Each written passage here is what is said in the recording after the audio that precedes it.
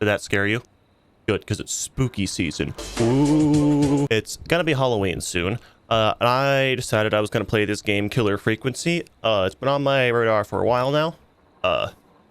It looks pretty cool. However, I did hear that apparently there's a VR version for this game, and evidently, from what I've heard, the VR version is better. I don't know how true that is. I guess the game was made more for VR. I didn't know that. I do have a Meta Quest 2, but I don't have it set up, and also I need a good way to be able to record my voice while I'm using it. So I'm gonna play it like this, not in VR, but if you want to see me play it in VR, I could do that. So let me know down in the comments if you want to see me do that. But for now, I'm just gonna play it like this. Where's to move? Use the mouse to move the camera. Okay. Oh, I see.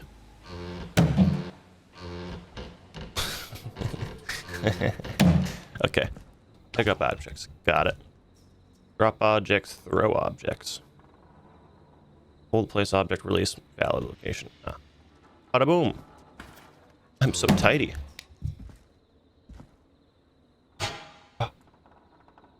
Yeah. Okay, that's on the ground forever now. Gross. Okay, so why am I in an alleyway? Hiya. Yeah, this seems about right. I should definitely be messing with this. Hiya, hiya, hiya. Alright, that's fine. Oh, I can crouch.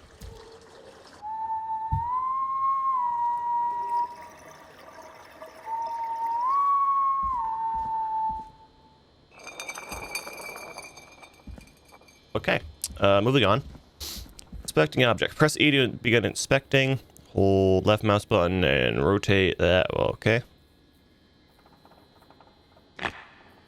Ah. Nice mug. What's it say? KFAM. Okay. Yeah. Oh. Rat trap. Mouse trap. Whatever. Same thing. Okay. I'm gonna bring this with me.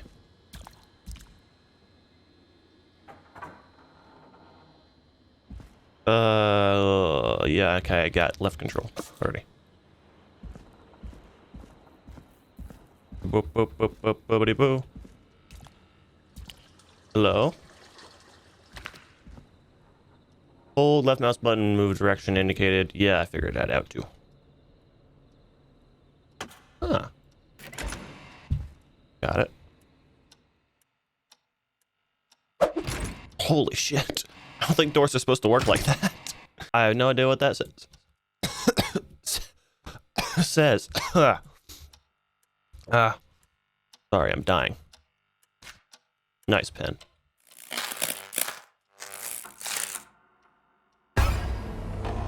Oh my god, a floating pen! Oh, right on you. I have a pen.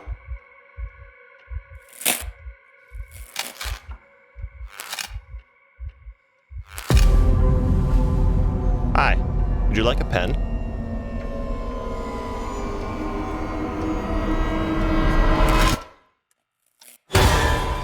Oh, my face. Okay, I could see how this game already would be better in VR. That's fine.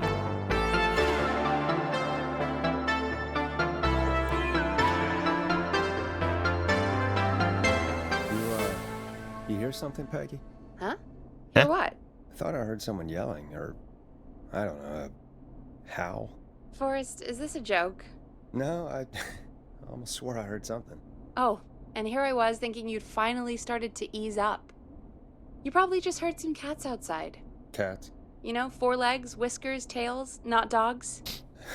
I know what a cat is, but I mean, does Gallows Creek have a stray cat problem or something? Not since the rats moved in. Anyway, you ready to do the pre-flight checks? Seriously? Do we have to do these checks every time? And do you have to call them that? Reggie pays us to check the equipment before each show, and he pays us to call it a pre-flight check. But if you're sure you don't want to... Boom, boom, boom, boom, boom. Okay. Do I need a tutorial to show how to use the DJ desk? Fuck. Yeah. All right, fine. Let's get through this. Show me the tutorial. Alrighty, this is your captain speaking. Really? Come on, let's have a bit of fun with it for once. Really? Buckle in, folks. We're about to hit some tubular rents. Let's start with record playing. Okay. Grab a record, stick it on the player, and hit play. Easy. Okay. Boop, boop, boop. David Scapo. Late night. Forrest, you need to grab a record and stick it on I'm the turntable. looking at my options. Is that a pen or is that a knife? I'm just gonna go with the idea that it's a pen. I want this one. How do I do that? The record box is on the left, and the record player is on the right. Pick a record and stick it on the turntable. I did. Then hit play. Got it. It's done. Great. Now turn it off. What? Fuck you. I was jamming out. All right, up next, phone line buttons. Your captain will be waiting to take your call on line 1. Huh? What does that mean? Huh? Line 1 is the leftmost button. Huh? Button on what? What are you talking about? All right, Peggy. Ready for you Ah. on line 1. Who's Peggy? This is Captain Donald Key calling. Call me Don. You get it? Yeah, it's a riot. Great, and button 2 works just the same. So, let's move to the Peggy button. You mean the producer line? Like I said, the Peggy button. Press it when you need my help during the show. Is there a Peggy mute button? They haven't invented it yet. Now come on. The Peggy button is the third one on the phone line. I pressed it. I labeled it for you. I pressed it. Press for Peggy. This is your brain, Forrest. Sorry I made you such an unfun turkey. I'm a turkey now, am I? Okay. Are we almost done? Sound Blaster next. That's an easy one. Huh? It's an easy one. This? That's what I'm doing? Sound Blaster. Front of the desk to the right.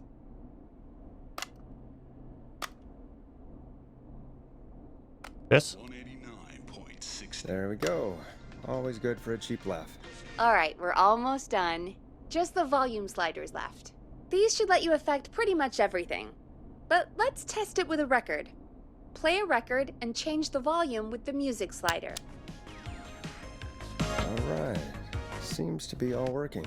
We done, Captain? We sure are. Coming in for landing. Local time? Should not encourage you. I knew you had a fun side. It's my fun side that gets me in trouble. Now, let's get the show started. After your introduction, our first segment is Guess That Scream. I thought that was a joke. Nope, and don't blame me for this one. It's Reggie all the way, and he demands we do it today. Okay, Forrest, shut the music off. Okay, you're live in 3, 2... 189.16. Good evening, Gallows Creek. This is your host, Forrest Nash, and you're listening to 189.16, The Scream. Before we start taking your calls tonight on Gallows Creek's only late-night phone-in talk show, I need to let you know about a special competition we have for you this evening. Guess That Scream. This is actually one of the station manager's better ideas. Here's how it works. I'm gonna play you a scream, then you call and guess that scream. We need you to guess why they're screaming. Did they stub their toe, saw off a finger, or discover the corpse of a loved one? That's good. Now, Forrest, hit them with the tape. I thought it was gonna We'll be. play that scream in just a second. Listen close, and then call in to guess that scream. Peggy, what do you mean play the tape? I used to have a tape guy do that for me. You're not in Chicago anymore, Forrest. Here in Gallows Creek, you get to be your own tape guy. Come on, I gave it to you yesterday. Huh? Forrest, you do have the tape right. Well, You knew we were doing this tonight. Peggy, let's be real. Guess that scream is a terrible idea. No, I don't have the tape. It may be a stupid idea, but that doesn't mean it can't be fun. We're going to need a scream tonight, Forrest, and you're the one at the mic, so... you fucking... Really, Peggy? You want me to scream? You know this show depends on my golden voice, right? Come on, Forrest, just do it. That's enough dead air already. Just think of a scream and let it rip. Oh, God. Sorry about that. I'm back. Had to step away there for a second. Listen close, and then call in to guess that scream. The perturbed Yeti scream. The falling from a cliff scream, the drown. I want to hear the perturbed Yeti.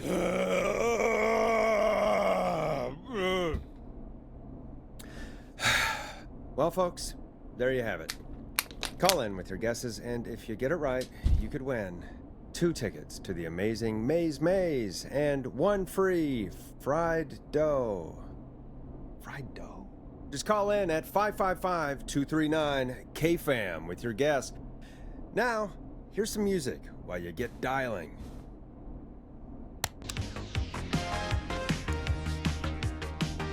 Yeah, introduce the song. It's funky, it's groovy, it's Stab in the Twilight by Knife and Easy.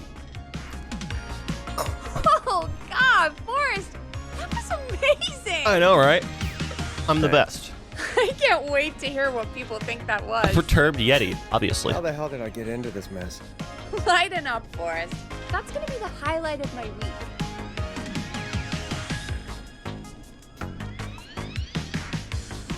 Now what do I do? Oh, Forrest, there's a call coming in. Time to turn the music off. Welcome to 189.16, The Scream. Caller, you're talking to Forrest Nash. What's going on with you tonight? Forrest! Thank God I made it through. My name is Leslie Harper. I'm the 911 operator and police dispatcher for Gallows Creek. Shouldn't you be working? Leslie, I've got to say I'm always happy to have a caller, but shouldn't our 911 operator and police dispatcher be minding the phones? What? Oh, Forrest, you have no idea. Listen, I found a body. I need your help. 911 is calling me to report a body. Interesting setup. All right, I'll bite. What's the punchline then? Forrest, I recognize her voice. I'm pretty sure that actually is our 911 operator. I think this is real. Peggy, I'm not gonna be happy if this is a prank.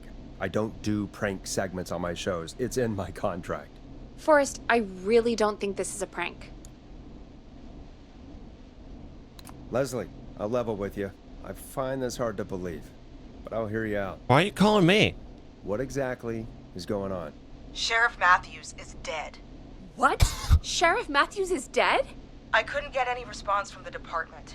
That's never happened before, so I came to the station and I found him. Oh, God, poor Sheriff Matthews. Do you know what happened to him? Someone got him. Someone got up very close and I really don't want to say what they did to him. Yikes. Did he fight back? I don't know. I think he tried. He's surrounded by bullet casings.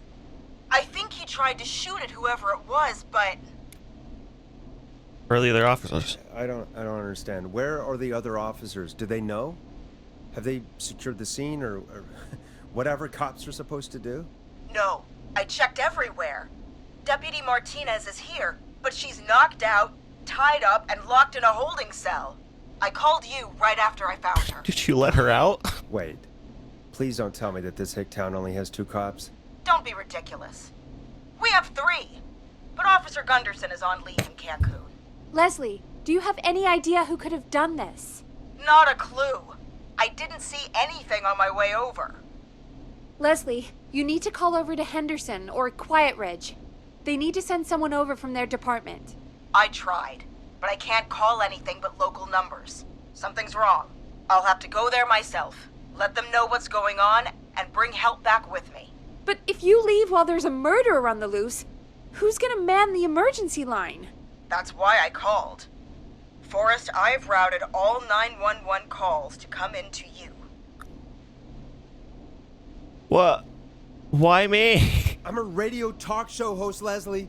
I talk to idiot people about their idiot ideas. I'm not a 911 operator. Why me? You're the only person with experience manning a phone line around here. You're the only person equipped for the job. Besides, there are lots of transferable skills between the two. It's like an interview. You ask questions to get information you can use. Keep people talking, you know? Guide the conversation and know when to jump in. You do know that I'm so good at interviews, they sent me from Chicago to Gallows Creek, right? So I've heard. But that doesn't matter. And besides, there are two of you. You can talk to each other, discuss ideas, work together. Hell, let's have some on-the-job training right now. I have an emergency. I need to get an unconscious Deputy Martinez out of that holding cell. It looks like whoever attacked her threw the keys into the cell after they locked the door. Is there any way you can reach the keys? Is that a way you can just No. wake her up? There aren't any bars to the cell, and the door itself only has a food tray slot. And that's too narrow for me to reach through. There's gotta be another way in. I doubt you can break the door down. Find another way into the cell. Another set of Gotta be keys? another set of keys somewhere in that office. Those can't be the only one. Of course. Yes, there must be another set. Where might another set be? Check Sheriff Matthews, I guess. Maybe Sheriff Matthews had a set of keys on him when he, you know. I couldn't see any at a glance, but I didn't really look up close. 1 second. Huh? Take your time. Oh, I think I might be sick. Sorry, Sheriff. I'm just gonna turn you over and... Oh. Please don't stare at me. I don't think you can help it. Oh, wait. That might be them. I think I got the cell keys. Uh-huh. Looks like Sheriff Matthews might have saved his deputy. Did the keys work? They do. Give me a minute to untie Deputy Martinez. I'll be right back. You couldn't have thought of So that far, yourself? so good, I suppose. How are you feeling, Forrest? I can't handle this all. I think we can handle this. Yeah. That seemed to go okay. I think we got Maybe it. Leslie was right. Maybe we can handle this 911 business. That's the spirit, 911 Forrest. I think you're business. right. Though, I have to say, I really hope this is the only call like this we get. Same. Come on, Martinez. There we go. Just gonna sit you in your office chair. We'll head to my car in a minute. I'm back. Deputy Martinez is still out cold. Uh-huh. I'm taking her in the car with me to get help in Henderson. If the killer came back now, Martinez would be a sitting duck. We are on our own? You mean we're gonna be on our own? Just Peggy and me, and no one else, responding to emergency calls. You'll be fine. You and Peggy just worked together like you did earlier. You can do this. Now I'll be back as soon as What? My car! My car is on fire! What do you mean it's on fire? How the hell? Did it just go up in smoke? What happened? Wait. What? No. No Uh-oh. way. This can't... Well, Forrest, we have big trouble. What's happening? What's that noise? It sounds like whistling? Whistling? It can't be. Oh my god. I can see him, but he's dead, right? Right? But that mask, and how the hell is he? Who, Leslie? Who? The whistling man! The whistling man? Who's the whistling man? He was a serial killer back in the 50s, wore that mask, Ah. but he's dead! He's... What the hell? The whistling Oh, man! Do you think You think he attacked Sheriff Matthews and Deputy Martinez? Well, you know, He's coming this way. I think it's a real possibility. Leslie, stay inside and lock the doors. Right. Shit, we need a new plan. My car's torched. We need to think. Take a police cruiser. There should be police cruisers at the sheriff's office, right? Like, you should take one of those. Yeah. Yeah, that could work. Uh-huh. Let me check if Martinez has any...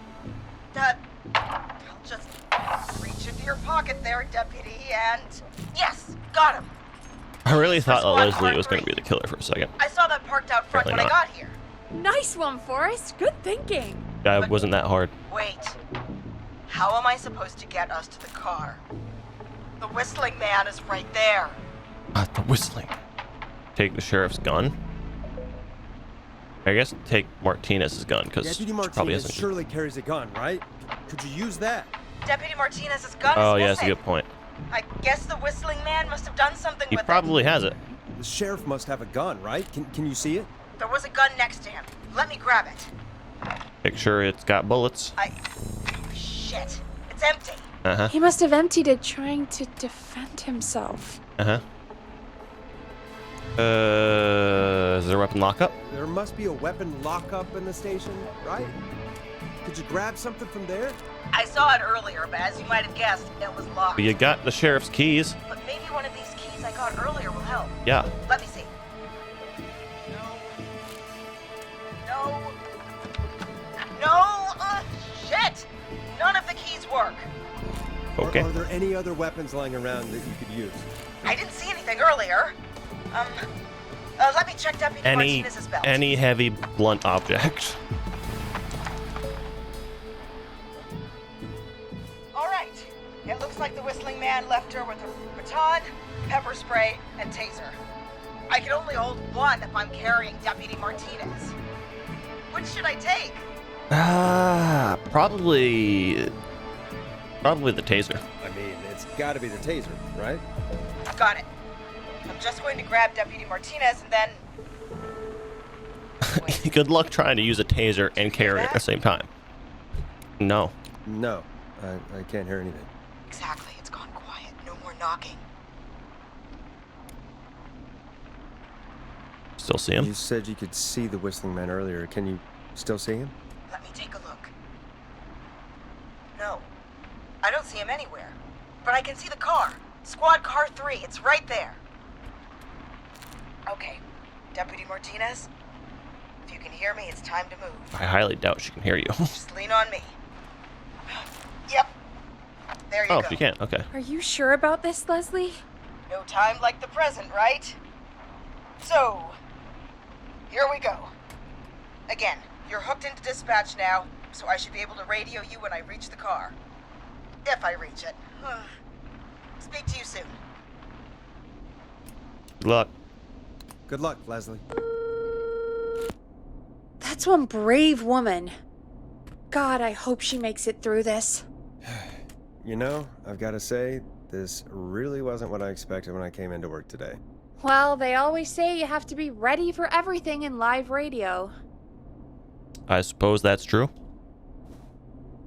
Oh, I think we've got Leslie back on the line. I'm putting the call through. Hello? Forrest? Peggy? This is Leslie. Are you there? Over. Uh-huh. We're here, Leslie. So I guess you made it to the car then. Over? Probably not. Sorry about the CB chat. Old habit. But yes, we made it to the car. Deputy Martinez is in the passenger seat, still out cold. I don't see the whistling man anywhere, and I don't plan to wait for him. So I'm going to get us moving. Jesus! God damn it! Get back! Get away from her! I was gonna say, he's in the back seat, isn't he? Leslie, what's happening? The whistling! No! Get off her, you son of a bitch! Yeah! Take that! Damn! Drive! Leslie, drive! Don't worry, Deputy Martinez. We're out of here. I guess he wasn't in the back seat. Leslie, are you two okay? Did you get away? Forrest, that taser? Definitely the right call. Uh-huh. Oh my god, I can't believe we escaped. Well done, Oh my Leslie. God. You saved a life. Just another day for you. Oh my god, yeah. But let me tell you, I prefer doing it from your side of the phone. Leslie, how long do you think it's going to take to get help? Gallows Creek isn't Nowheresville, but it's pretty damn close. It's going to take a while, maybe 2-3 hours each way. Slightly less if I put my foot down.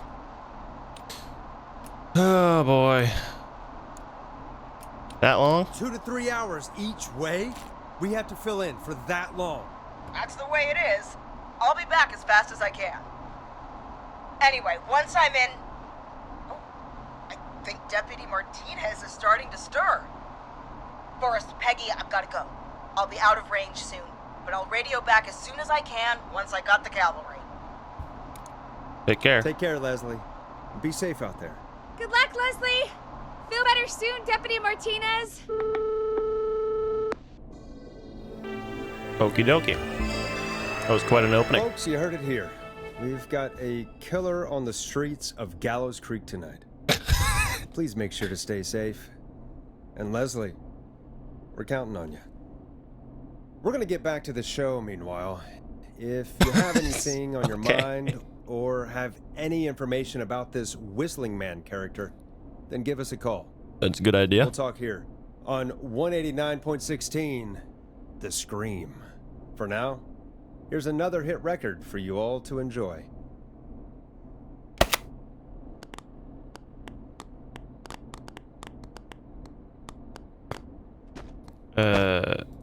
Sure.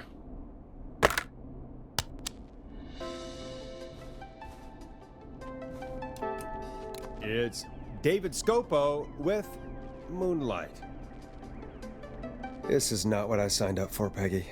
This is actually insane. Did she really say it's gonna take her 4 hours? This guy's gonna kill half the town in 4 hours. Forrest, that's not helpful. I know, I just... Who is this Whistling Man character anyway? He was a serial killer back in the 50s. Edward Marshall Mooney. Went around in a freaky mask, whistling, and killed about a dozen folks in Gallows Creek. No reason for it. No motive. He just did. Okay, what happened to him? Okay. What happened to him? Well, police chased him up to Ellis Point one night. We call it Whistling Point now. And it was, well, it was on this night actually. The police cornered him and he jumped into the river. His body was never found. So is he alive? Dead? I mean, what's the story? Story is he's biding his time, waiting to take revenge on the town. All right, that's the story. What's the truth? Other than we have a whistling killer on our hands tonight, I don't know. Guess we'll find out. Guess we'll find out what we're dealing with, whether we like it or not. I guess so. At least we got the word out, I guess. What kind of listening figures do we get at this time? On a Thursday after midnight, could be around 35? 35. Isn't 3,500? Huh. I didn't realize Gallows Creek was that large. No, Yeah, I was gonna say. 35 people. At best. 35 at best. 35 at best. 35, yeah. It's a school night. And what's the population of Gallows Creek? I don't know exactly. A little over 1,000? Oh. How many did you get before? You know.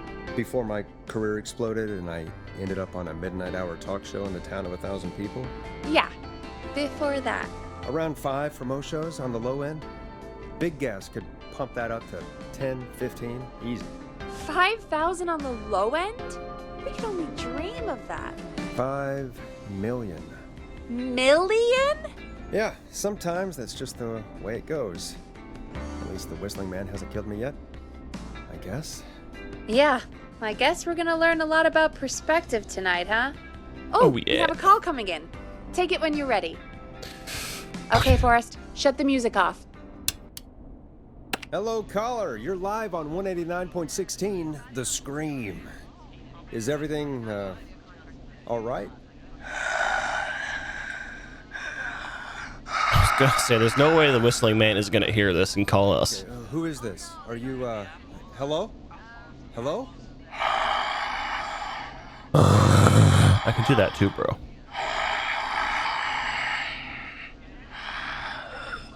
Okay, what's your name and why are you calling in?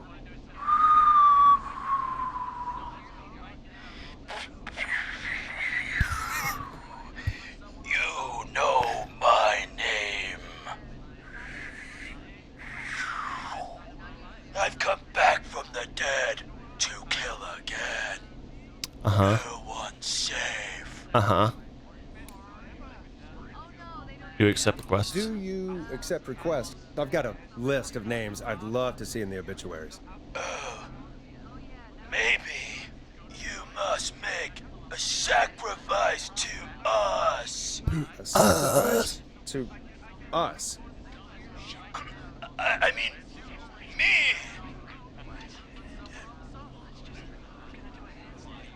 We want cheese-dusted pretzels. I mean, I want cheese-dusted pretzels. Or I'll cut your face off. My beautiful face. Goddamn kids. I'm cutting them off. Not yet. I want to deal with them.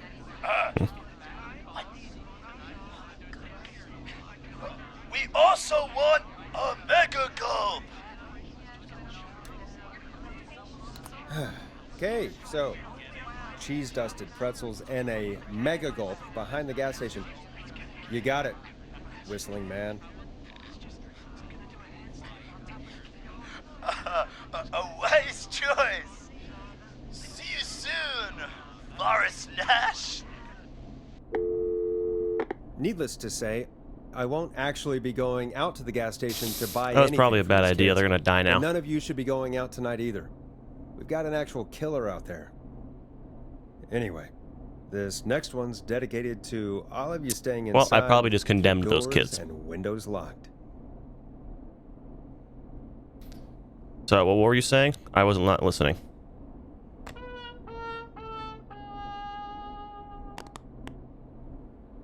Peggy, what am I supposed to be doing? I was not listening.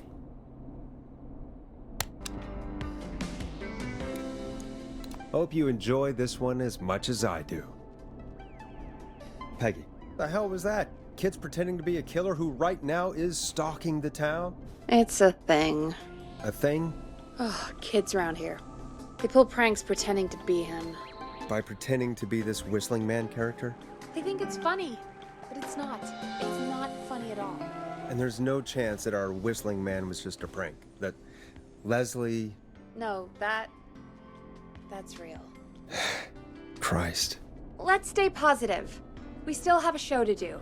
We already have another caller on the line. All right. Let's do this. Oh boy.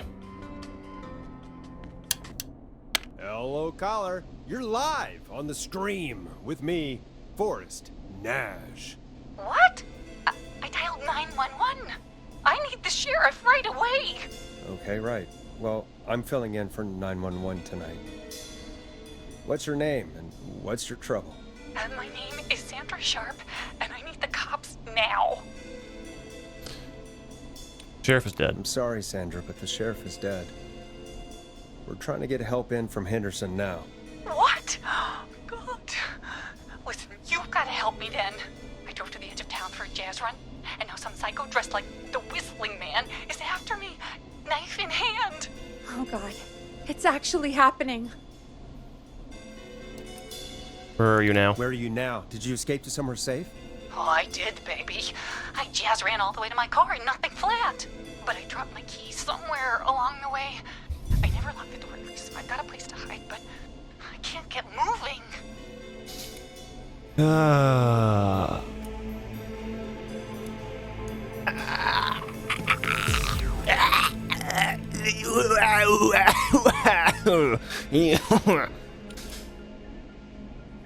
Can you go back and find your keys? Oh, I'm not going back out there. Oh. We's about to hear a murder. Oh, shoot. Oh, he's back. Look, I don't know a thing about cars, but I gotta start this engine without the You're gonna have to help me. Wait, I don't... If it helps, I've got a toolkit buried beneath my spare sweatbands. I'll call you back when I find it. You're listening to 189.16, The Scream. Hosted by me, Forrest Nash, your friendly neighborhood radio host, mechanic, and savior. Sit tight while the record spins, folks. This one goes out to you, Sandra. Doesn't the station have a show about cars? The Tamora twins or something? Timberline Twins Talk Motors. Yeah. You know they're not even brothers. Really? They look the same, though. I know, but they're not even related. It's weird. I asked them about it once, and they got really sweaty and defensive. Anyway, go see what you can find. The offices are out the door and down the hall. You find anything?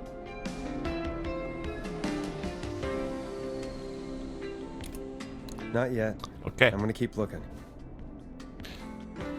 So, oh boy. Alright, so whoever I was playing in the intro is now dead.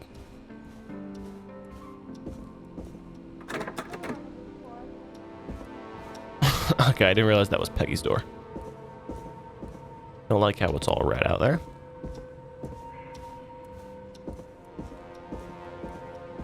I'm not getting in there tonight.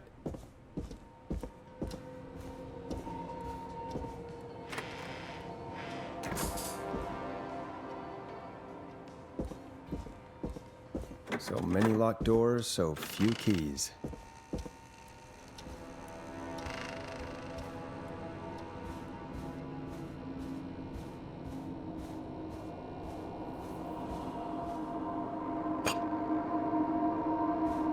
Okay, well, I have a screwdriver to defend myself with. Peggy, I'm a bit confuzzled. You find anything? No. Remind me what I'm looking for again? The caller is trying to start a car without the keys. Yeah, and we have a car show, right? Timberline Twins Talk Motors, yeah. I would go see what they have on their desk at the far end of the offices. Ah. Okay. That's what I'm looking for. I wish there was a way for me to run. But this is the fastest I can move. La la la la la la la la la la la la. Oh. Okay. This has to be important. Ah! Twins, I've borrowed your car theft magazine. Those ranchers aren't sitting right. Gonna need something to read. Pray for me. Okay. Needs a key. Yeah, I know. Peggy, I don't know what this is about. Can I lock this door?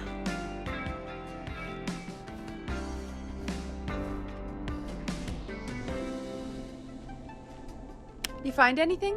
I found a note. Good. And did you find anything else? Not yet. I'm gonna keep looking. Okay, well. So does that mean there's a car theft magazine I have to find? Sleepy hour. Craft and work.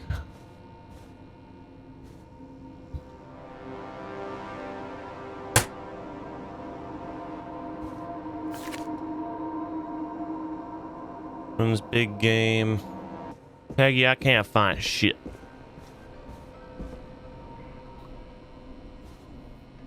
From below it came.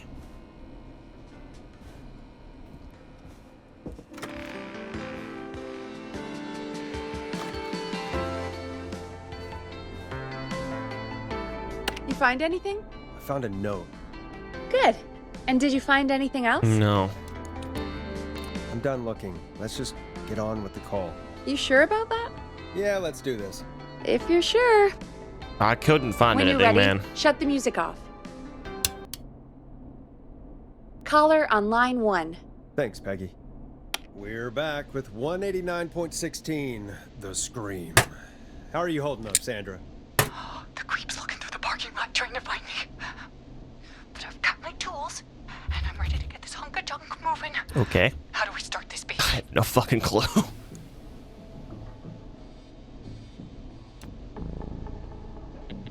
steering wheel. Put the screwdriver in the ignition and twist it clockwise. I don't know if that would work. Unscrew the steering column. All right. Just turn. Just turn. 1, 2, 1, 2. Okay, Sandra.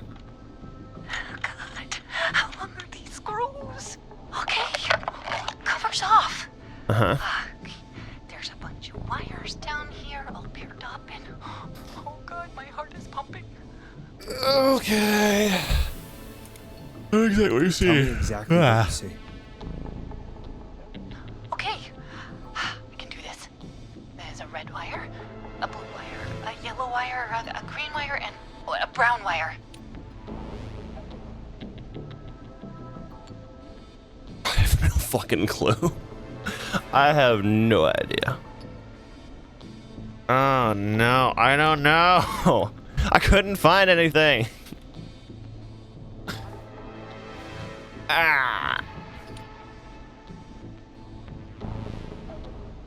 Red and yellow. Strip and twist together the red and yellow wires. All right. We take the red and the yellow, and we twist, and we turn. Oh, perfect. I also see pink and purple wire. What next? Oh.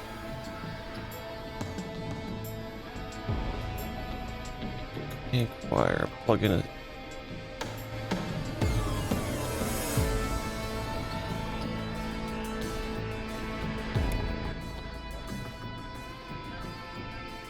Strip the purple wire and brush against the twisted wires. Okay. We strip and we brush and... And it's just body. That was just a Fantastic guess. work, baby. Anytime you want to come down to the jazz studio, you get in for free. Keep driving. You just keep driving now, okay? And get home safe. Get home safe, Sandra. Will do, babies.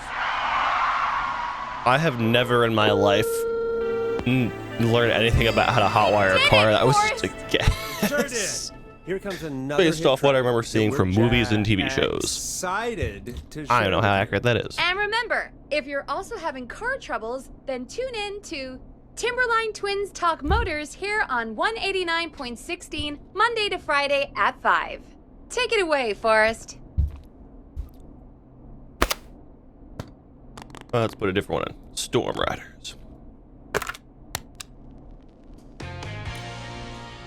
Let Storm Riders take you on a rock and roll ride with the Glam Jam. I still can't believe this is happening. Right? Like Gallows can't believe I Creek did didn't that. already have enough to worry about? What do you mean? Gallows Creek is a miserable place to live. Really? Damn. Miserable?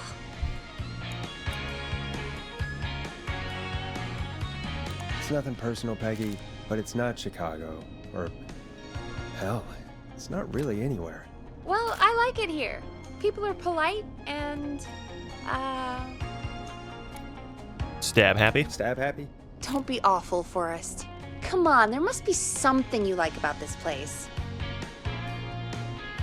You don't notice the stink after a while.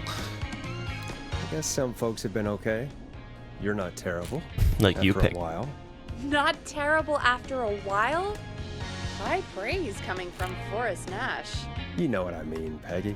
I do. It's Forrest Nash for I think you're swell. Anyway, I hope the killer is done for the night and that Leslie gets back soon. Me too. Can we at least call off that stupid Guess the Scream contest now? Yeah, that'd probably be a good idea. Thank God. All right. This is going pretty good. Caller on line 1. Okay, Forrest, shut the music off. Evening, caller. This is Forrest Nash, host of 189.16, The Scream, and tonight's 911 stand-in. Hey, Forrest. My name is Brian. Brian Ponte. Brian Ponte of Ponte's Pizza. Nice. Hello, Brian. Hello, Brian. What have you got to say about what's happening? I'm so happy that Deputy Martinez survived. I've seen her a lot over the years down here at Ponte's Pizza. Oh, you did a really great job. And as a thanks for all you did there, I just wanted to tell you that I'm sending you some coupons for free pizza here at Ponte's Pizza. Wow, Brian. That's really good of you. You really don't have to, though. Oh, it's the least I can do. And if you like it, well, you're in luck, because we're always running great deals that'll have you eating for pennies. Sounds great, bro. And let me tell you, the pizza we have is to die for. I'm not your own free promotion, bro. Oh, no. Poor choice of words tonight, I guess. Yeah, it didn't come out great. Yeah, that didn't come out great. I'm sorry, Forrest. Well, I just hope I didn't put you or anyone else off coming on down to Ponte's Pizza. We've got a great special this weekend. Ponte's Our famous Pizza. beer and pizza deal. Wait a minute. Come on down to Ponte's Pizza this weekend. You've just got to pay for one slice to get yourself. God damn it, you're just calling in to advertise your shop. No shit. Peggy, hang up on him. Done. Oh, real quick, before I forget, it's probably time we played a paid ad. Now, a word from our sponsors. You know how to play an ad, right? No clue. No. Nope. In-flight check time. Christ. Our captain would like to remind you that the station is required by law to play advertisements from our sponsors. Grab a cassette and stick it in the player. I'm not doing a politics ad. Fuck that.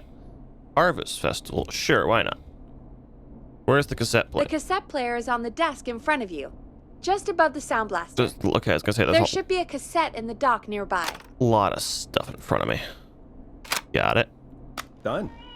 The world-famous annual Gallows Creek Harvest Festival is back!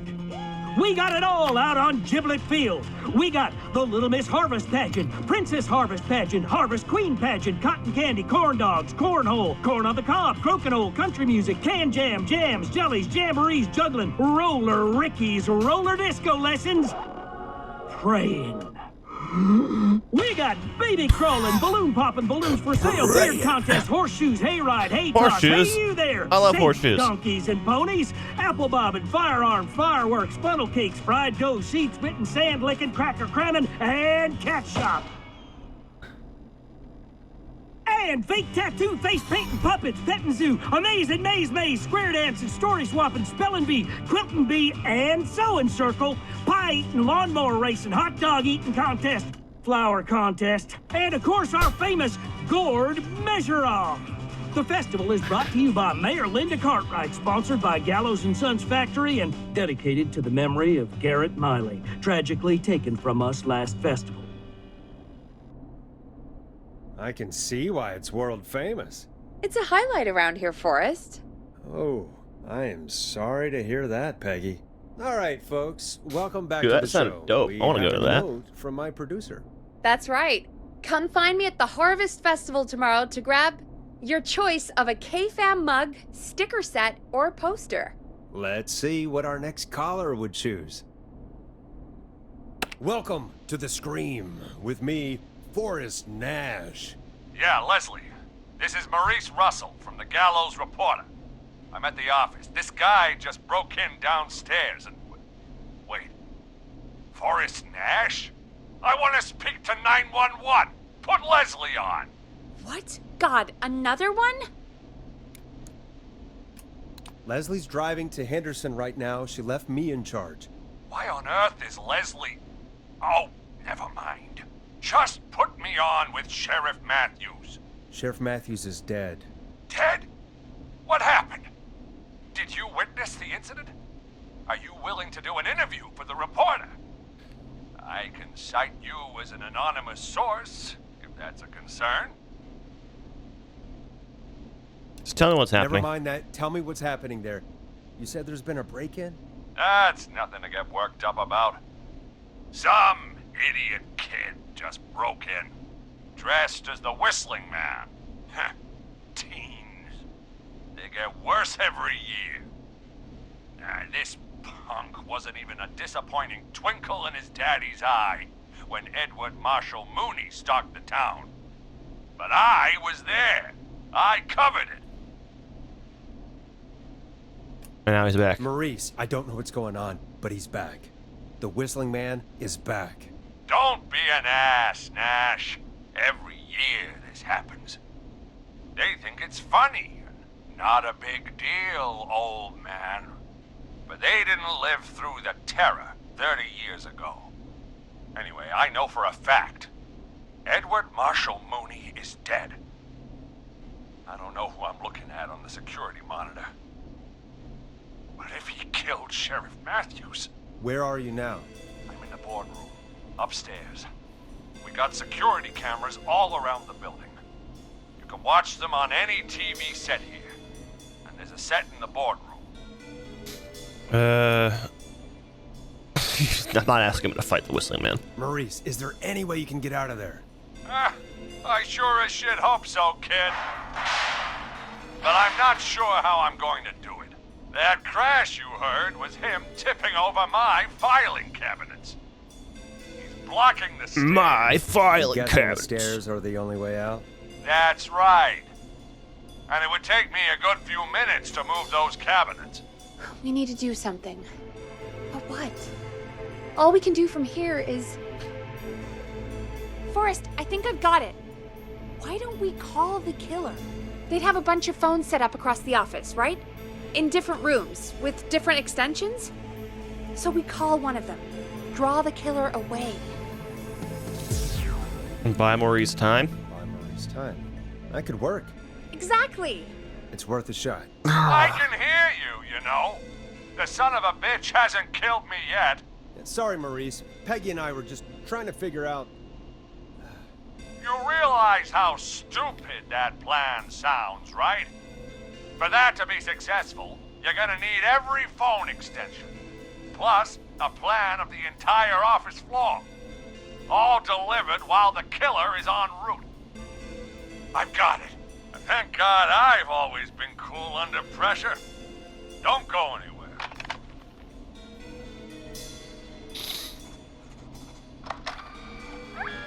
Oh boy. You don't think the killer got him, do you? Mr. Russell, I'm here. The freak's going to be here any second, too. Go check your fax machine. Don't let me down. Okay.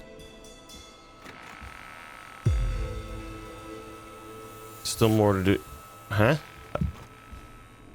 Go, Forrest! The fax machine's in the office on the other side of the hall. Well, I'm trying to Peggy. go. The game Be right not. back. Okay, the game was like, there's still more to do here. Okay, go to the office on the other end of the hall.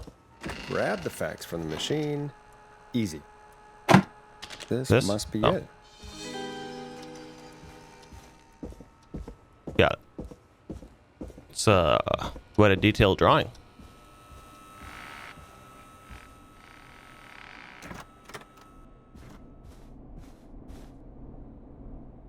Hey, did you get the fax? Yes, I have. Mr. Russell, you still with us? I am. You get my fax? You got it right here. Yeah, I got it right here. Good. I knew you could at least manage that. Okay, folks, we're back on the line with Maurice. Let's see if we can help him avoid the Whistling Man. Here's the situation. The Whistling Man searched every room in the hall leading up to the Yeah. boardroom. And now, he's in the office next door. It's now or never. This plan of yours better work. I'm ready on my end, Forrest. Again, we want to draw the killer away by dialing an extension number, and then move Maurice somewhere safe. So, what extension should I call? God, where was Maurice again? I've forgotten.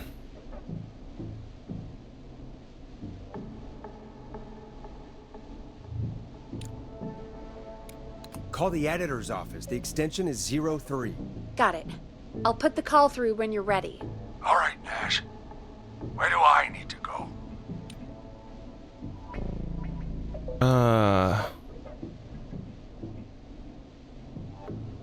I'm guessing he's in the office space, right?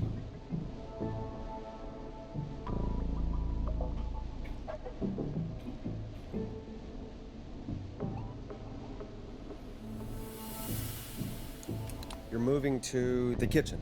Yeah. That makes sense. Go somewhere he's already checked. Not bad, Nash. I'm I ready know. to place the call. Are you ready, Mr. Russell? Don't have much choice, do I? Make the call. Yes, sir. Calling now.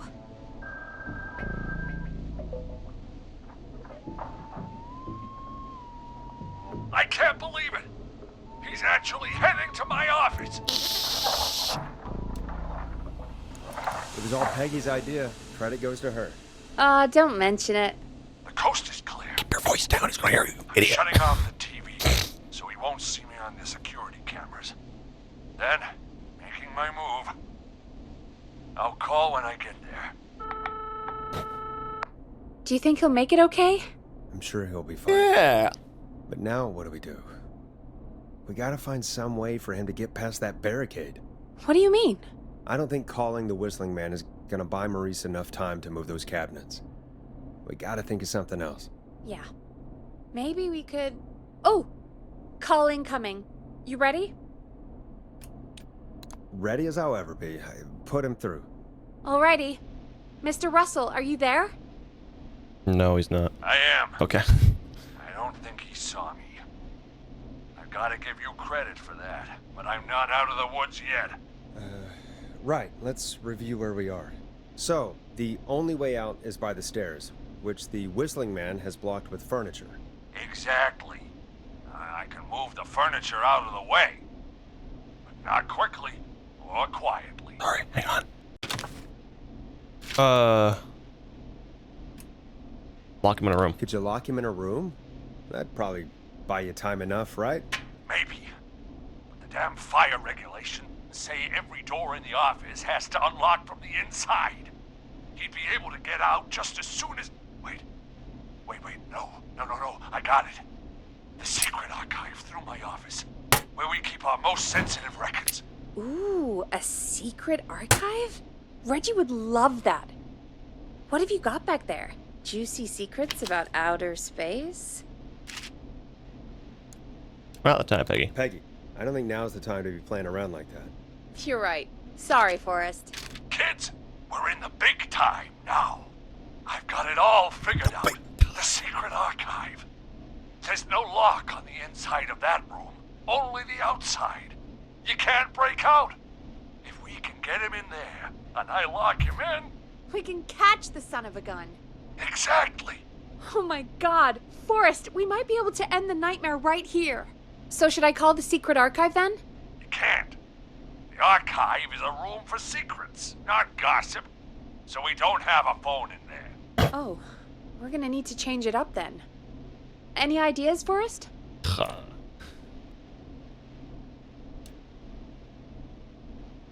Use a radio? Maybe we could use a radio. There's no radio in the secret archives. Are there no radios at your offices?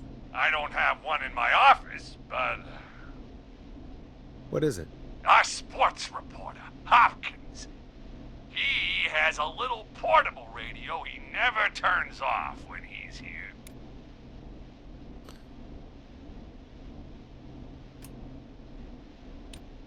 I'm glad you got a radio fan there. Does he listen to 189.16, The Scream? That's not what I thought we were going with that. Gallows Creek's best and only late-night call-in show. Jesus, Nash. I'd expect that level of self-advertisement from Brian Ponte, not you. Don't be a Ponty, Forrest. That's low. Will you idiots Not where I thought- focus now? Not where I This thought that was portable going. radio should still be here. It should be in the archives, actually. I'll sneak over while our friend is still distracted with his search. I'll call you back once I've got the radio. We're gonna save him, Forrest. Heck, if this works, we might even save the whole town. Let's make it happen. We're close. Let's make it happen, Peggy. How can we fail? I mean, it's a plan with steps. Get the radio, plant it in the secret archives, lure the killer, and... oh! Call incoming from the reporter. Putting it through now. Nash, hello? Nash, are you there? I'm here. Is everything okay? I found the radio. It's right where I thought it would be. It's all Nice. coming together. I'm just gonna turn it on quickly, make sure it's still got some juice. Maurice, turn the volume down. We don't want that thing blasting just yet. Yeah, I knew that, Nash. I was just doing that when you yelled at me. Mm-hmm. Sure you were. The radio works! If I make it out alive, Hopkins might just get that day off he wanted. He's earned it. Let's do it for Hopkins, Forrest. For Hopkins. Wait. Ah, God damn it. If I can't have this stupid thing turned up, how am I supposed to draw the killer? I can't be in the room when it's on, or I'm dead. You just... oh, that's a good point. But wait, we're the radio. We can just be quiet until you're ready. If you can do that, then... yeah, sure. 189.16. Now, even when I know something for a fact, I like to double check.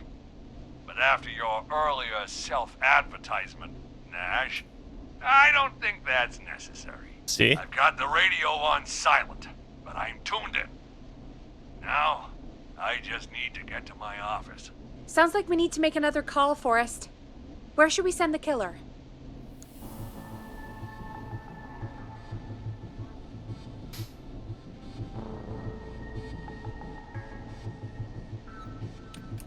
Call the archives. The extension is 01. I'm in the archives. Keep your head on, man. Oh, I or he's forgot. gonna cut off mine. I was thinking you were still in the kitchen. Call the kitchen. The extension is 02. That could work. The kitchen is far away from the editor's office, but the killer searched it before. Are you sure? Let me have a think again. Call the boardroom. The extension is 04. That might work. The boardroom is fairly close to the editor's office, but we haven't seen the killer go there yet. Are you sure? Yeah, make the call. Sure. Make the call. Okay, calling the That boardroom was why I now. initially didn't want to do the boardroom, but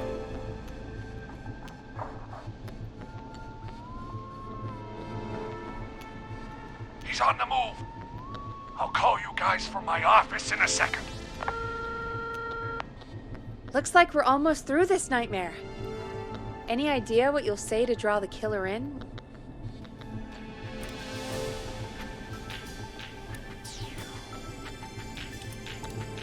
I'll just call the whistling man a jackass.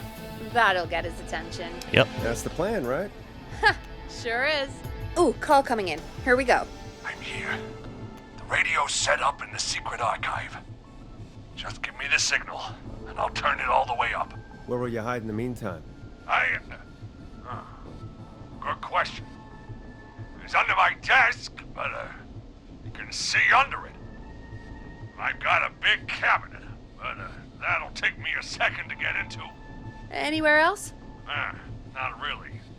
There's the secret archive itself, but that's where the kill is going. I could try the cubicles, but they're pretty far away. Your judgment has kept me alive so far, Nash. What do you reckon?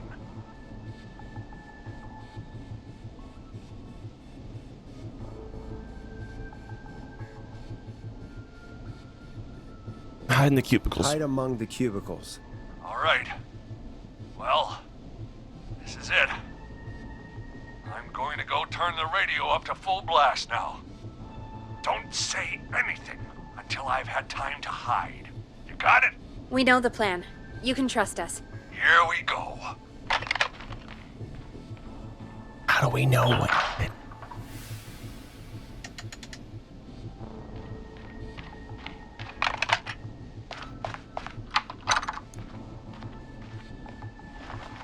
Hey, whistling man. Jackass. Forrest, I don't think that was enough time for him to hide. Then why did you give me a button really? from? Oh, shit. Forrest Nash! You son of a bitch! I told you to...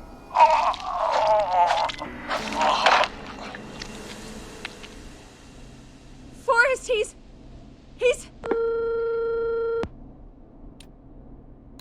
Dead. Let's put on a song. Give us some time to recover.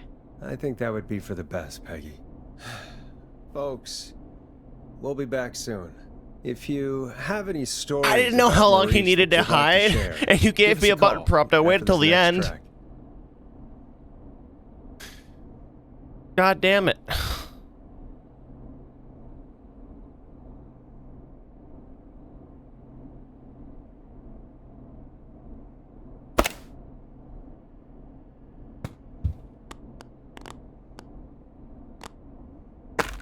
Play a record, Forrest.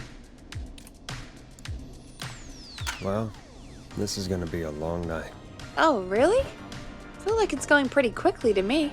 I could ask you some questions to speed things along. You're gonna interview me. You sure about that? You're not so scary.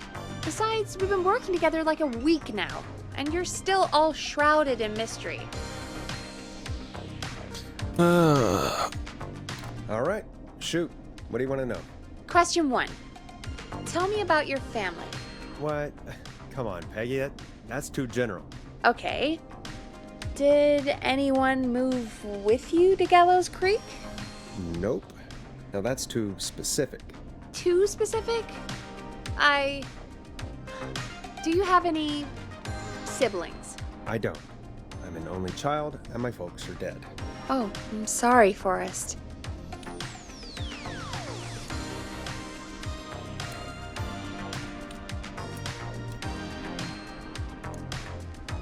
It's okay, Peggy. That's how it goes. Anyway, what about you? Any siblings? Your mom and pop still around? I thought I was asking the questions. You are. I'm just making conversation now. Oh. Well, my folks went the same way as yours. Oh. Oh. What happened there? My dad walked out when I was about 13. He'd been a wreck for a while. Then he got himself into a wreck, and, well, that was Dad. Mom didn't take it well. She remarried pretty quick after that. She wanted to forget Dad so bad, she even made me take my stepdad's last name. So I'm Peggy Weaver now. Anyway, Mr. Weaver got sick one day, and my mom didn't last long after he went. I'm sorry to hear that, Peg. Don't call me Peg. Yeah, sorry. I was just trying to be... It's okay, I know. I'm sorry. I'm defensive about that name.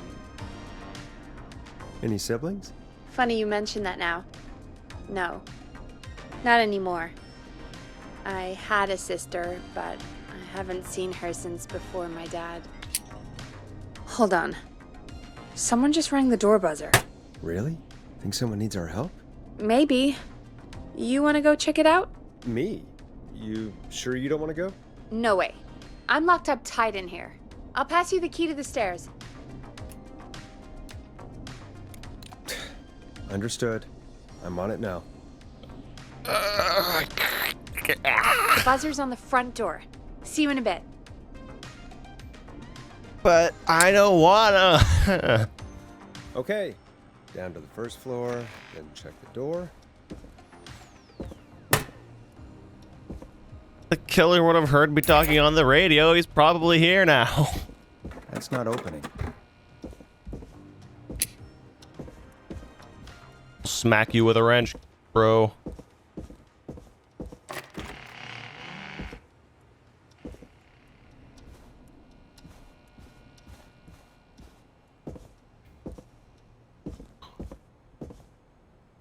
A tape. Play on air. I don't think that's a good idea. Just say that right now. I don't think it's a good idea. And then we should play it not on air first, just see what's on it, and then play it on air if it's nothing bad. I'm I'm keeping this wrench with me no matter what. I know I probably can't even use that as a weapon, but it makes me feel safe.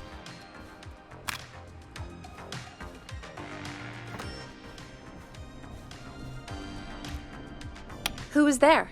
I didn't see who it was. Are they still out there? No, they left as soon as I went down there. They pushed a cassette through the door. It says, "Play me on air." All right. Well, turn the music off and play it. That doesn't seem like a good idea.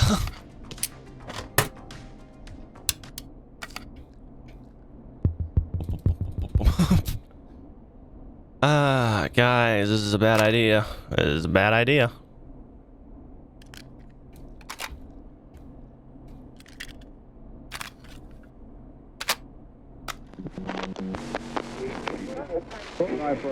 Hello, Gallows Creek. Time to Pay the price.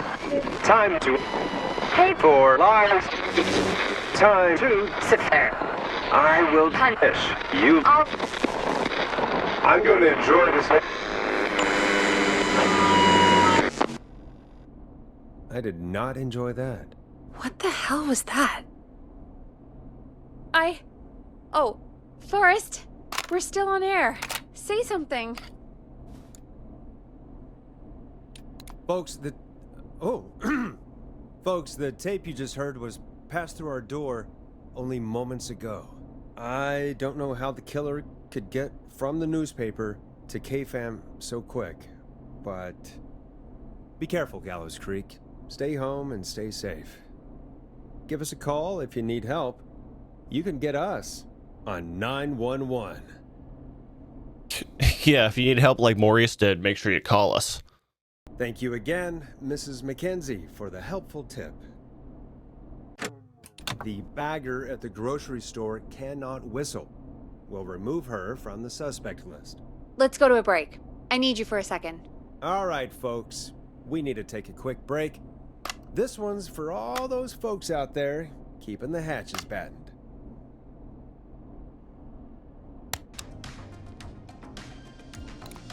All right, Peggy, what's up? I pushed a cassette under my door. Go play it. Sure. Sure. Just go get it. Why? Play me ASAP off air. Okay, you could have just told me that.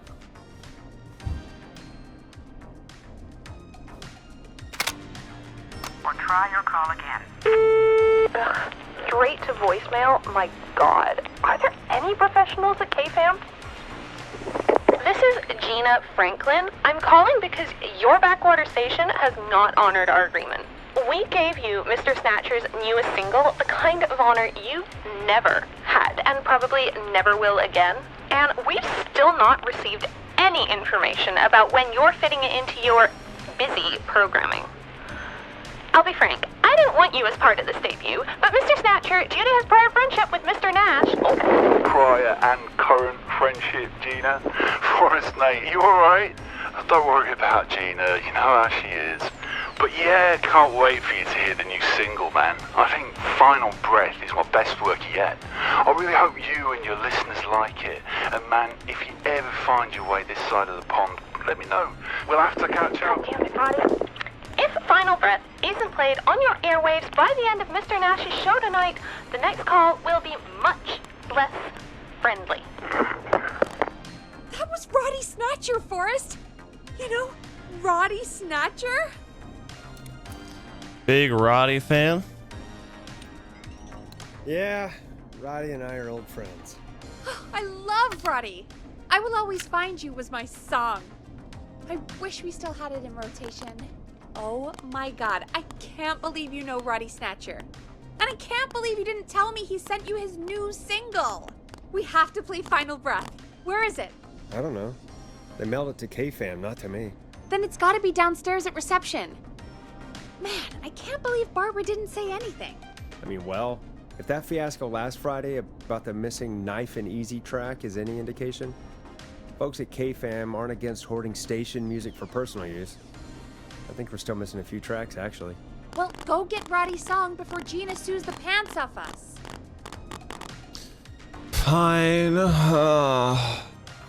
Gotta do everything around here. Back here.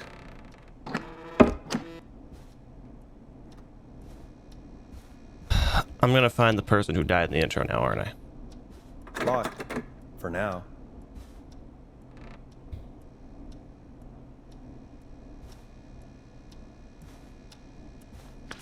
Is this it? No? It's nothing. Ah, it's a trash bin. I thought that was like a storage thing. No, it's literally just a trash bin. This must be it. Final breath. My tiny selection grows. Okay. Peggy. I'm always worried that I'm going to come in one of these times and Peggy's just going to be dead.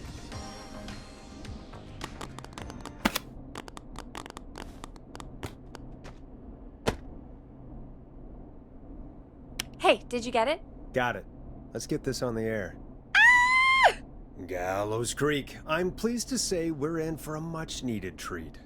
Up next, courtesy of the British sensation himself, is a track you won't hear everywhere. Here's Final Breath by Roddy Snatcher.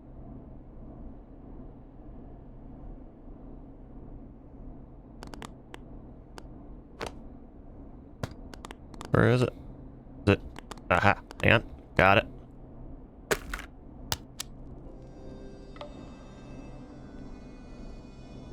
Wow. God, Roddy's the best. He is. And more importantly, we should be safe from the worst of Gina Franklin. Okay, I don't even get to hear it. Cool. And I think that's every time I've seen him live. Peggy, you just talked through the whole song. Oh, whoops. It's okay. I can just play it on loop later. Oh, shoot. I just noticed we have a caller waiting. I really hope it's nothing serious. Evening, caller. This is Forrest Nash, host of 189.16, The Scream, and tonight's 911 stand-in. This is Murphy. Hello, Murphy. What have you got for us tonight? Two things, Forrest. First, happy birthday to my son, Fernando. He's 3 today, and man, being his daddy has changed my life. I've learned how to live, how to laugh, and most importantly, how to love.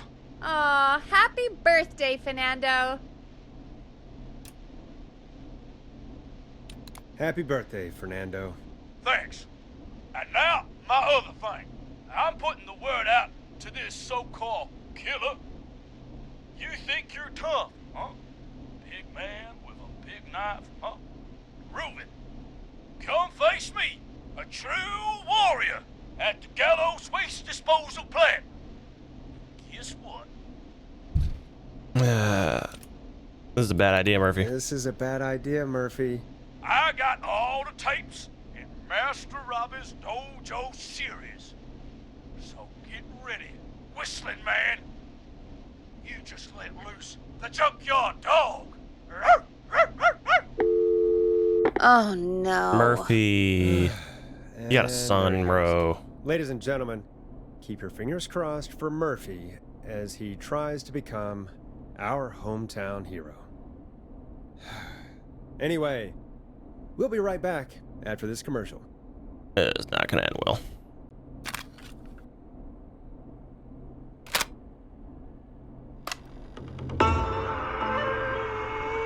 Very fitting. Do you seek ancient wisdom? Do you want to double your power? Are you ready to unlock your inner warrior for only $24.99? Then step into Master Robbie's deadly dojo of Kung Ra-Te and receive direct by video warrior instruction from me, Master Robbie. You will learn the 4 qualities of an ultimate conqueror. The power of the alligator, the discipline of the tarantula, the speed of the tuna, the poise of the scorpion, and the wisdom of the bullfrog.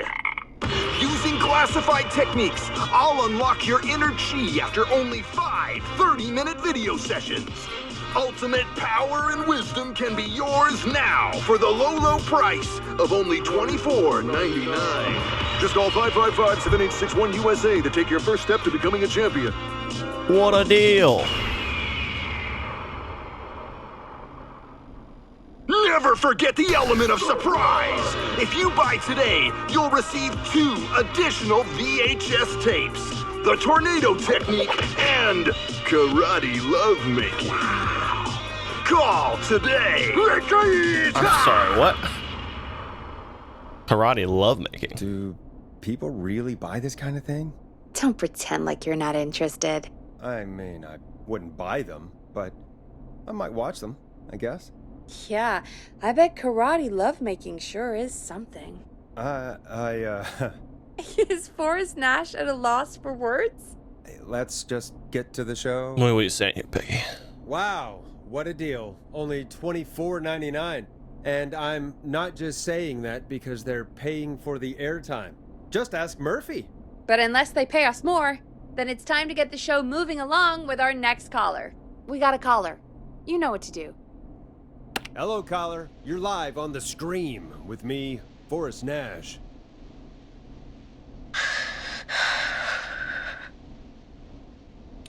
Hello? Hello?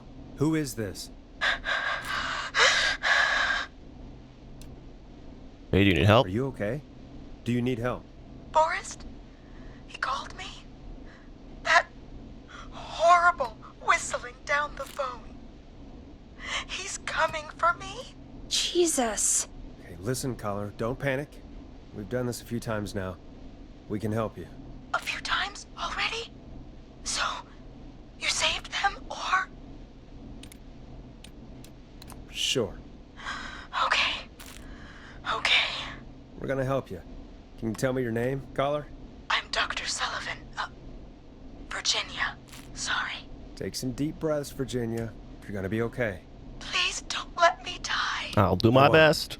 Just calm down. Tell me where you are right now. What's your address?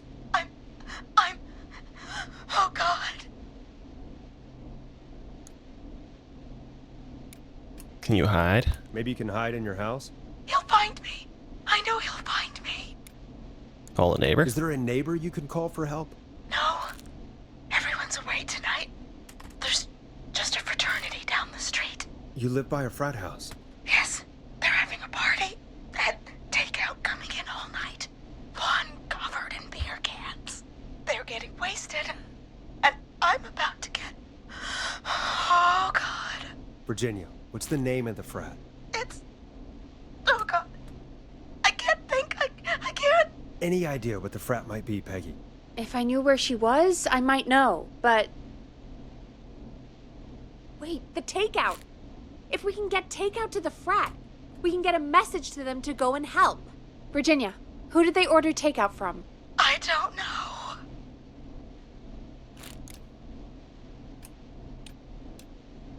Come on, Virginia.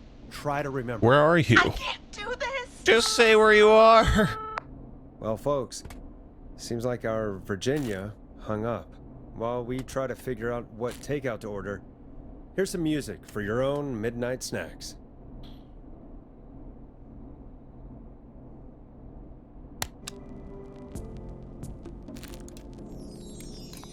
Peggy, what places do takeout in Gallows Creek? Off the top of my head? Well... There's the barbecue place, Grilling Spree, and you can order from Chalupa Cabras. Oh, and of course we have Ponte's Pizza. That's it, I think. Okay. All right. We'll call each place and ask who they delivered to tonight. That's not going to work. Takeout client privilege. What? There was a lot of competition back in the day. Things got ugly. It's a long story. But what we can do is this. We figure out where the frat boys ordered from, call the takeout pretending to be from the frat, place an order, and include a note asking them to call the station. There's no other way, is there? Not that I can see. Better get to it. Let's not waste any time then. That's the spirit. Uh-huh. Got any suggestions on where to look? Check the offices for anything food related, and maybe the kitchen downstairs. You'll need a key for that. I'll just slide it under my door now. Thanks, Peggy. God, where to start? What would make me order from somewhere if I were a partying frat boy? We have a food critic, right? Chad or Brad or... I'll just have to look around.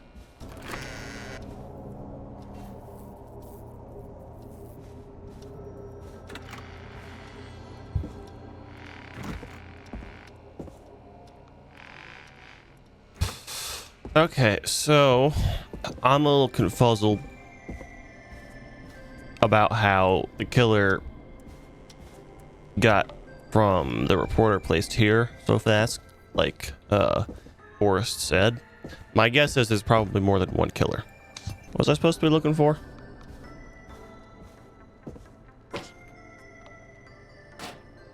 I've forgotten what I'm supposed to be looking for. Peggy. I can't remember. Hey, find anything useful? What am I looking for? Remind me what I'm looking for again. The frat house by Virginia has been ordering takeout all night.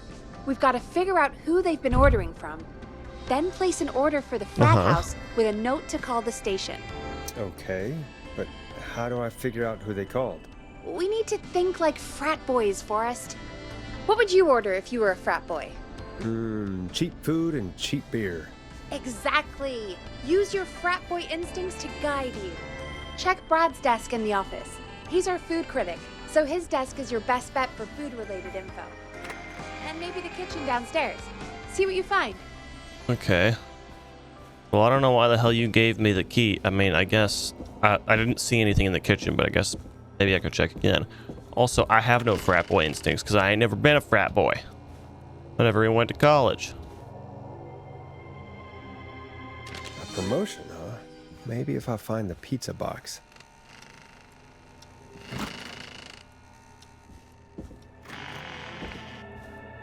So now I gotta go find the pizza box in the kitchen.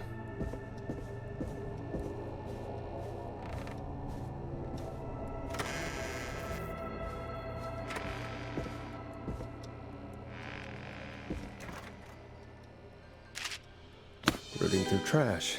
This is a new low. Ooh. Interesting offer. I wonder how well Gallows High performed. 1 free beer for every point the Gallows High wins by Tuesday's big game with every order. Interesting. I got it. Hey, find anything useful? Yeah, I found this in the trash. Yes, I have. That's great. Are you ready to get back on the line? Let's call Ponty. Time to turn the music off. Okay, Forrest, what'll it be? Call Ponty's Pizza. You got it. Ponty's Pizza is on the line. Ponty's Pizza. May I take your order? Hey, dude, what's going on? May I take your order? I need some garlic bread. Oh, I need the bread! Can do. Where do you want that delivered? Same place as before, you know. The frat house. Got it. And we'll have that over to you right away. Oh, and one more thing. Can you add a note to the order that says to call K-Fam? K-Fam? Oh, consider it done. The folks at K-Fam are huge fans of Ponty's Pizza, you know. I should really call them and let them know. And now we wait. All right. We should put a song on. Agreed. This one goes out to our delivery workers. This is definitely a good idea to have a delivery worker going out and about in the middle of the night while there's a killer on the loose. Perfectly safe. Now it's time to go with The Flow. And this is their hit, Crying for Help. We sure are.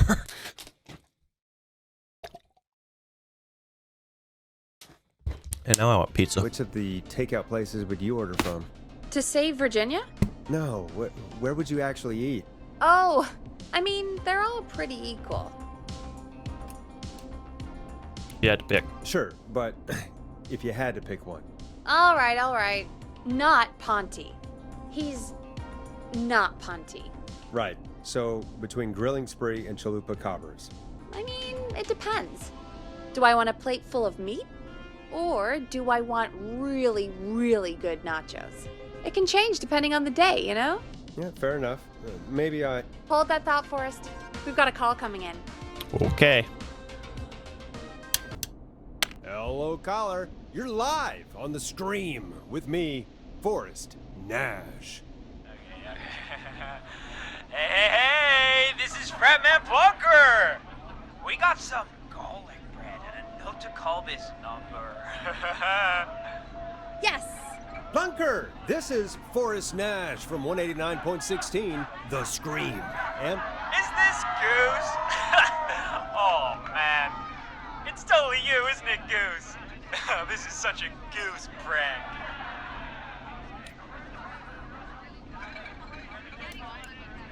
Plunker, this is an emergency. Nice try, Goose. I should have said I'm Goose. But I'm no. Listen, I need you to... Goose, come get beer. Your brothers are waiting for you. I'm not Goose. How can I prove this to you? Let me get a second opinion on this. Norman the Barbarian! What do you think? Great idea. Norman the Barbarian says only the radio man can control it. So, play us the flow. Wait, really? What? The flow? Norman the Barbarian demands it. I just played that. Okay, I'll play the damn song. You hearing that? Oh, shit! Okay, radio man. Got my attention. What is it? Thank God. Listen, you've got to get over to your neighbor's house. All of you. Just... Say no more. Plunker's moving the house. Forrest, line 2. Hello, you're live on 189.16, The Scream. Forrest, it's the killer. He's at the door. Grace. Oh my God, it's you, isn't it? God, I didn't talk, I promise. Woo-hoo! The party has arrived! Oh, thank God. He's gone and... Oh, is that you, radio man? Don't worry, we brought the beer. Good times are here. I could use a drink. Thank you, Forrest. You're welcome, Virginia. And thank you to Plunker and his fraternity brothers. Some heroes wear fraternity capes. bros. Some wear sheets as togas. Hey, Forrest, did you hear what Virginia said earlier? Yeah, I did. What was that all about? Clive, I didn't talk. Do you know what she meant? There's a janitor here at the station named Clive, but your guess is as good as mine. All right, folks. Seems we may have a lead. If any of you know a suspicious Clive, then please call in. It could save lives. In the meantime, looks like we have another caller. Okay. Hello, caller. You're live on The Scream. Are you a with suspicious me, Clive? Forrest Nash. It's great to speak with you, Forrest. As a local small business owner, I find this all horrifying. A killer roaming the streets of our fair town? Ooh, terrible. I hear you there. It's a scary time for everyone in Gallows Creek. How are you holding up? You somewhere safe tonight? Yes, Forrest, I am. I'm here at work in my small business. It's a safe, family-friendly place. Good for you, friend. I'm glad you're keeping safe and busy. Thank you. Oh, I'm really living the American dream. scream. Here in my business. Ponty. What is your business anyway? Oh, Pizza. Well, I'm not really big on promotion, but since you ask, it's Ponty's Pizza! The best and only pizza place in town! Come on down and get yourself a cracking deal on our 2-for-1. God damn it, Ponty, no! No free ads! I guess we can't be that mad at him. Calling Ponty's did save Virginia. I can be mad, Peggy. That sort of thing just... I can be mad. Look, he's gone now. We already have somebody else on the line. Just take a deep breath and let's keep going. Swear to God, Ponty better be the Evening, killer. caller. This is Forrest Nash, host of 189.16, The Scream. And tonight's 911 stand-in. Hi. Hello? Am I on air?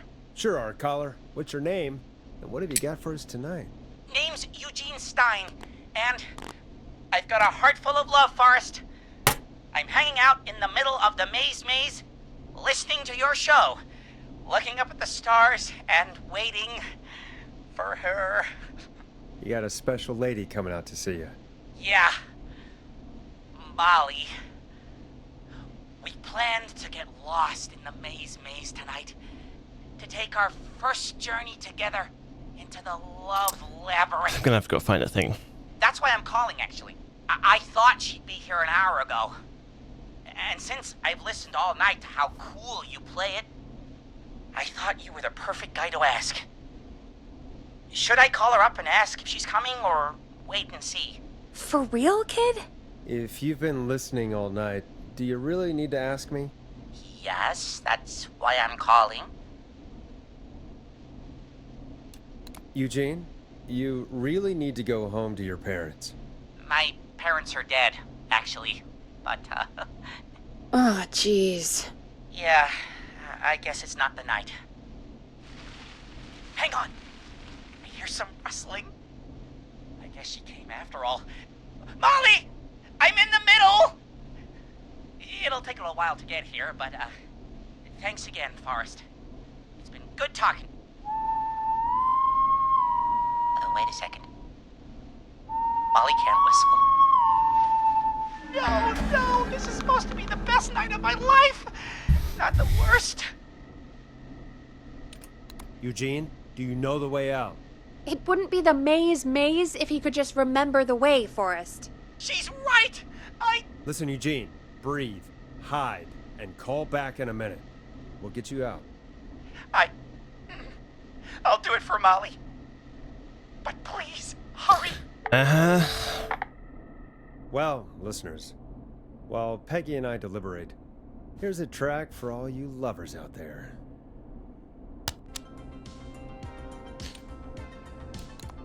How the hell am I supposed to get him through the maze? Thing I found in the You know garbage. Barbara, our receptionist? Uh-huh. She's a maze fanatic. Shame she isn't here. I was supposed to go with her last week, but she changed her mind.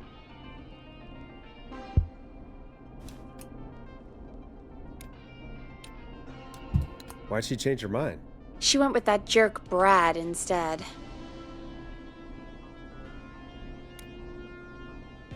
Does everyone in Gallows Creek go on dates in the maze? A lot of folks do. There's something nice about getting lost, I guess. And besides, there's not much else to do here. Maybe we should call Barbara then? If she's so big on the maze. We could, but I don't actually know her number. But she probably has maze stuff somewhere. Uh-huh. Go and see what you can find. That'll hopefully be enough. Which one is Barbara again? The receptionist. Barbara! You know, Barbara! Forrest, I've seen you speak to her. Help me out, Peggy. She's the receptionist. Uh-huh. Sits at reception. Never does any work because she's talking to Brad all day. Ring any bells? Right, yeah. Sorry, I guess it's just the stress of... No excuses. Just go and find something to help us. I will. I know exactly what I'm grabbing. Let me go already. I grabbed it earlier.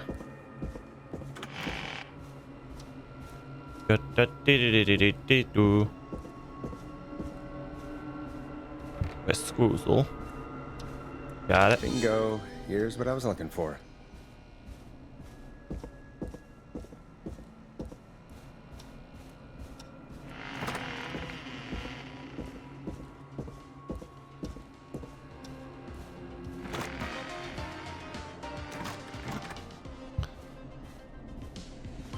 Any luck? Yes. Yeah, I found a map for the maze in the trash.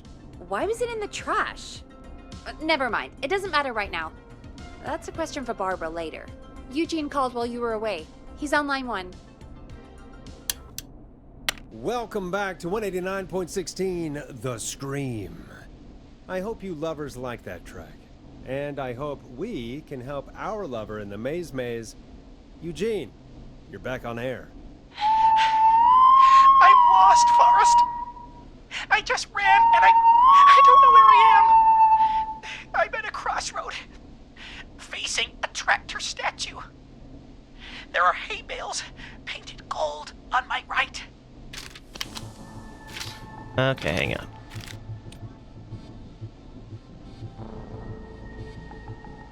Tractor statue is at 1.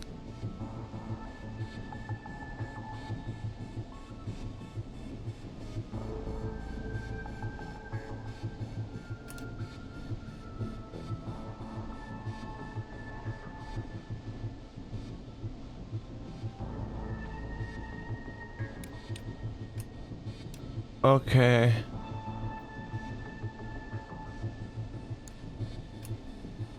Go forward.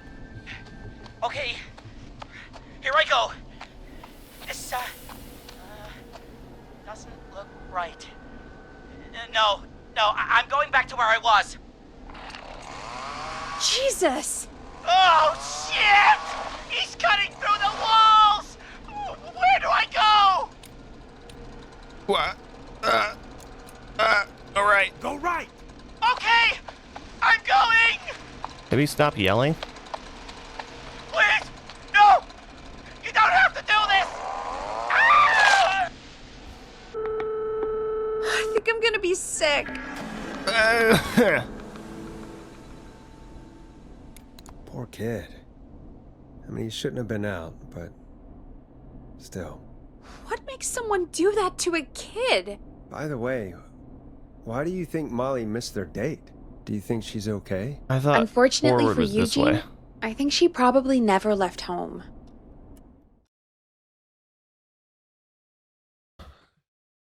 I was confused about the orientation of which way he was facing. Thank you for calling in, Mr. Walton. We'll make sure to add the town librarian to our list of suspicious Clives. Remember, report a Clive to stay alive. Next caller is up, Forrest, so take it away. Caller, you're through to Forrest Nash on 189.16, The Scream. Hey, wonderful show tonight, Forrest.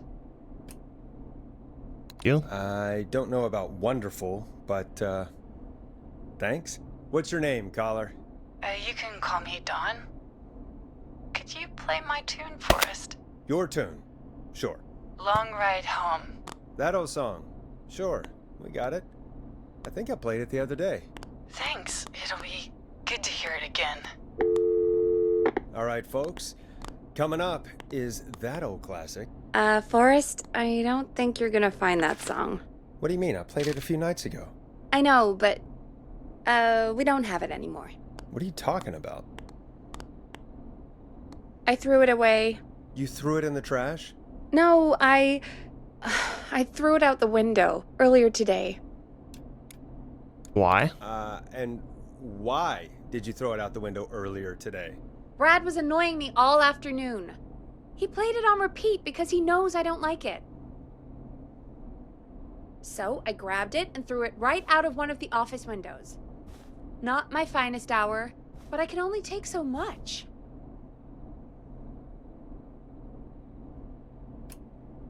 I'm sorry Brad was being a dick. Thanks, Forrest. Let's just play a different song. We've got more important things to think about anyway. Gotcha. Okay, folks. Here comes some unrequested music. Sorry about that, Dawn. Maybe try again tomorrow night. Sorry.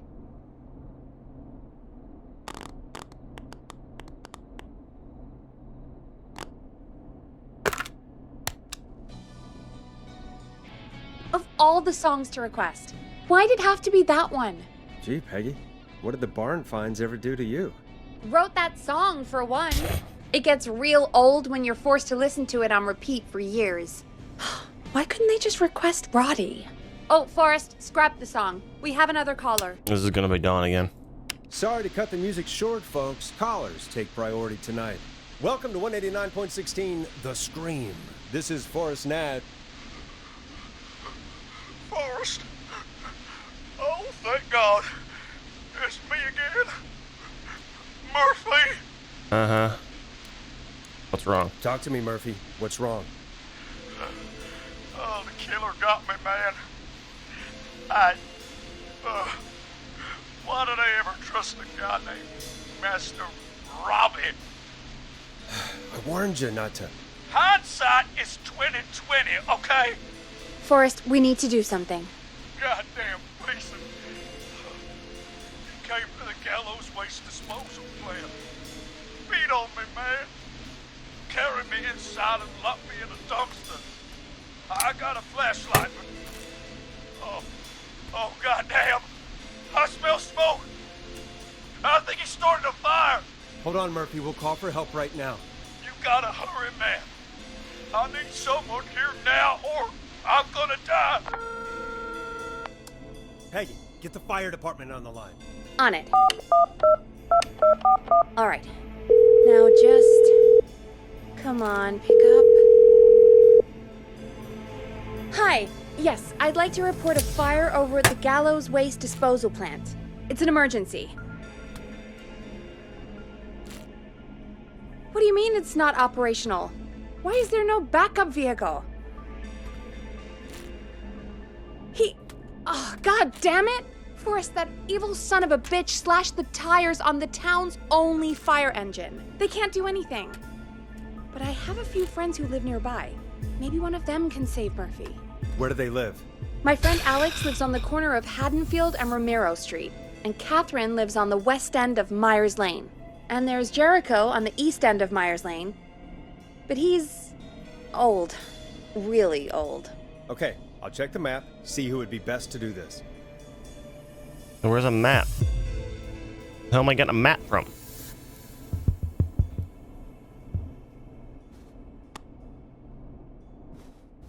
Oh, right here. Okay. Where?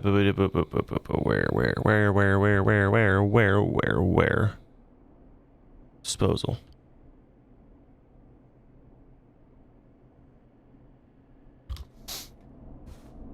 Where are your friends, Olivia? All right, Forrest, who should I call? Who can help Murphy? I know who I don't remember who she said was where. God damn it. I need to hear something more than once before I can remember it. My brain's not that good. I don't know. Call Alex, I guess. Call Alex.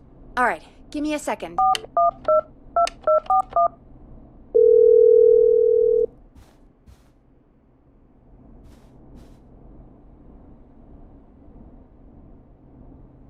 They're on the way. They'll call from the plant.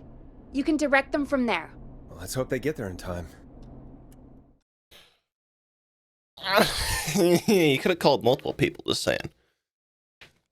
Forrest, I'm getting a call. Make the numbers and all that. Are you sure you can't? What's happening, Peggy? Alex was too far away. Too slow. The plant burned down. It collapsed. So Murphy is... Poor Fernando is gonna be crushed.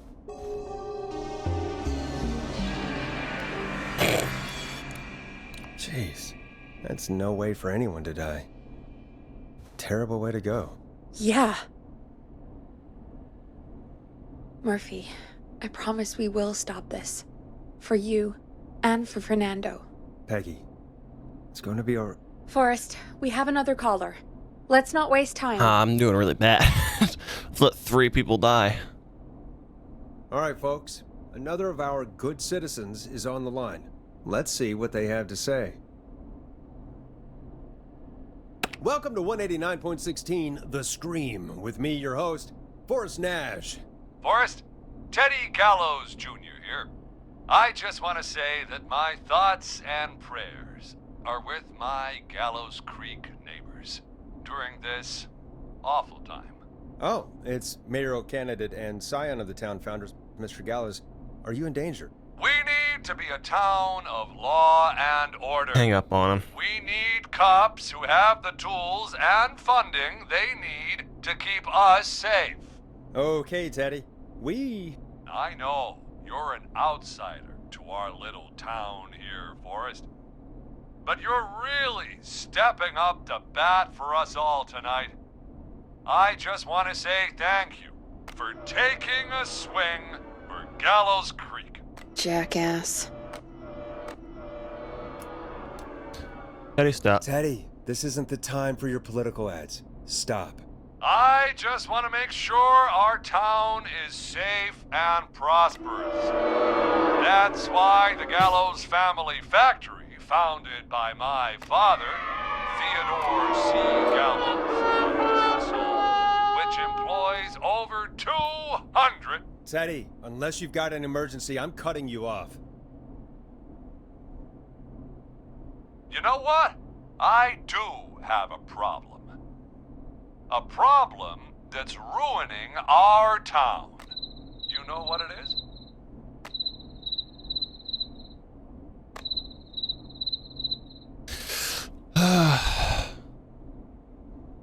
Emergency. I didn't ask about a problem. I said emergency.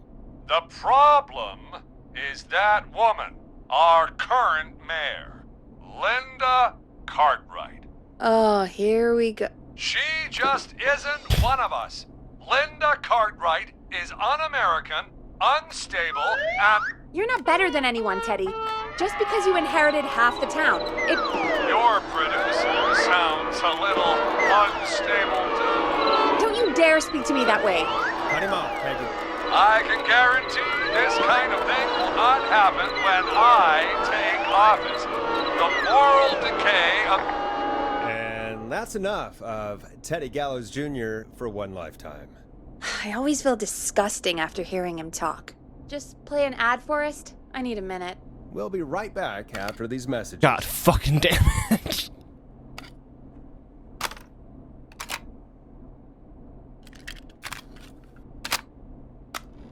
Teddy Gallows Jr. is a family man, a devout Christian. Nope.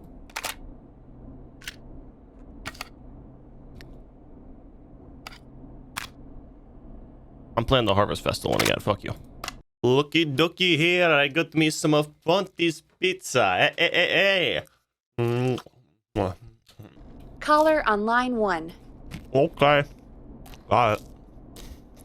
Hello, caller. You're live on the Scream with me, Forrest Nash.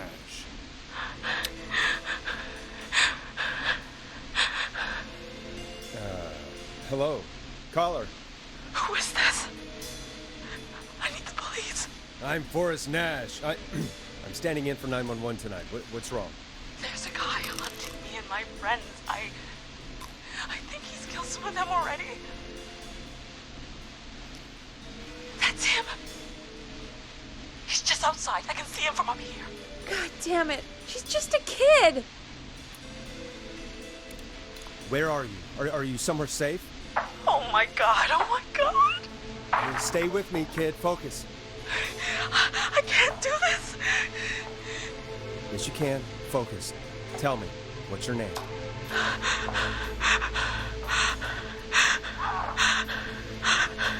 Sweetie, you can do it. What's your name? Carrie. Good. Carrie, listen to me. We're gonna get you out of there, all right? Now, where are you? The old murder house. Upstairs. I'm at the end of a hall. There's a bathroom, a couple bedrooms, a closet. Oh, he's coming. Where should I go? Go to the closet. Okay, I'll...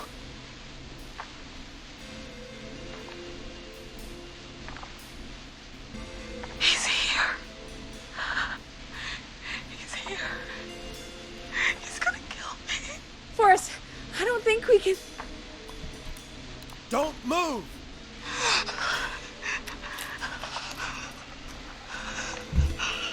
Don't move!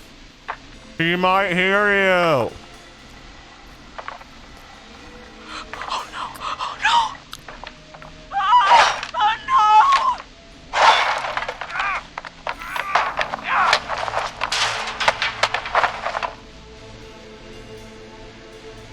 Forrest!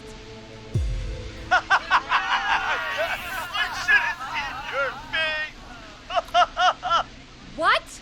What? What? Are you kidding me? Okay, what the hell is going on here? Oh, who's on the phone, Carrie? The cops? It's just a joke, jeez. Wait, isn't that... Jimmy, that wasn't funny, you sicko! Of course I called the cops, but some guy just answered instead. What guy? Forrest Nash, what the hell are you all doing? It's prank night, old man. We're just having fun. That's the kid! The kid who called in earlier pretending to be the whistling man. That's it. I'm out of here. You know he's really out there tonight, Jimmy, right? Yeah, right. It's just whistling night, man. That little idiot. Whistling night? It's a stupid tradition. Especially stupid since that one kid died back in...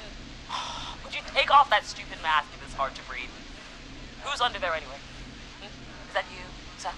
Idiot! Seth is right next to you. That's, wait. Oh no. Who are you? Oh no, man!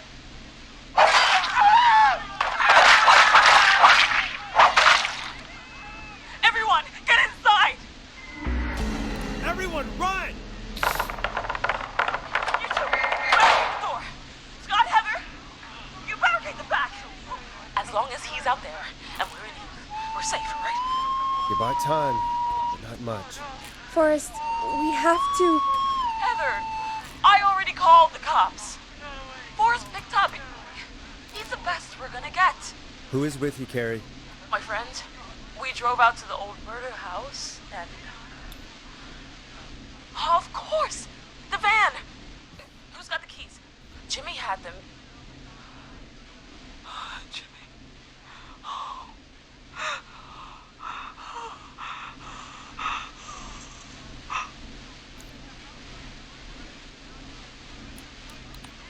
Okay. It's gonna be okay, Carrie.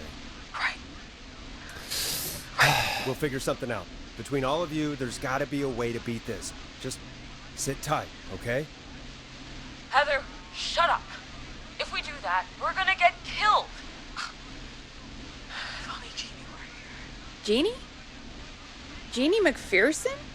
Our intern Jeannie? Yes.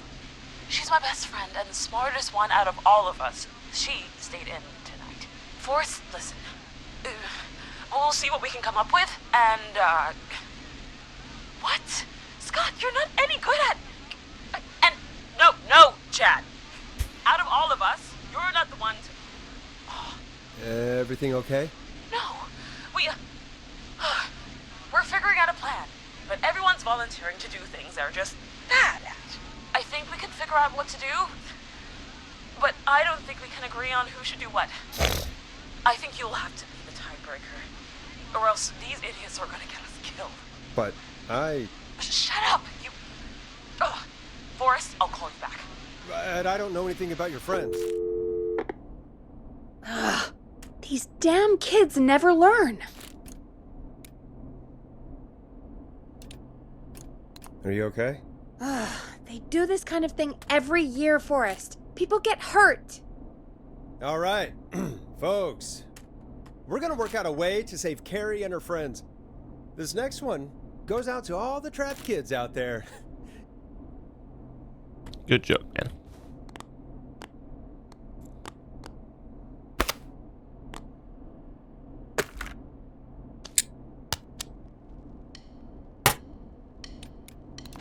Listen in to this next track from Late Night Lurkers, if you dare. Well? Peggy, you mentioned something about their friend working here? An intern? Yeah, Jeannie. Seems a nice enough girl, but a bit head in the clouds, you know? Not sure why we took on an intern. We really didn't have the office space for one. Poor thing got tucked away in a dark corner somewhere downstairs, I heard. All right, I'll go see if I can find her desk. Hopefully she has something we can use. All right. Not sure what that would be, but okay. Peggy said her desk is downstairs.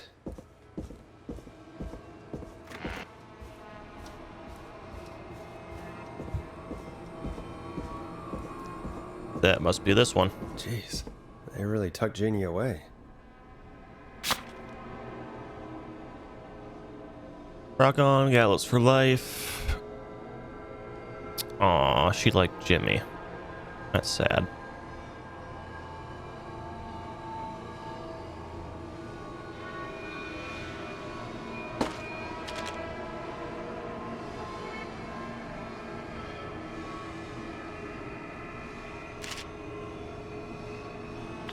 Friendship quiz. This might work. The fuck was that?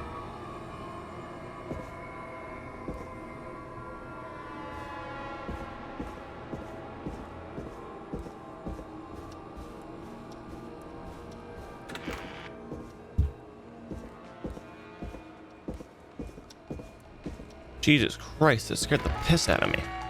He was not gonna talk about that? What the fuck was that sound? Hey, you find anything that'll help us out? Yeah, I found a friendship quiz with all these kids on it. If you think that'll help, then good enough. Carrie's on line 1, whenever you're ready. This is Forrest Nash, back again with an unlucky caller on this unlucky night. Carrie, are you there? Yes, we've got a plan, but we can't agree on who should do what. You want me to be the tiebreaker? Exactly. I'm ready. What's the first step?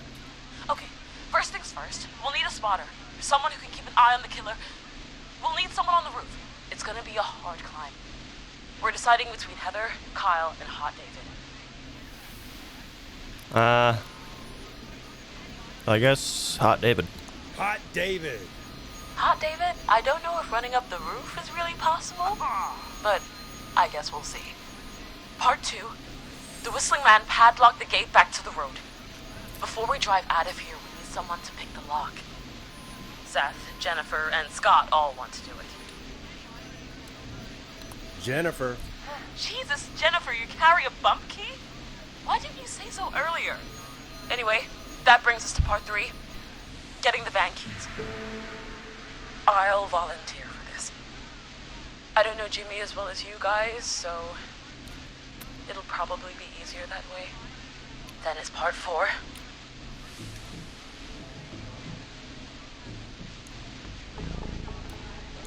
This is a very detailed plan. I'm impressed. Yeah, it's weirdly easier to think when you're about to die. You're doing great.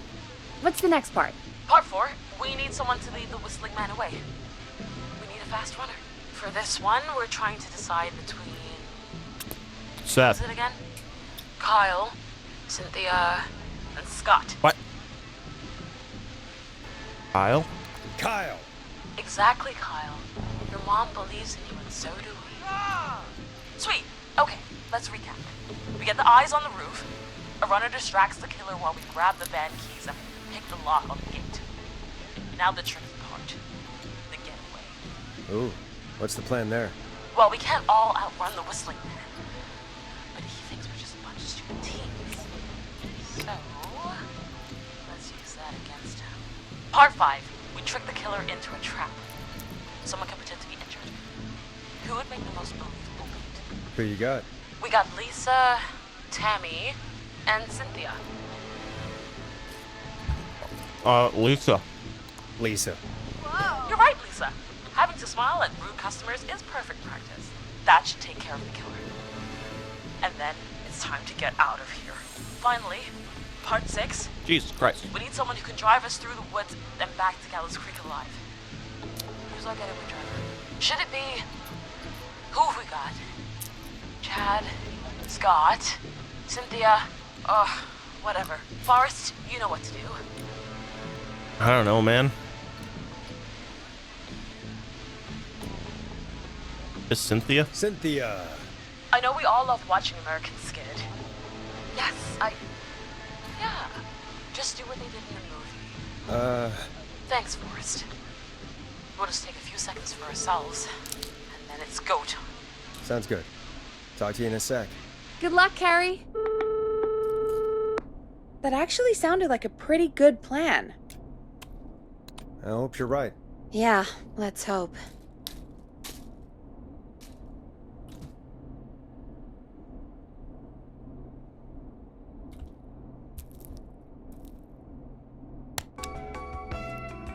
Oh, the kids are back already. Line 1 again. All right. I'm ready to hear how well this went. If you're just tuning in, we're coming to you live with a bunch of teens about to flee a madman. Listener discretion is advised. Are you ready, Carrie? We're good to go, Forrest. Good luck. Good luck. And Godspeed. You got this. Here we go, everyone. Spotter, to the roof. Whoa, careful. All right, Renner. Get ready. Wait for the spotter's signal. Spotter says go.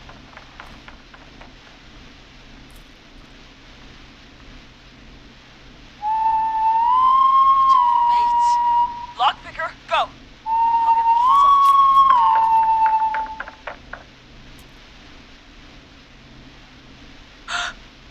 Oh, Jimmy.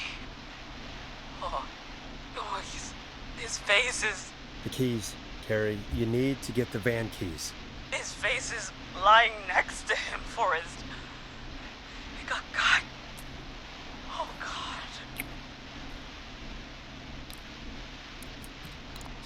Focus. Breathe. Right. The van keys. Oh, Jesus! The whistling man got the runner! Where's the key? Where's the key? Got him!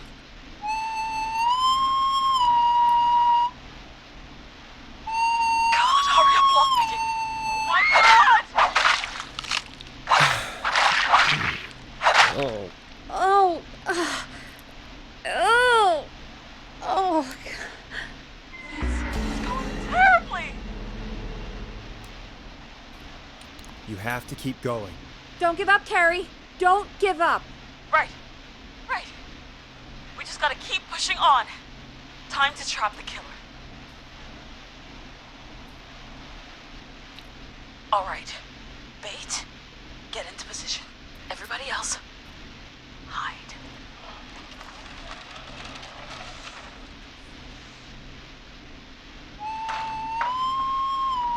Okay, performer. Now, act like your life depends on it. Oh. There he is. He's buying it.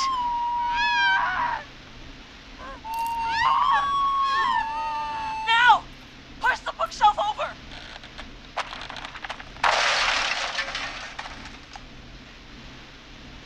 Oh my God! He went through the floor! Spotter! You need to climb down now! We gotta go! Oh, damn it! Everyone's in the van now! Driver, take the keys!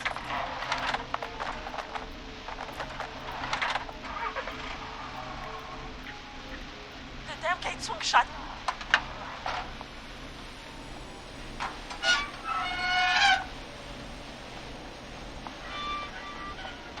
Huh? What? It won't stay open. I'll hold it. You drive through. Oh, no. Carrie! What was that? It's a whistling man. Drive! Now!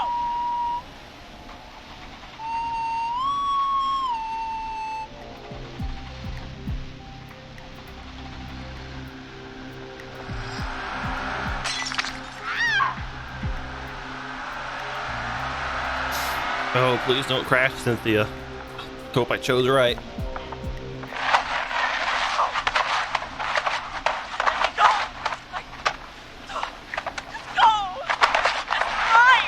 Oh my God.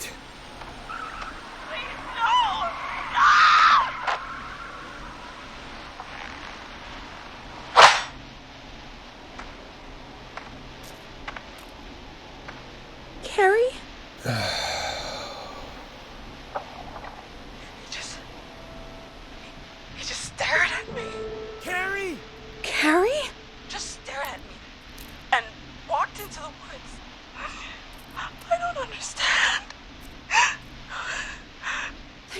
glad you're okay. Can you get somewhere safe? I can make it home. Thank you both for helping. If you hadn't, It was your plan, Carrie, and it was a great plan.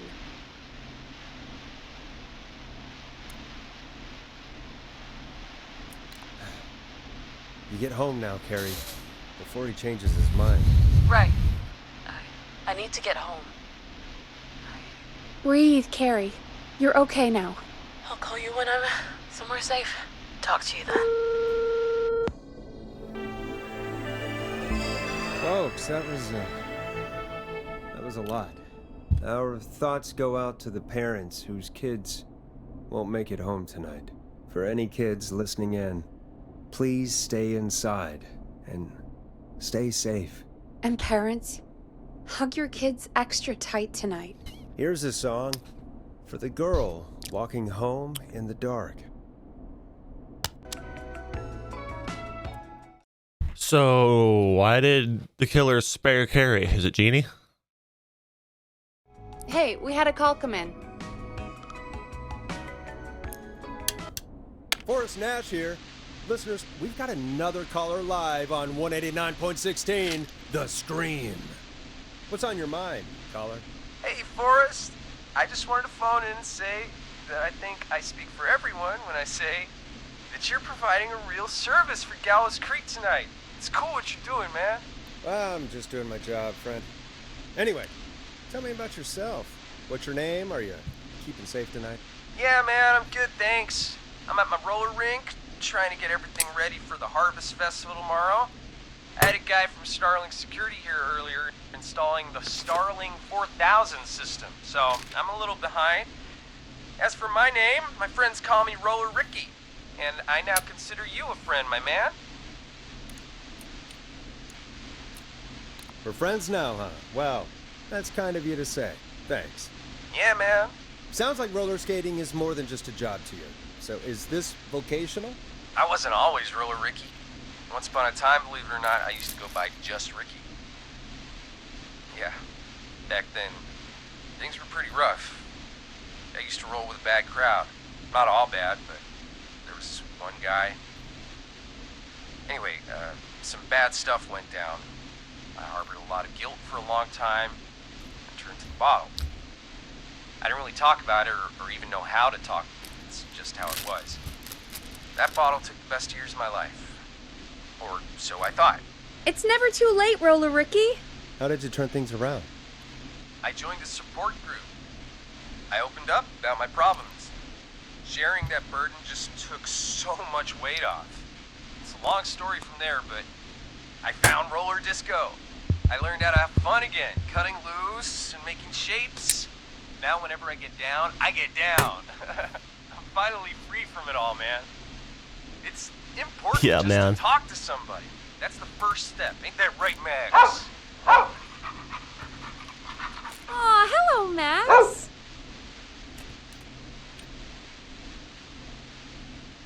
Well, he certainly sounds like a good boy. Max is my emotional support dog. He's a rescue dog, but I always say he's the one that rescued me. He's the best dog a guy could ask for. Of course, the first thing I did was teach him how to skate. He's better than me now, a real pro. Max can skate? Yeah, man. At first they said it couldn't be done, and then they said it shouldn't be done. But Maxie loves the rink, man. Is that another train, Maxie? Maxie loves trains, man. He's even got that special how to greet them. It sounds like you two make a great pair. Oh, it's cute. Maxie appreciates all the positivity you're throwing out, my man. You know, I'm actually hosting free skating lessons tomorrow at the festival. I think it's a great opportunity to give back to the community. Man, all this talk of skating's got me itching for a boogie. Before I switch my radio off for the night, could I request a song for us? Something I can groove to, you know, something funky. It'll be me and Maxie's final boogie breakdown tonight. Then I think we'll take it down a level. I can do that. Thanks again for calling. You and Max, be safe now, okay? Bye, Maxie. You got it, man. Peace. Well, folks, this next one don't let anything goes happen to out Max. Roller Ricky. Don't let anything happen to the doggy. What am I playing? A different one.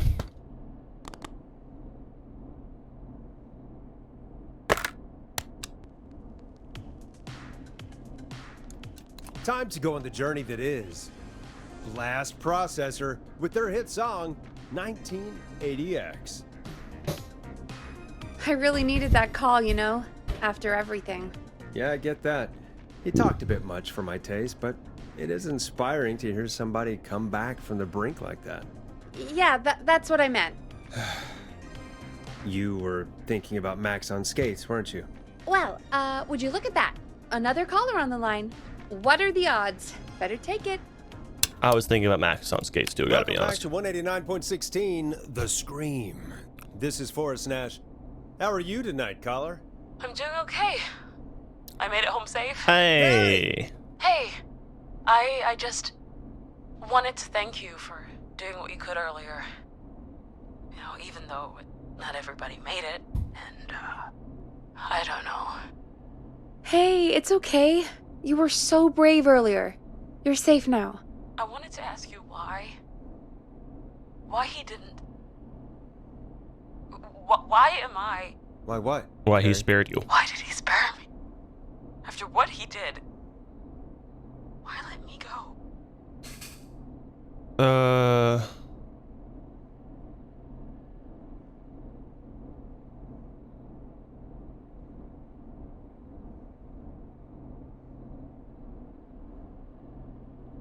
Maybe he only wanted to hurt the pranksters.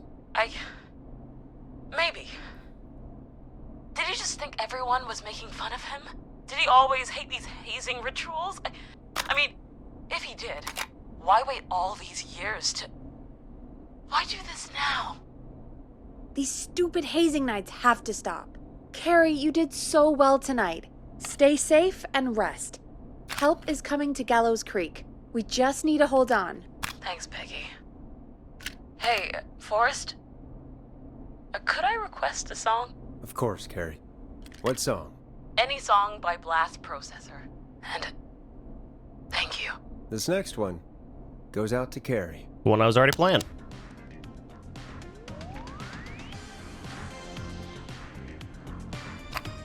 Fuck you, Teddy Gallows.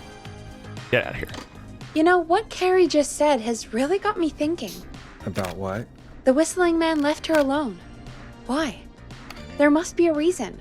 When it comes to masked whistling killers, I don't think a reason is a key part of their process. Well, it's something to consider. Yeah, there does kind of have to be a reason. Take a break. If you want to stretch your legs, now's the time. Just hit the Peggy button when you want to get back on air. Okay, I'm ready to get back on air. Let's get going, Peggy. Alrighty, we could run another segment or... Scratch that, Forrest. We have a caller. Okay, Forrest, shut the music off. You're through to 189.16, The Scream. What's your emergency? Hello again, Forrest. Oh, that call with the teens was awful. Those poor kids. Still, I'm glad the girl didn't get hurt. Thanks for your concern. Are you in trouble? What's on your mind? I wanted to ask you again to play my song, Forrest. You said you were going to play it, but you didn't. Your name was Dawn, right? What, Peggy? Yes. Oh, well remembered. My name is Dawn, and I wanted to ask you again to play my tune, Forrest. Long Ride Home? You know, the one that Peggy said she threw outside the window?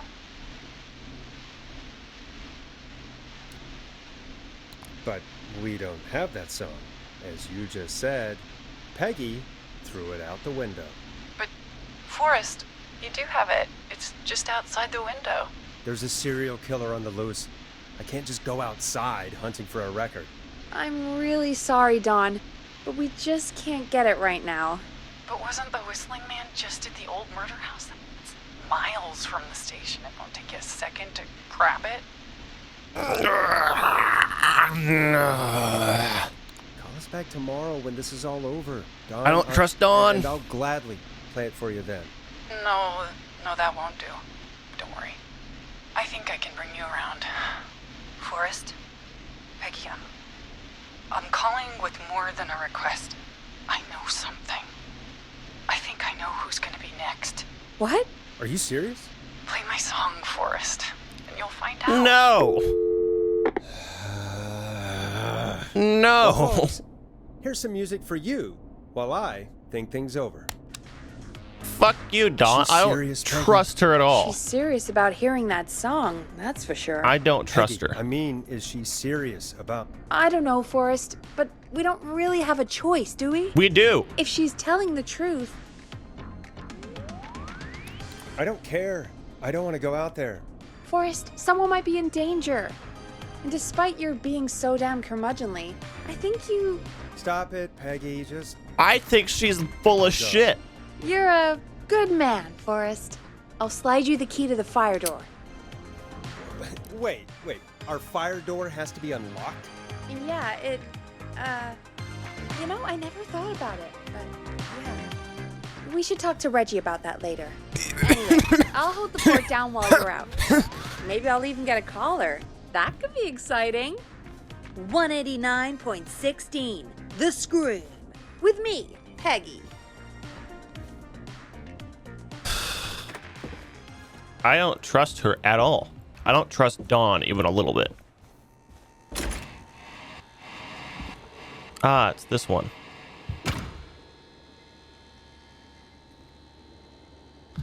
This is the door where the mug was. Great. Reception is on this side. I hope she'll be happy when I'm brutally murdered by the Whistling Man. Out here. In the open. Alone. Okay. Here it is. Long ride home.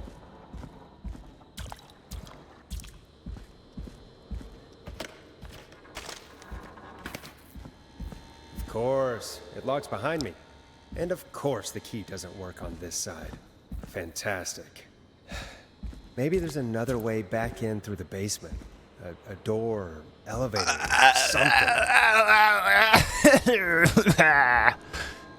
No. Just let me back in. I don't wanna. This game suddenly went from very goofy to very terrifying. Dawn absolutely set me up. There's no way she didn't. This? Looks like I'm gonna have to hunt around for some new fuses. That's not right. Do the fuses add up properly?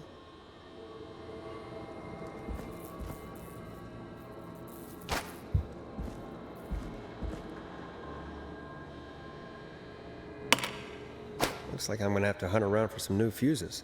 Uh-huh.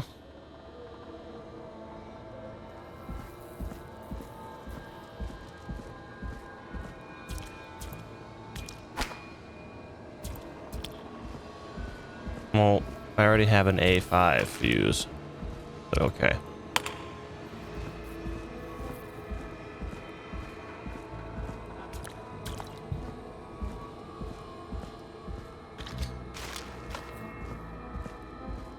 Perfectly normal to just have random fuses out here, sitting around.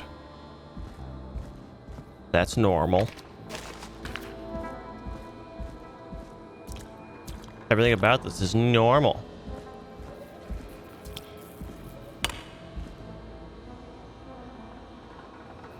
Normal. This is so normal.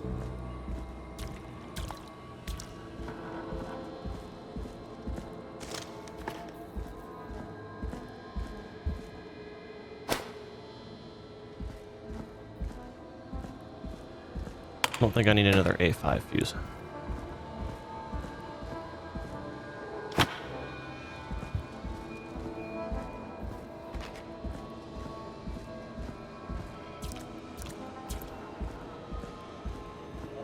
Okay.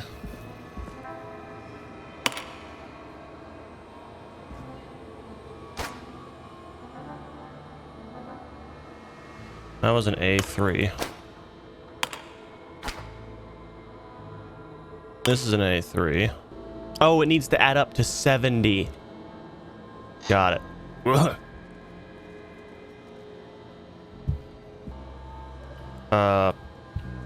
What? What happened? It won't open. It won't open. Okay, well. Let me just load game real quick, because apparently it bugged out and it won't open now. Fuses. Nah, that's not right. Do the fuses add up properly? I get what you meant by that now. So there's a 5 in there. That. 30, so we got 35. You're 5. So I guess, yeah, I'll take another 5. Oh, we got 40, so now I just need another 30. Apparently I've made 53 paper ball baskets from my desk.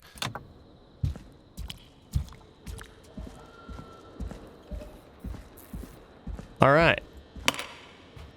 Bingo! Huzzah. That was loud. I could probably survive that fall.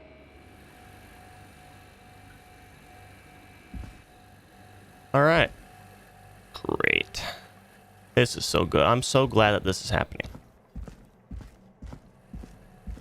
Looks like the janitor's closet. What did Peggy say his name was? Clive? Mm-hmm. I wonder how the show's going.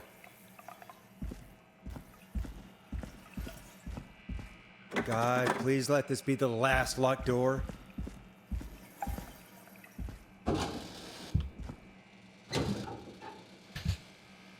Clive the killer. Clive the murderer.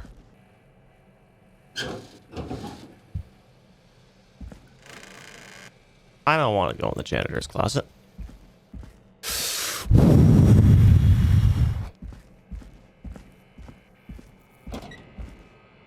I fucking knew it. I fucking knew it.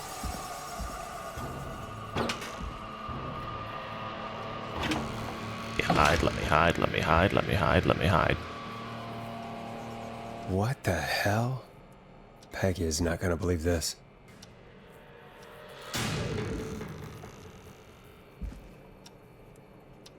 Ah, there's the beautiful key. I should be able to get back to the studio now. I don't want to go out there.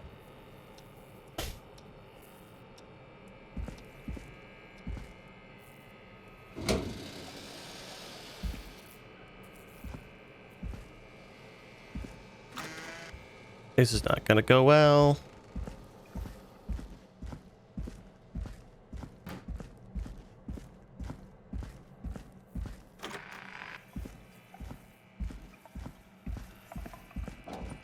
Yes! I heard noises behind me.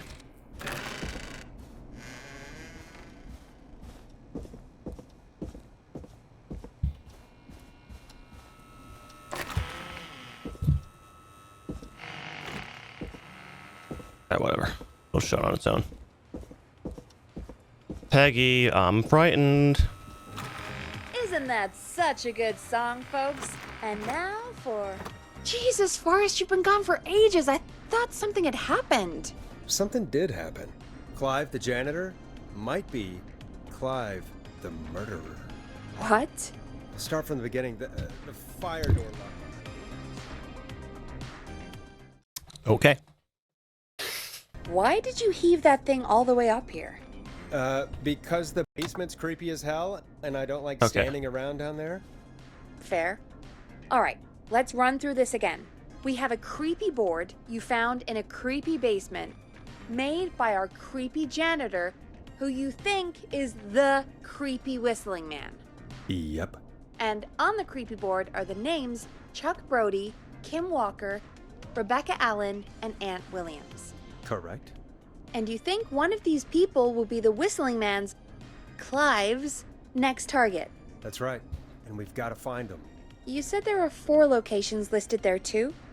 The hospital, the power station, the gas station, and the trailer park. Clive must think the target is at one of those locations. Forrest, you're gonna have to figure out if any of the potential targets are at one of these locations tonight. Hit the button if you need any help. Or there's 4 targets, 4 locations. He knows all 4 targets at one of those 4 locations. How's it going? It's not going well. I could use some help. Okay, let's review the basics. We need to work out who the next target is. There's 4 locations, right? And 4 targets. And 4 people. We need to figure out if anyone is at any of the 4 locations tonight. And if they are, we can call them and warn them. There must be some connections between the notes. That makes sense. Great. Need any more help? Yes, please. Sure. I think you should be methodical with this. Try grouping the notes by who they're about. You could also have a look at the dates and make a timeline. Maybe that will help rule out potential targets first. Got it. Thanks. So you want me to go back No down problem. there, is what you're saying?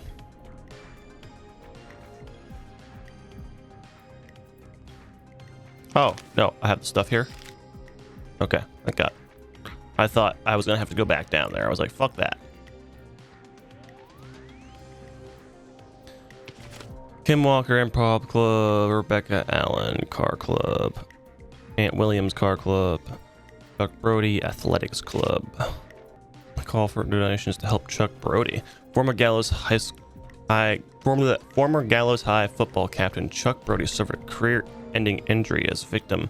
To help him on his road to recovery, we are buying him some lottery tickets. Hopefully he'll get lucky. The big wheel broke free from its supports and rolled through the town. An investigation is currently underway.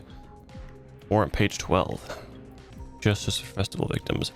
2-year investigation into the festival accident has concluded. Investigators blame 2 engineers that were contracted from the local power station. Lead engineer Aunt Williams and junior engineer Sean Everett were distracted talking about horror movies while assembling the big wheel, which led to various construction mistakes. Christine's gas repair has been sold to a man who won the lottery 14 years ago. The new owner claims it will keep me busy on an evening. She asked to remain anonymous. Was that Chuck Brody? Diary of a car thief. Well, that's a picture of Rebecca Allen. Local legend takes to Manhattan. Infamous author of tell-all book Diary of a Car Thief moves out of Gallows Creek for a new life in the big city. She stole our cars and then stole our time and money, says reviewer Jim Randy last year. Sheriff Matthews warns citizens to look out for suspicious behavior after multiple car thefts. The crime wave of 70 will be stopped, I can assure you. We must work together to bring down this criminal organization. Trailer for sale cheap.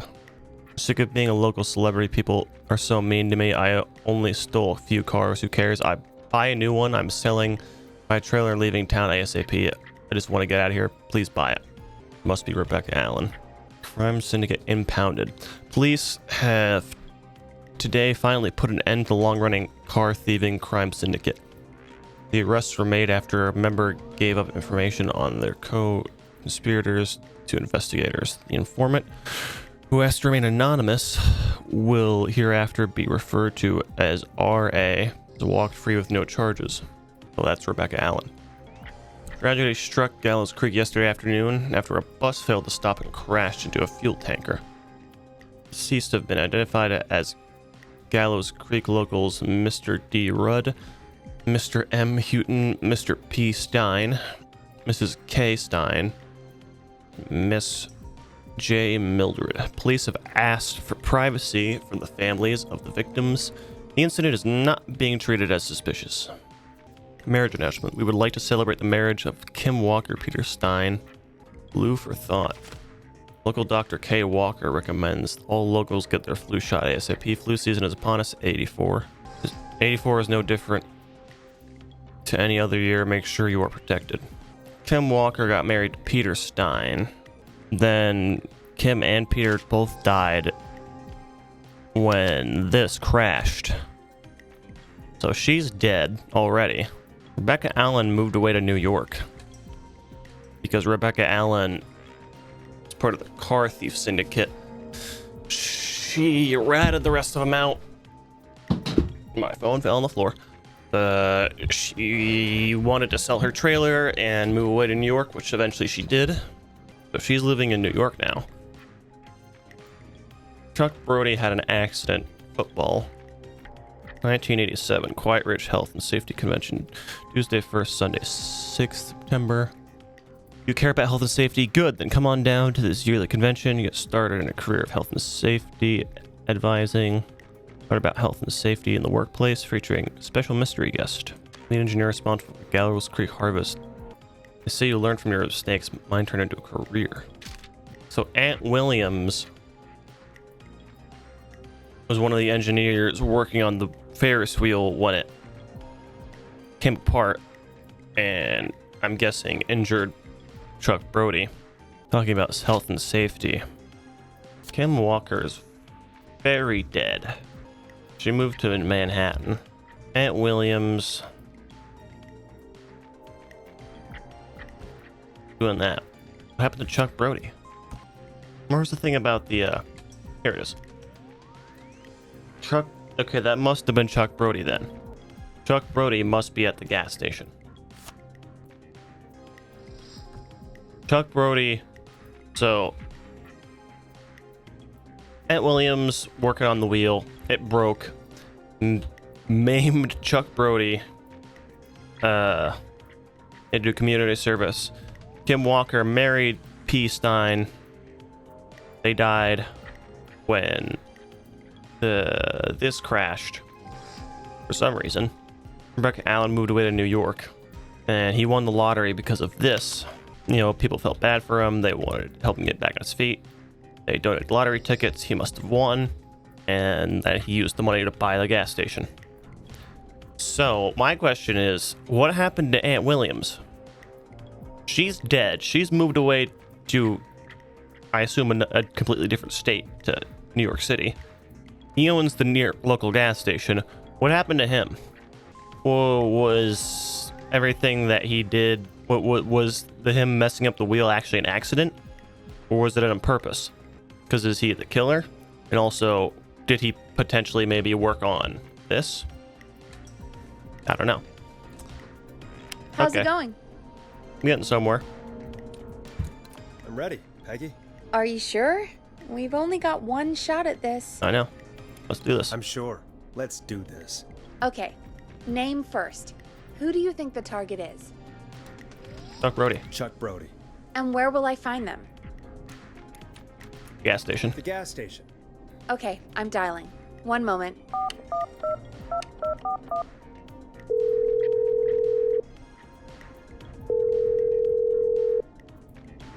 Hello? Chuck Brody! Listen, I know this sounds crazy, but we have reason to believe the Whistling Man is coming for you. You need to get yourself and everyone else out right now. The Whistling Man? Who the hell are you? Who is this? This is Forrest Nash. Listen, the Whistling Man's back. We found a list with your name on it, and... Oh, God. It's today. The year I finally let myself forget. Forget what? Forget what? Forget. No, man. I gotta get out of here.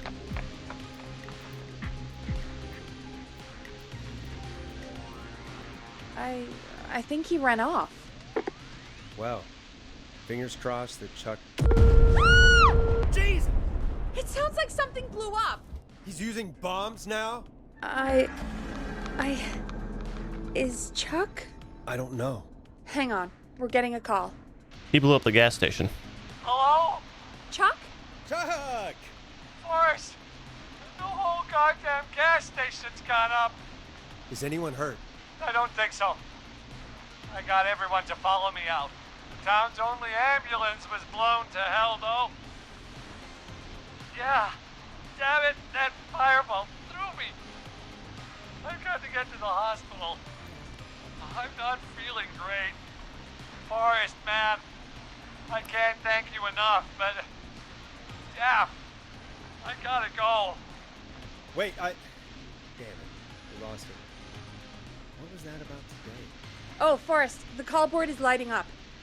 Get us into some music while I deal with this. Here's some music while we regroup here on KFAM 189.16, The Stream. I was about to turn it off, whatever. Okay, I'm glad I got that right.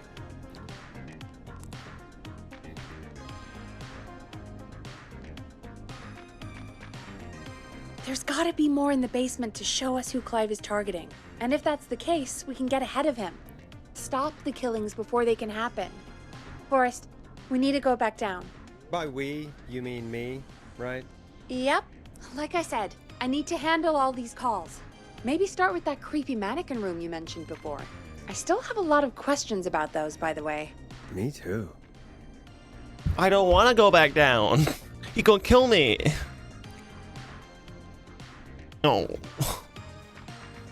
Clive. I ain't never made fun. No fun of you. Don't kill me. Please. Except for when I called you a jackass earlier on the radio. But that, I didn't mean it. I was just messing around because I was trying to save someone. Don't you hurt me. I'm a good boy.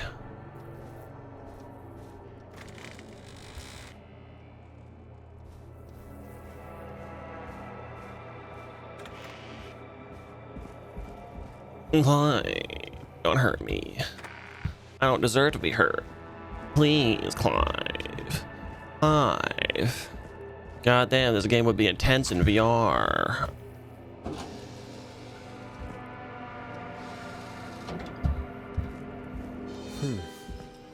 The key. Was this always here? Where? I must have missed it when I brought everything upstairs. What key? I don't see no key. What key are you talking about? Oh shit, I'm blind.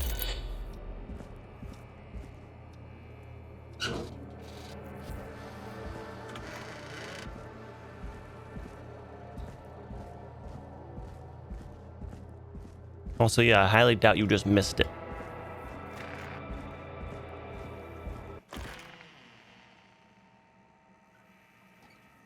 I don't like how it suddenly just got quiet. Hey, Forrest!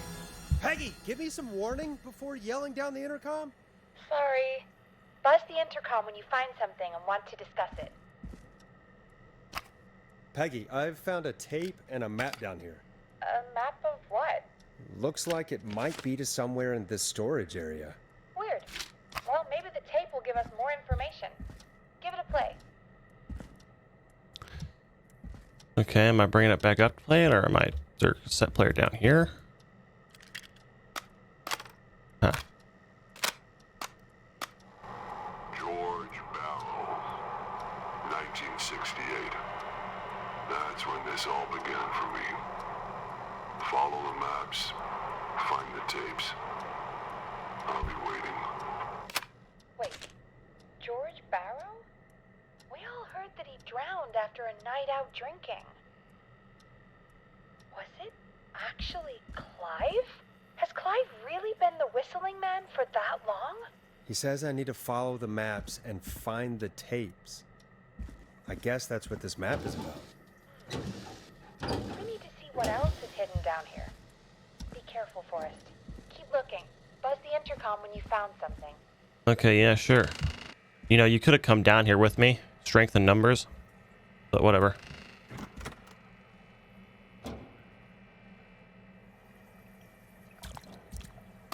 Time of autopsy is 7 a.m.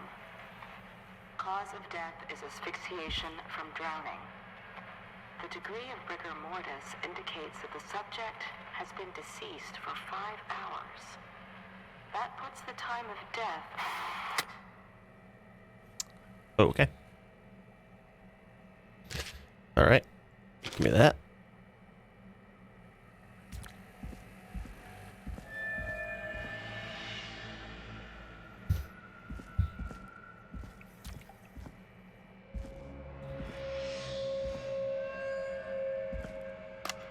Small lacerations to arms, legs, and face, typically obtained by running through foliage. Severe blistering to This looks useful. as though the deceased had been running without stopping.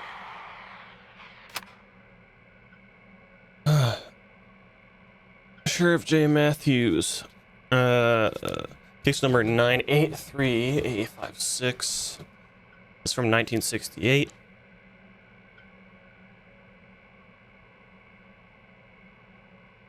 Miss Sandra Sharp. 4 a.m. call was received from a jogger, a Miss Sandra Sharp, reporting that a body had been found washed up in a reservoir. I drove out to investigate and was able to identify the body at the scene as that of George Barrow. Contacted the coroner's office and the boy's parents. They informed me that they had not seen him since 7 p.m. on the 2nd. Okay.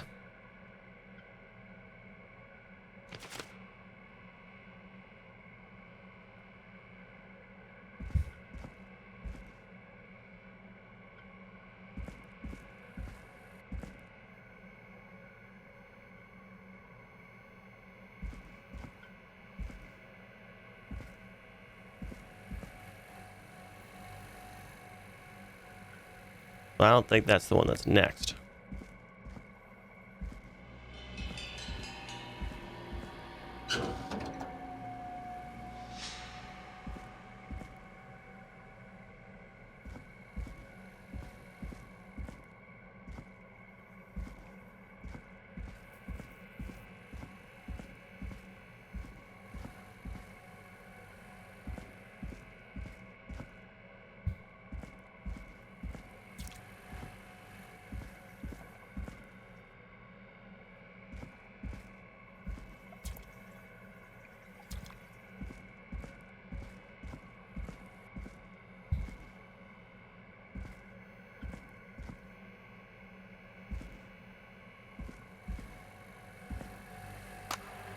Additionally, there appears to be a post-mortem injury to the arm. It looks like it was trapped in a car door.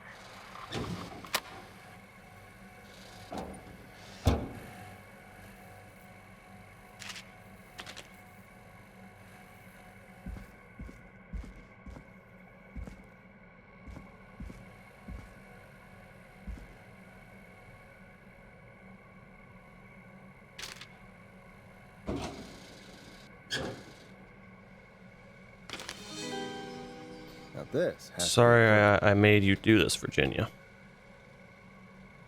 Which one was Virginia? Virginia was the name of the lady at the hospital.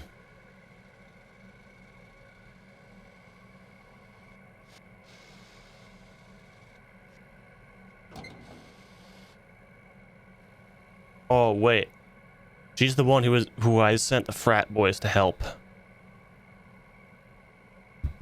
She's the one who I sent the frat boys to help. She almost introduced herself as Dr. whatever the hell her name was, which was the name I just read. I already forget what it was. Started with an S. But she's Virginia.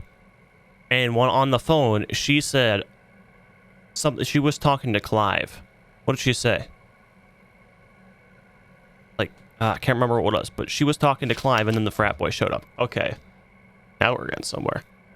I wish I could remember what she said.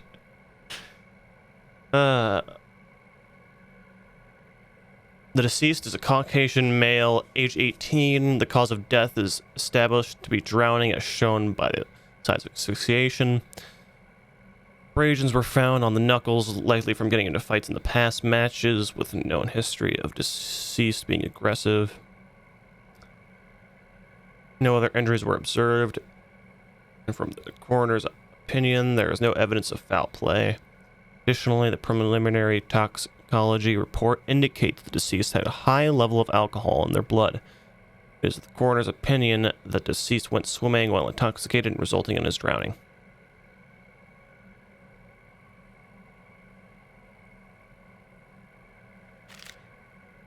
It is the coroner's opinion that the subject likely feared for his life and was chased, resulting in a fall from a height into a body of water, where he hit his head, was knocked out, and drowned. Following that, he was moved.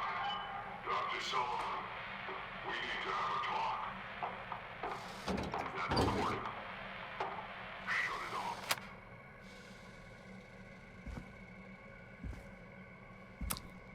That's not what the paper said. If you're listening to this, then I'm probably dead.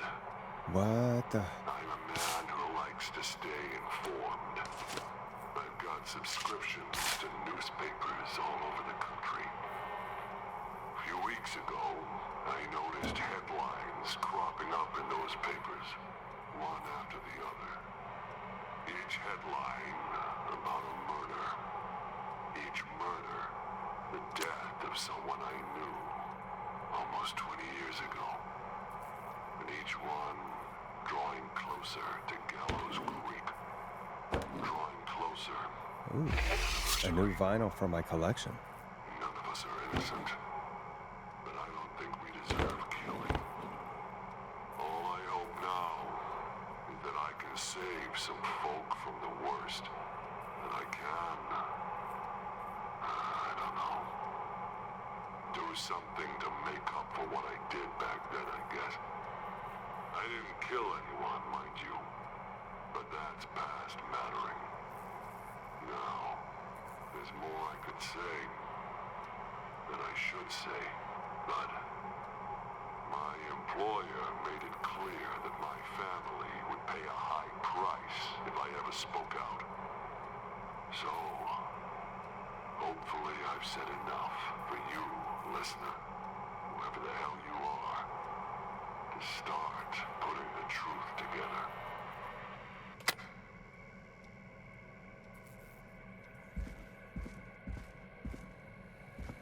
So it's... the janitor here isn't actually Clive. Clive is probably dead.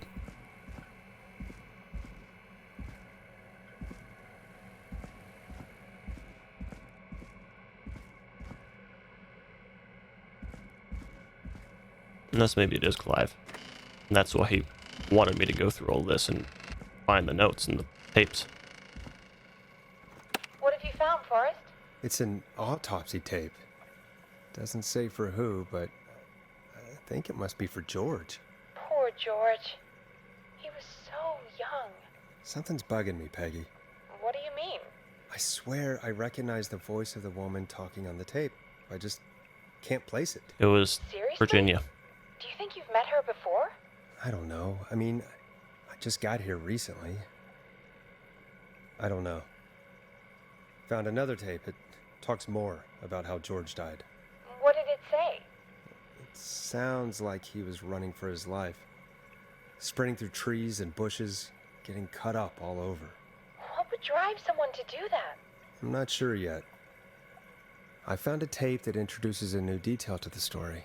Post-mortem injury. Apparently, his arm got caught in a car door. A car door? Yeah, after he died. How do you suppose they can tell? How can they tell? I'm a radio producer, not a coroner. The written report I found doesn't mention it at all. How did his arm get trapped in a car door after he died? Unless he got it Body was when moved. the police collected his body? I guess someone else must have moved him after he was dead to where he was eventually found. But the report, what is going on here? I found a police report. Mentions a friend from earlier, Sandra Sharp. Sandra. The jazz runner? That's right. She found George's body washed up at the reservoir. The reservoir? Yeah? What's strange about that? George got cuts from running through foliage, right? But there's no forest around there. Also, how did it wash up at the reservoir? What do you mean? Reservoirs don't have tides. But that's what the police report said. It's not possible, though. I did a school project on reservoirs and got an A. But, yeah, not important right now. The important I don't know, thing it seems is that important. it doesn't make sense. What are you suggesting then? That the body was originally found somewhere other than what the report suggests?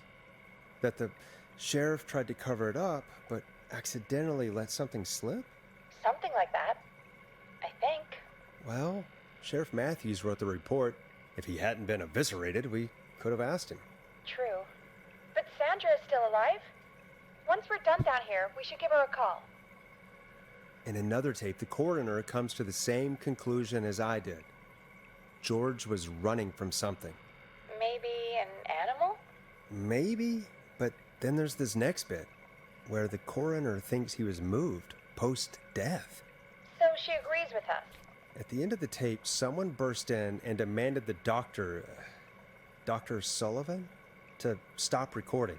Dr. Sullivan? Hmm. Virginia Sullivan? She was her caller from earlier. Well, then our caller was involved in a conspiracy around this boy's death. We need to call her back once we finish down here. It looks like she might know something about what's going on. I found a written autopsy report. What does it say? According to that, it's just like you said at the start. George drowned after getting drunk. Said he liked to fight, too. The drinking and drowning matches with what I heard, but... There's also a note scrawled onto the report. I'm sorry I made you do this, Virginia. if it was on the autopsy report, then Virginia must be our coroner.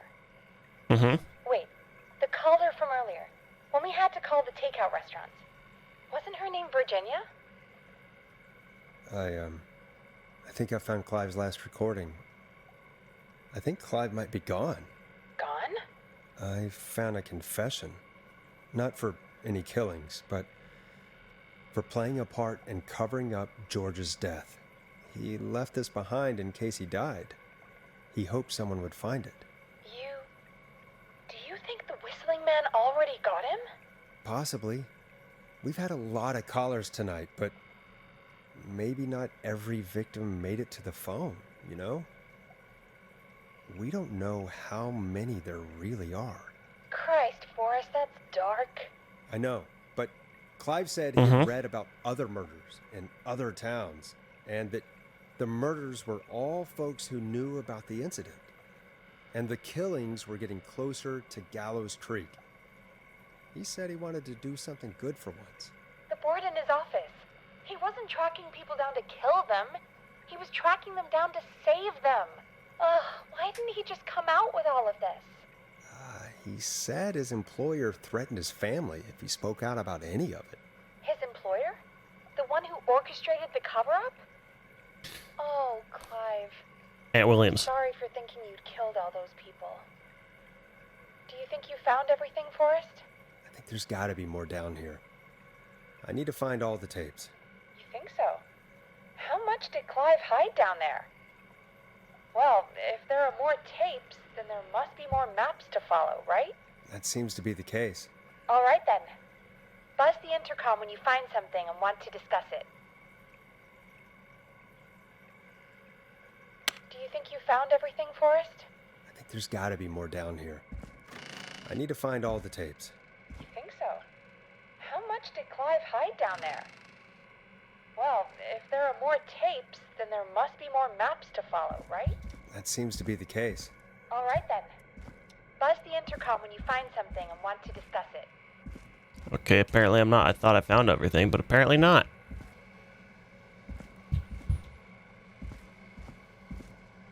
Did I listen to this one? I don't think I did. Preliminary toxicology results shows no signs of inebriation. However, a high amount of cortisol was found, indicating elevated levels of stress in the immediate moments before death.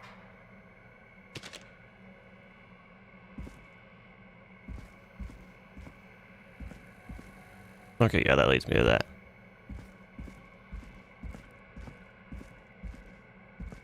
That must have been the one I missed, right? What have you found, Forrest? There's also a tape about a toxicology report. There were no signs of drinking or that he was on anything. What? But everyone said he went swimming drunk and drowned. It was in the newspaper and everything. Right? But we already know the official written report was a lie. We do. Why would the official report lie about how he died? The report lied because someone wanted a closed case. Because they didn't want anyone to look into his death. Do you think you found everything? I think so. Forrest, what's going on here? Someone wanted that boy's death to seem like an accident. Mm-hmm. And they hired Clive to make it look that way. Sure did. Come back upstairs when you're ready. We need to figure out our next step. I've been ready this whole time. Get me out of this basement. Thank God you're back, Forrest. I've been running out of stuff to pad our airtime with. Peggy, you work in radio. Forrest, I'm stressed. I mean, really. How are we supposed to keep a show going with all this happening? This is our job, Peggy. We gotta do it. You're right. So, what's the plan now? I think we should call Virginia back. All right, I'll get her on the line. When you're ready, shut the music off. Hello again, Gallows Creek. This is Forrest Nash. We're circling closer to the truth behind tonight's events. To this end, we're calling back one of our earlier callers, Virginia Sullivan.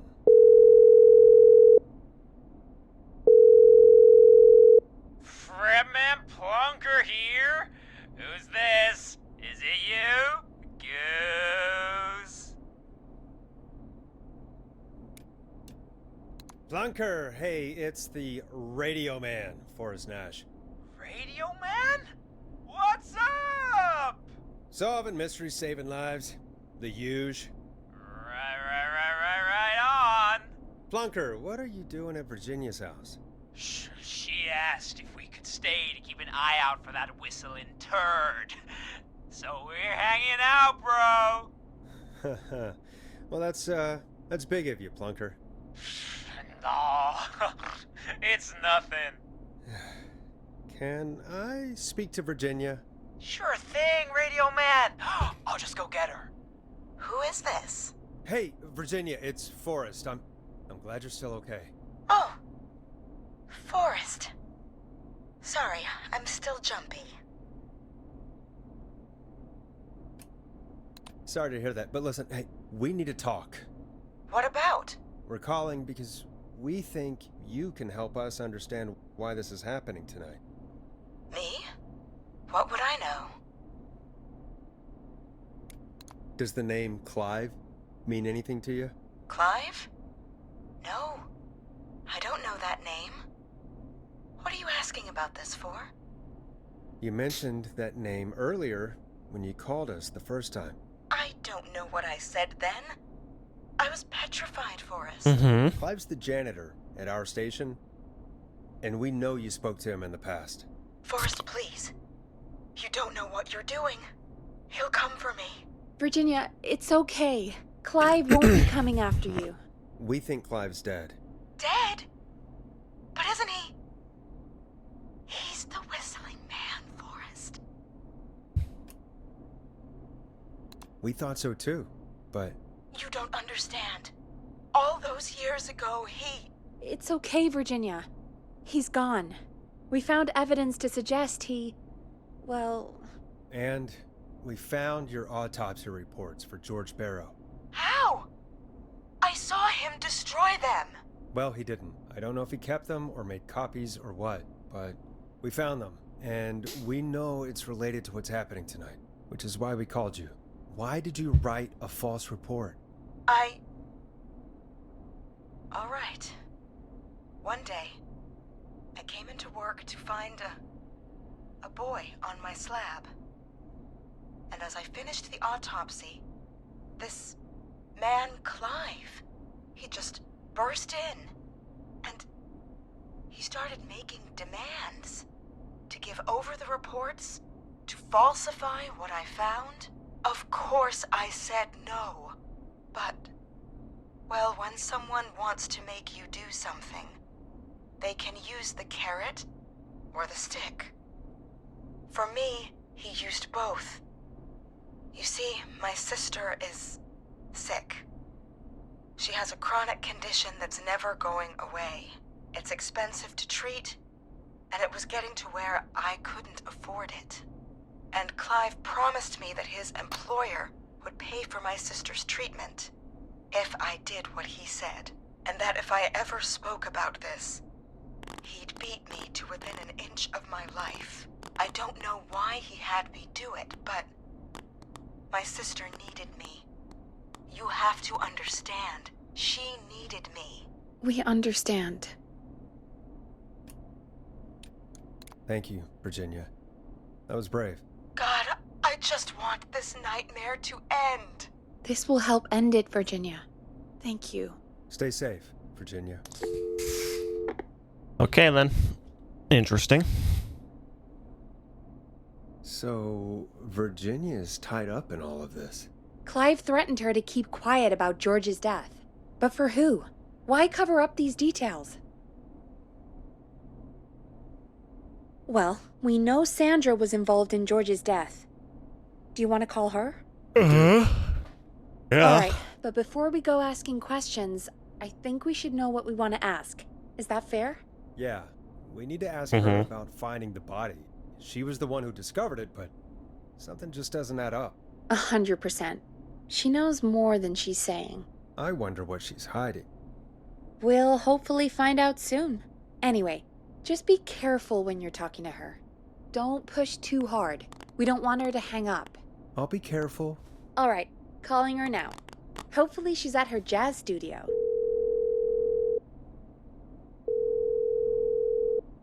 Aha! Forrest, you're through. Hello, this is Sandra at Jazz Pizzazz Jazz Studio. Who's this? Hello again, Sandra! It's Forrest Nash of 189.16, The Scream. And you're live on air. Oh, I always thought folks called into a radio show, not the other way around. How jazzy. What can I do for you? Well, we're trying to understand what's behind the attacks tonight. We had a few questions. Why, Forrest, of course. Heck, after the way you saved my life, I'd say yes to just about anything you asked.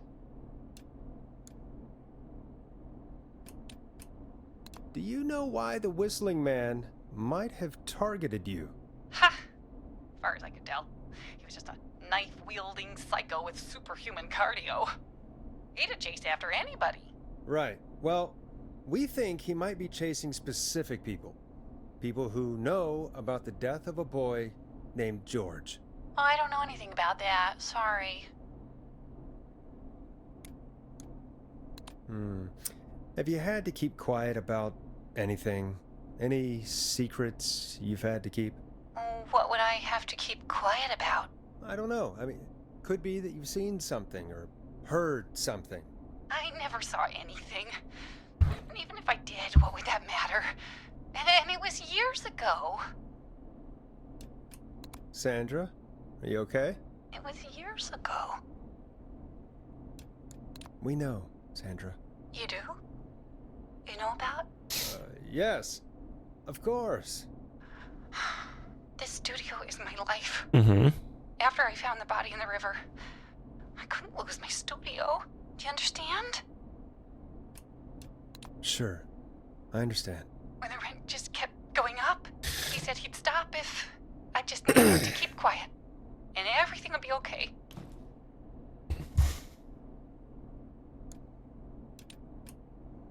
Sandra?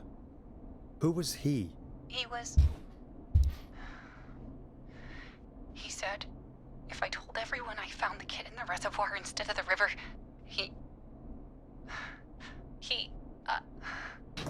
I'm sorry. I can't do this.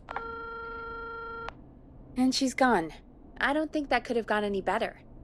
You truly did great, Forrest. Thank you. Well, folks, if anyone out there has any thoughts on what's going on tonight, please call in. That's good timing. We've got a call waiting just this second.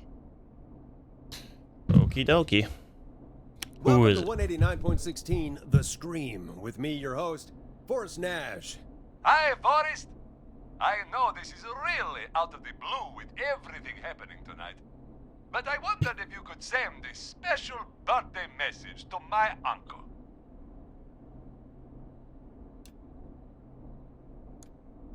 You know what? I'd welcome a change of pace. I'd be glad to. Thank you, Forrest.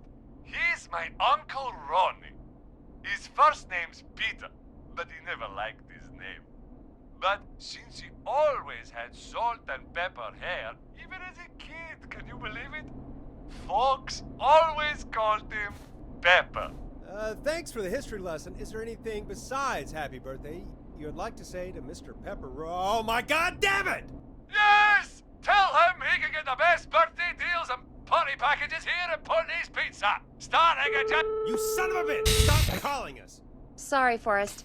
Let's just move on. We've already got another caller on the line. Son of a bitch. This is 189.16, The Scream. I'm Forrest Nash. You're on the air, caller.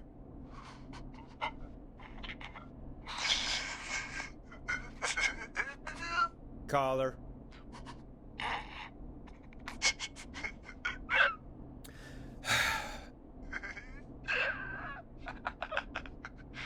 Ponty. Ponty's Pizza always delivers! Come rain or sleet or whistling man, we'll be there!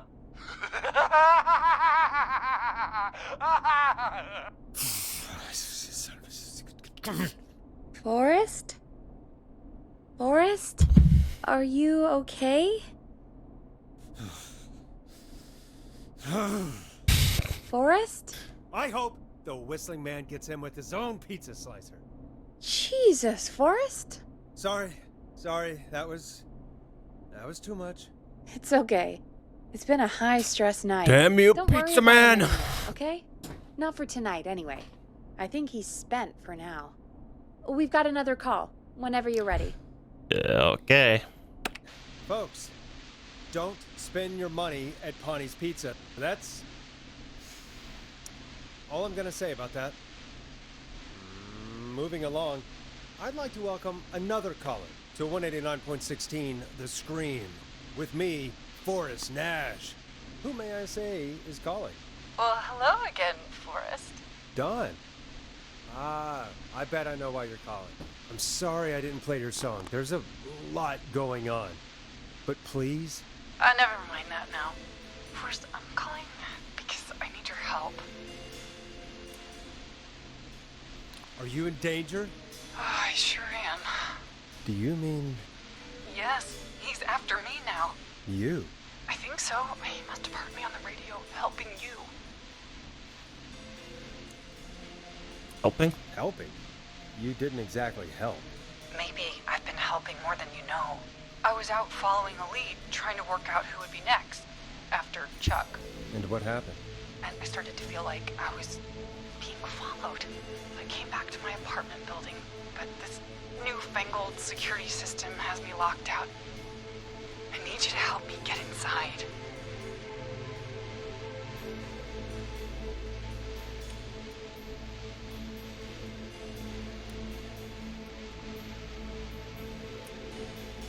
Can a neighbor let you in? I only moved in last week. I don't know anybody yet. There's not even a buzzer here, only the keypad for the entry code. I don't trust her at all. That code to get inside. Which apartment block do you live in? Maybe one of our listeners lives there too. It's the new Woodside apartment building between the town hall and the trailer park. But I doubt any of your listeners live there. I don't have many neighbors.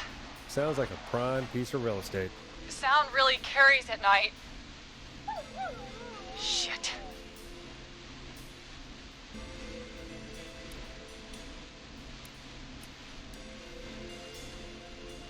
Is that a neighbor's dog?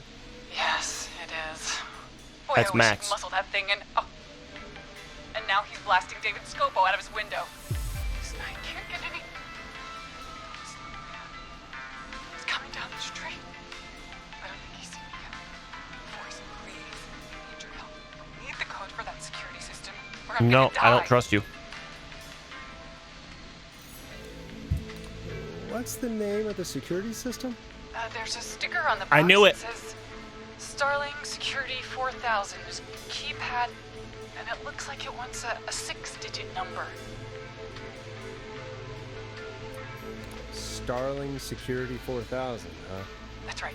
Very newly installed. I need the key code before the whistling man gets me. Yeah, of course. Don't worry, Don. Thank you, Forrest. I knew I could count on you. I don't trust you. I'll sit out of sight. Call me back soon. I don't trust you. All right, folks. Here's a little tune for you all to enjoy while I try to break Dawn into her apartment. Yeah, her apartment. It's the roller skating guy. Where's the roller skating place? I better put a record on. I don't trust trust her. I don't trust Dawn even a little bit, not for a second.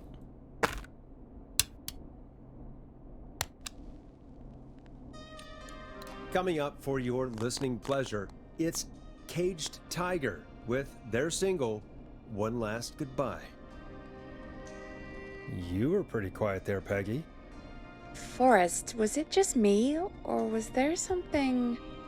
It wasn't just you. Something was weird about that. Yeah. Well, tell you what, we have a Starling 4000 or whatever here at KFAM. Clive bought one for the station. Maybe we can find something to help.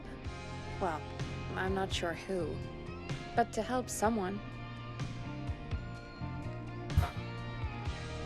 No, I don't trust it. Okay, so she's locked out of the Woodside Apartments, and somewhere Clive probably has the papers for the Starling 4000. There's Roller Ricky's. She's not at the apartment. She's at Roller Ricky's. That was the dog, Max, and whining on the radio. I don't trust Dawn even a little bit. Not for a second.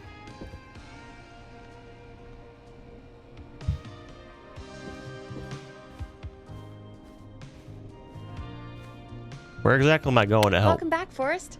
Find anything? No. Nothing by way of key codes. I see. Any ideas, Peggy? Dawn says she's stuck outside the Woodside Apartments with the whistling man nearby. She's locked out because of some new security system. Yeah, the Starling 4000. Right, and we had the same security system delivered here. Clive was going to install it, so check the basement. I guess that's where Clive would have stuff like that. Thanks, Peggy. No problem. Don't take too long. Why do I gotta check the basement? Come on, man. Do you not want to go down because you know that the killer will go after you too? And you want me to go down because you know I'm safe for some reason? You do something to piss off the killer? Are you in danger? Am I not in danger?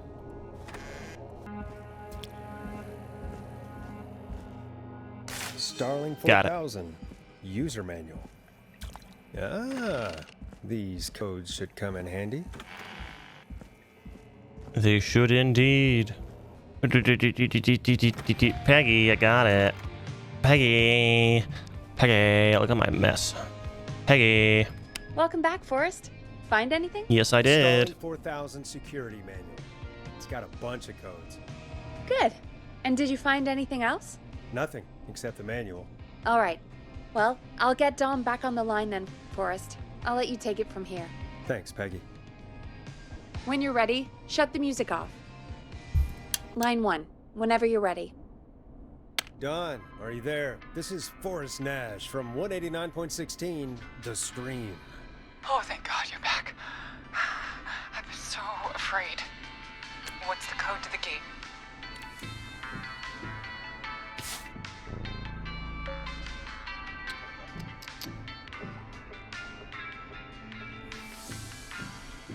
I could give her the alarm. I don't trust her. I think she's trying to get into the rollerblade place to kill.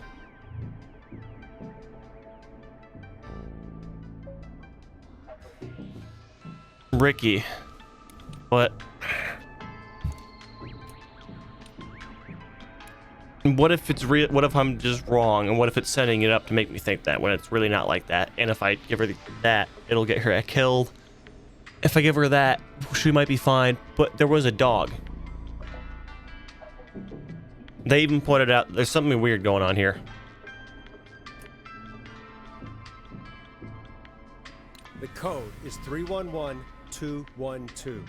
Thank you, Forrest. I'm sorry. Maintenance are not currently available. Please fall back to training. Maintenance? I think you gave me the wrong number on purpose. Well, I'll just do this the hard way. Forrest, what did we do?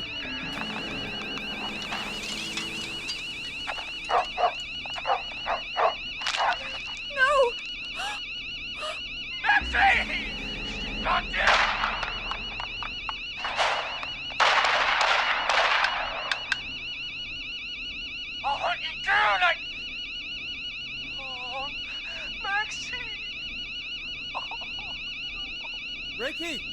Ricky! Hello? Hello? Forrest? Is that you? Did you have something to do with this? Ricky, whoever that was, she was trying to get into the building. I tried to help, but... She? Forrest, man, you got no idea. That was him! That was the whistling man! The alarm gave me just enough time to get my rifle... Oh, man, Maxie, I'm coming, buddy! Forrest, I've gotta go. I've gotta go! Come on, Maxie. Stay strong. Okay, Gallows Creek. Here's some music while we process what just happened.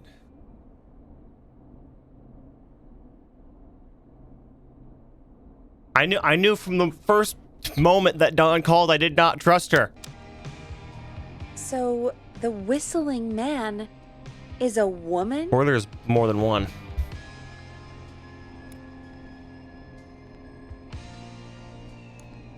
I had my suspicions.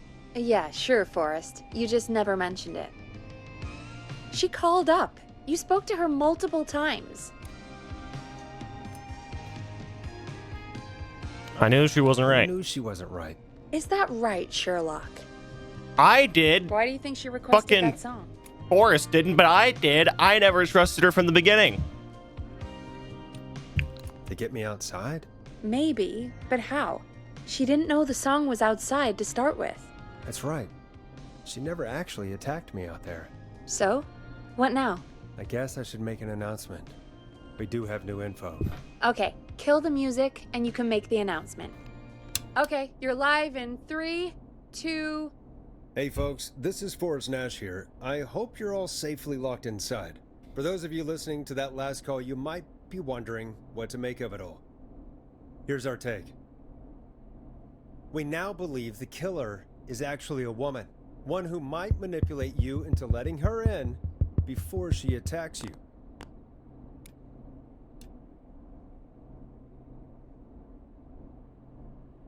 We're neighbors. Look out for each other and stay safe. The killer was calling themselves Dawn. This could be a fake name. If anyone needs help or you have info on the killer, please call in. You folks have my new number, right? It's 911. Hopefully, our next caller can help shed some light on our killer. How long is this game? Hey, we had a call Playing for come like in. 3 hours. Okay, folks, time to take a call. This is Forrest Nash, and you're listening. Please help me. My name is Casey Moore. I'm at 25 Nancy Drive.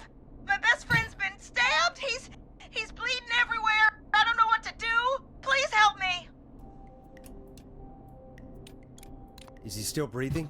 Yeah, but he's bleeding out fast. I really need help. Please. Take a breath. We'd been out at the reservoir.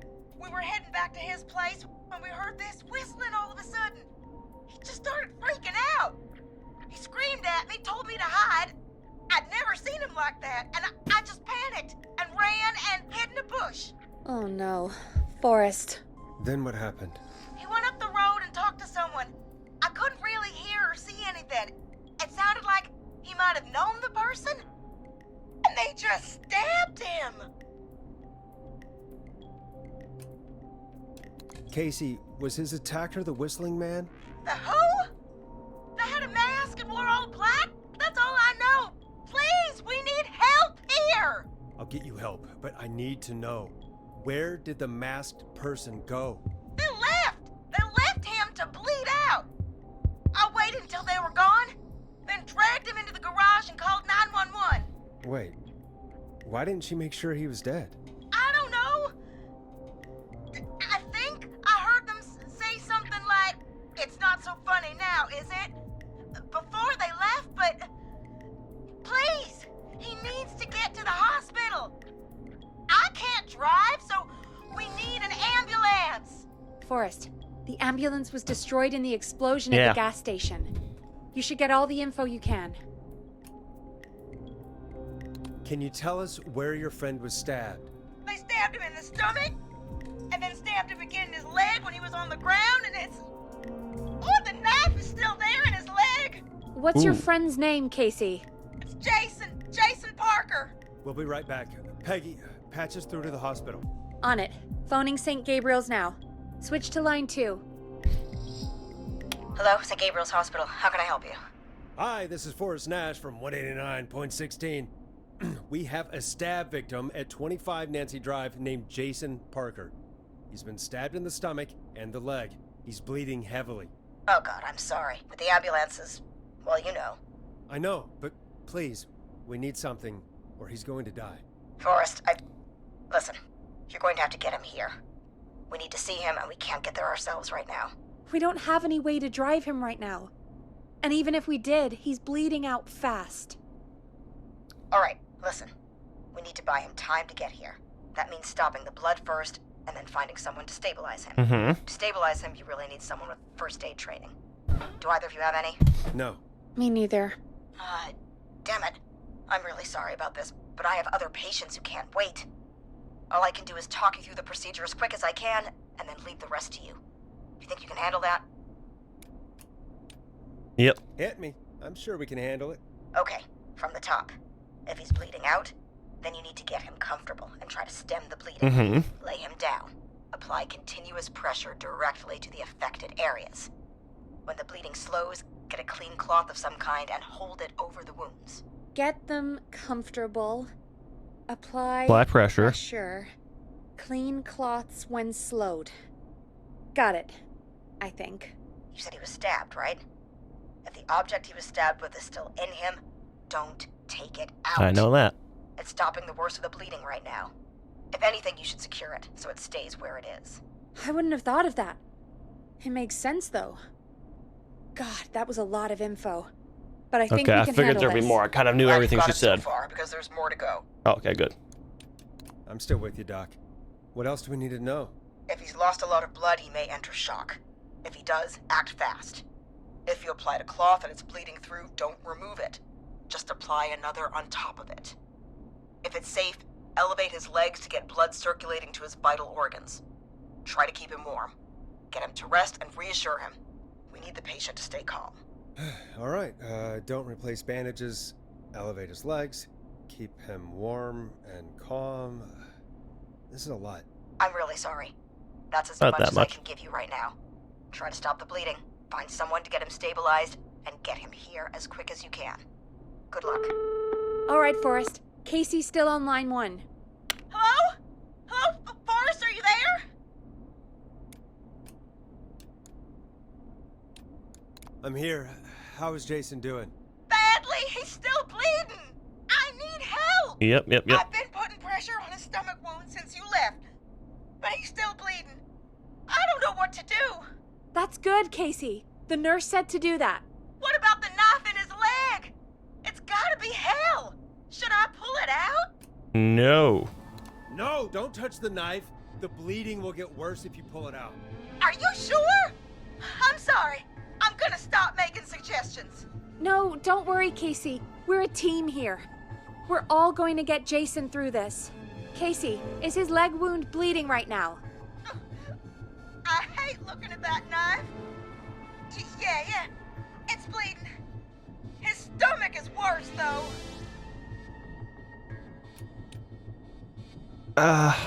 All right, I think we need to leave that knife alone. All right.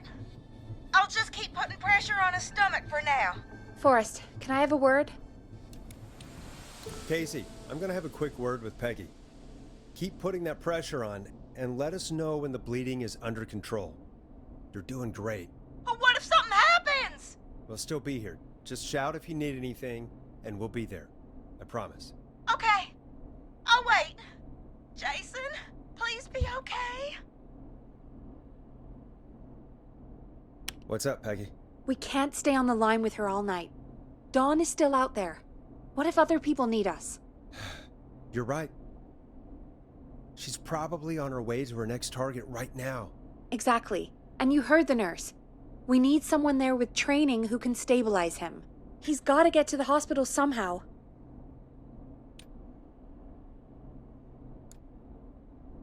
Could somebody nearby help Virginia. him? Maybe drive him to the hospital? You know, that's exactly what I was wondering. Do you have anybody in mind? I might. A little before you started working here, KFAM did a mandatory first aid training course. Me and Karen missed it because we were away on a producer getaway. You skipped it, didn't you? Never mind. So, how does KFAM's first aid course help us? Casey said they're at 25 Nancy Drive, right? Yeah? Why? They put up a bunch of cheap houses around there about 10 years ago. So a bunch of people here at the station live around there. Do you think any of them could help Casey and Jason? Probably, but I don't know who lives there. And since I missed the training day, I don't know who knows first aid. Could you call them and ask? I don't know everybody's numbers. I've only ever called Karen. Everybody's personnel info is probably in Reggie's office. Got it. I'll look through their files in Reggie's office. It's a life or death situation. I'm sure they won't mind. Right. But there are a couple of problems with that. Oh my god. Naturally. It's sensitive information, so Reggie probably locked it in his safe. Great. Great. Do you have any idea what the combo for the safe could be? Not a clue. Reggie's a serial note-taker, though. Maybe something in his office will give it away. Right. There is something else. Oh my god. What? I'm not gonna like this, am I? Have you ever heard, the future is floppy? Peggy, what the hell are you talking about? I'm talking about floppy disks. Floppy disks are like these futuristic things that have information on them.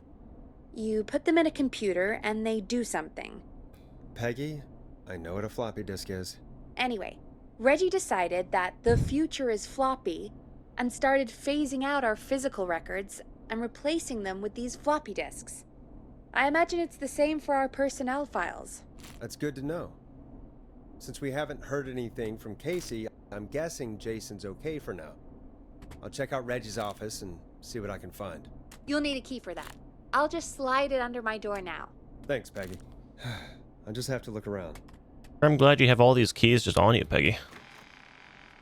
There is not more to do here. Good. I'll patch my mic down to the office, so you'll hear me over the intercom. Uh-huh.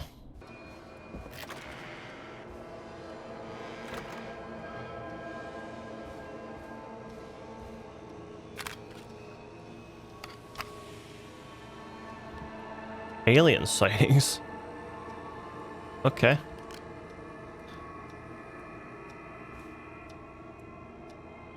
Axe forever. Need to write pitch document. Looks like I need a 4-digit code.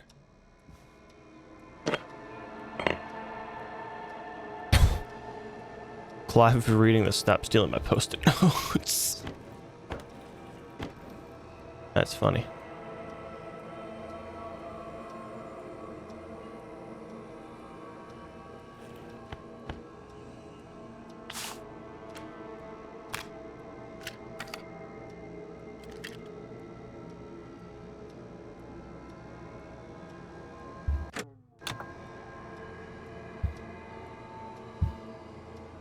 Hey, Peggy, you there? Yeah, I'm here. Did you find what we need?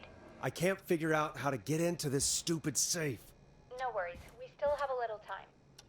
Reggie writes almost everything Very down important somewhere. date. I'd recommend you start reading. I'll have a look around. You're probably right. I'll let you know when I find something, or don't. Nope, that's not working. Must be something else. 13/08/1987.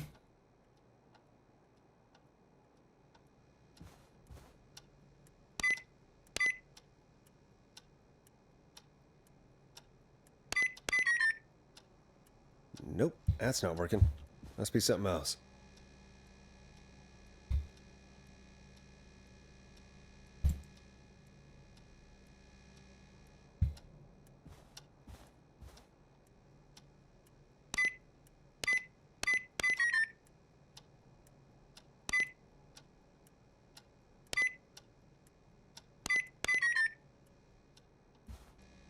$18.10.85. 1985.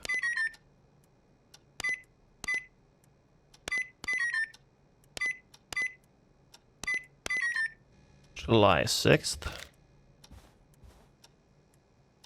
April, May, June. July. Is that 7? 0706. Motherfucker. What a very important date. There's no dates in here. I mean, there are dates in here, but none of them have worked. Peggy, I still have no idea how to open this safe. Okay. So let's change our thinking. What if we... Hello? Is anybody there? Please pick up. Casey, I'm here. What's wrong? Jason started going pale. I tried to get him to rest, but he just threw up everywhere. What's happening? What do I do?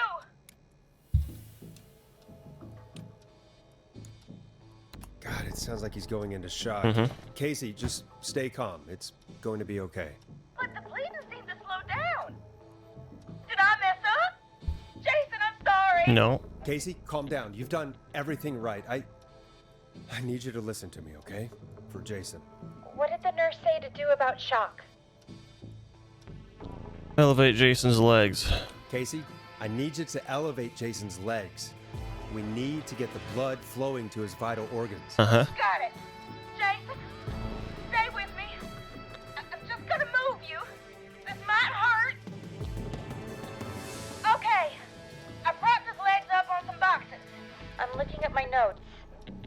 We need to get Jason as warm and comfortable as possible. Make sure you... Do you have anything you could use nearby, Casey? Yeah. I still have some laundry next to me. I'll wrap him in some blankets. Just give me a second. Sorry. Sorry.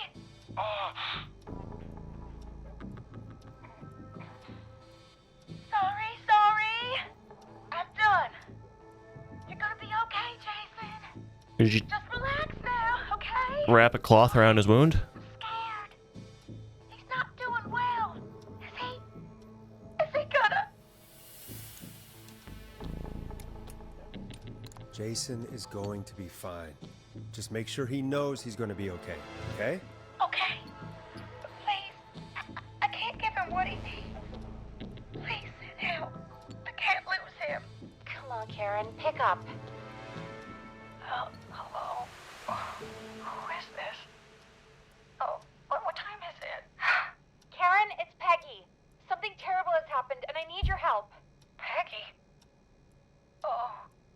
Did Reggie find out about our drinking sessions? What? No, somebody's been stabbed. He's at 25 Nancy Drive. There's no ambulances, and... Whoa, Peggy. You know I missed first aid training. I have no idea what to do. Please, Karen, you always know what to do. You're the best we were able to come up with. I really don't know about this. Karen... Okay, I'll do what I can. 25 Nancy Drive, right? Thank you, Karen. Thank you, Karen. I really owe you one. You're looking for Jason and Casey. Thanks. I'll head over there. And watch out for the whistling lady. Good luck. Hello, Casey. Are you there? How are we doing? Bad. Jason seemed really weak and then just started thrashing. What about now? Is he still thrashing? He's passed out. Please tell me you found someone to help. Casey, help is on the way. My colleague will be there soon. You hear that, Jason? Someone is coming. You're gonna be just fine. Just hold on for me, okay? Just hold on. Come on. Hello? Jason, Casey? I'm Karen. God damn, you got there fast. Are you there? Can you let me know?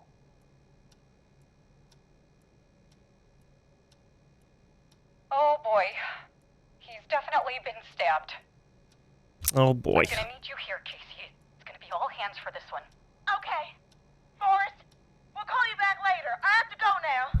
Good luck, everyone. God, I hope he's gonna be all right. And with that, the show moves on. We're sending our best wishes to Jason. Okay. What about this damn combo? Well, after all that excitement, I think we could use some music. Come back upstairs when you're ready. What? What? So I came down here for nothing.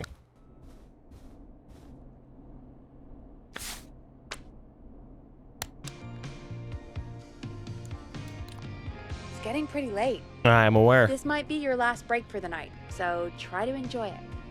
Give me a buzz when you want to go back on air. Okay, I might as well go grab a water. Okay, I'm ready. Let's roll. Let's roll. Got it.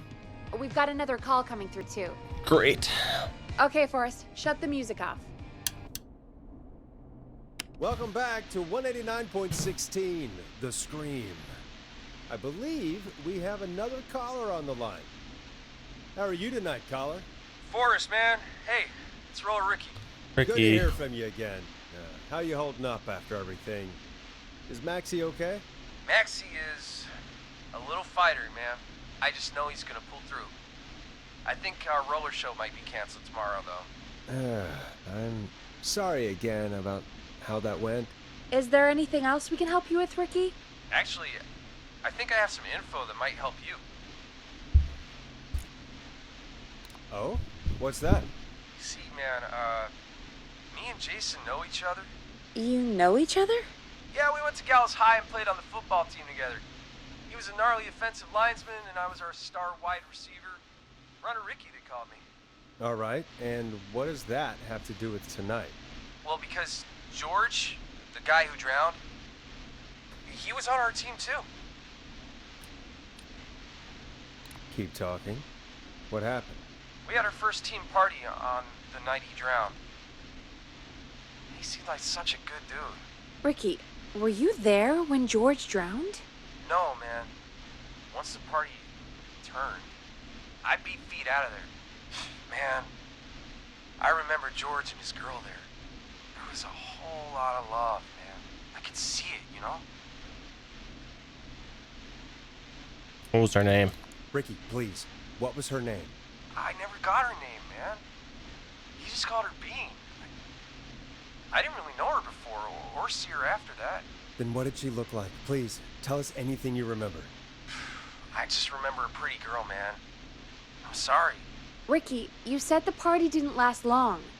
What happened? We were just having a good time, and then the next thing I knew, everyone was running for their life. I looked up and saw a goddamn whistling man in the trees. And I never ran so fast in my life. I ran straight home. Didn't know about George until next morning at school. I'm guessing it was whistling night, wasn't it? That the whistling man was just another kid. Yeah. I don't know how George died, but I always felt like if anyone deserved to die that night, it should have been me. And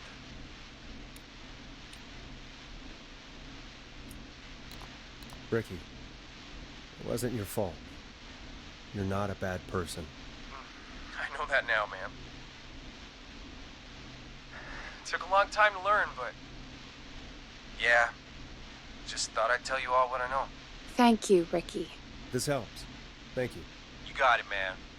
Anyway, I think it's time for me and Maxie to free up your phone lines. Night, Ricky. Good man, Ricky. All right, folks.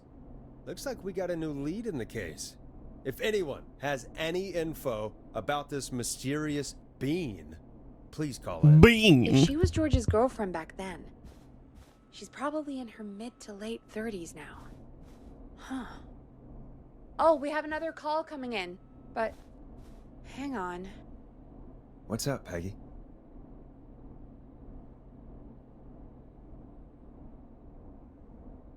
Peggy? You're gonna want to take this call off the air.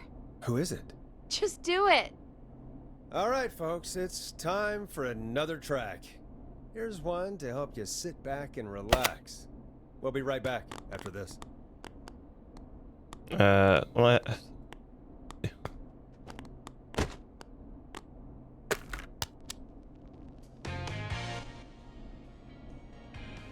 Okay.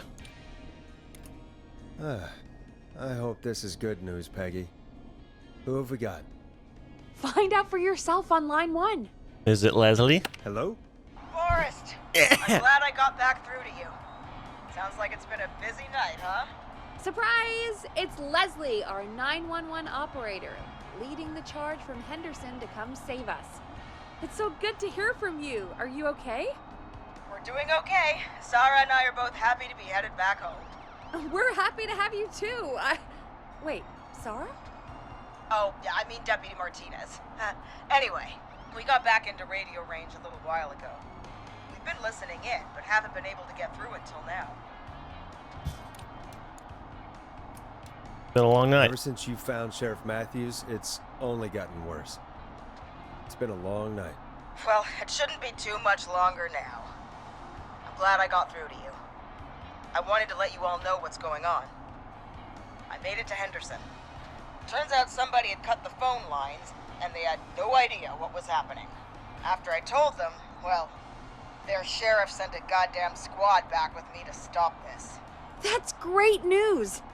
That's crazy about the phone lines, though. Do you think the Whistling Man cut them? I'm guessing so. I don't know how the Whistling Man did it. But that doesn't matter right now. Listen, we're coming in hot, but we need your help. I know Gallows Creek isn't a big town, but if we don't know where the Whistling Man is, we can't get him. Her. That's where you come in. You can count on us. What do you need? It might be a long shot, but here goes.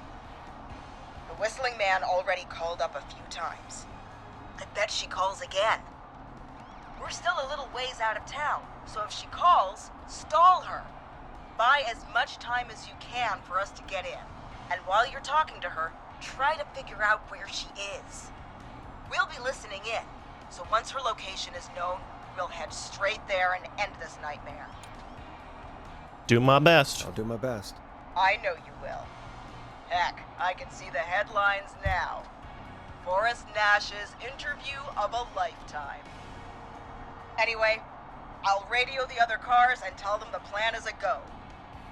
Hopefully the next time I see you, it'll be with our killer behind bars. Take care now. We'll see you soon, Leslie. Oh, thank God. It sounds like this is almost over. We're nearly through this. Best we don't waste any time then. Let's get back on air. You got it. Time to turn the music off. Bringing you back live now. Welcome back to The Scream with me, Forrest Nash. The line is lit up, but before I get to our next caller, I just want to say, things are looking up. It's almost over. But for now, let's bring in our next caller. Evening, caller. This is Forrest Nash. Forrest? Casey, is that you? Are you all right? Forrest, it's Jason. What about Jason? Is he okay?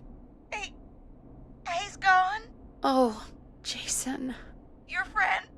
They tried everything they could. They said he just lost too much blood. Casey, I'm so sorry. I can't believe he's gone. Could I have done more? You did everything you could have done.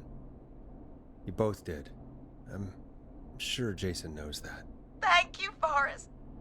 I really hope so. Hey, guys, I'm really sorry, but there's a call on the other line. I just need to make sure we don't have another situation brewing. It's all right, Peggy. I understand. Do what you need to do. Thank you, Casey. I'll be right back. Forrest? Yes, Casey? Before Jason passed out, I asked him who did this, and I think he knew who attacked him. Are you serious? Yeah. He said it had to do with a boy named George Barrow? It all keeps coming back to George Barrow. He said that George died during... God, what was it? Whistling night. Whistling night? Some kind of prank night. And that the person who stabbed him wanted revenge for George. Casey, are you absolutely sure this is what Jason said? Yeah, I think so. Jason still seemed with it when he was telling me. So I don't doubt what he said. Did you say Jason told you who the Whistling Man is? He did. He said it was a woman. They went to school together. Somebody called What? What happened? Are we still on air? No, we're not. Seems like the power is completely gone. How do we get it back on? I don't, oh, we can used the emergency generator down in the basement. Reggie picked it up a while ago in case we ever needed to do an emergency broadcast. An emergency broadcast? Emergency? You know, nuclear war, alien attack, broadcasting a serial killer's location to the cops so we can end this nightmare. Fair point! It's in the storage area in the far back corner, up on the wall. You might have spotted it earlier when you were digging around for all those tapes. It'll have a big red button. Just press that. I'll see you when you're back. Okay, this is definitely bad. Dawn absolutely cut our power. She was listening to that, and now she's here, and she's gonna try to kill me.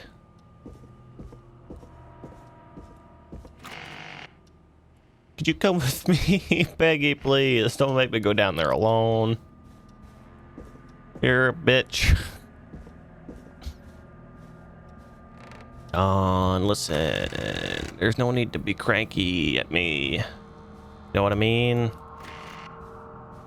There ain't no need to try to hurt me.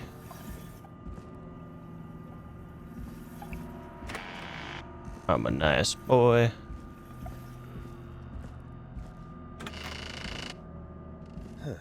Far back corner. Why is this station so big? Don't hurt me.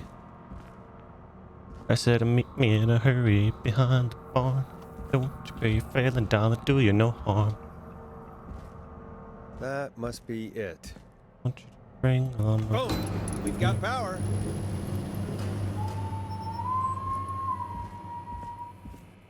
The whistling man. I need to warn Peggy.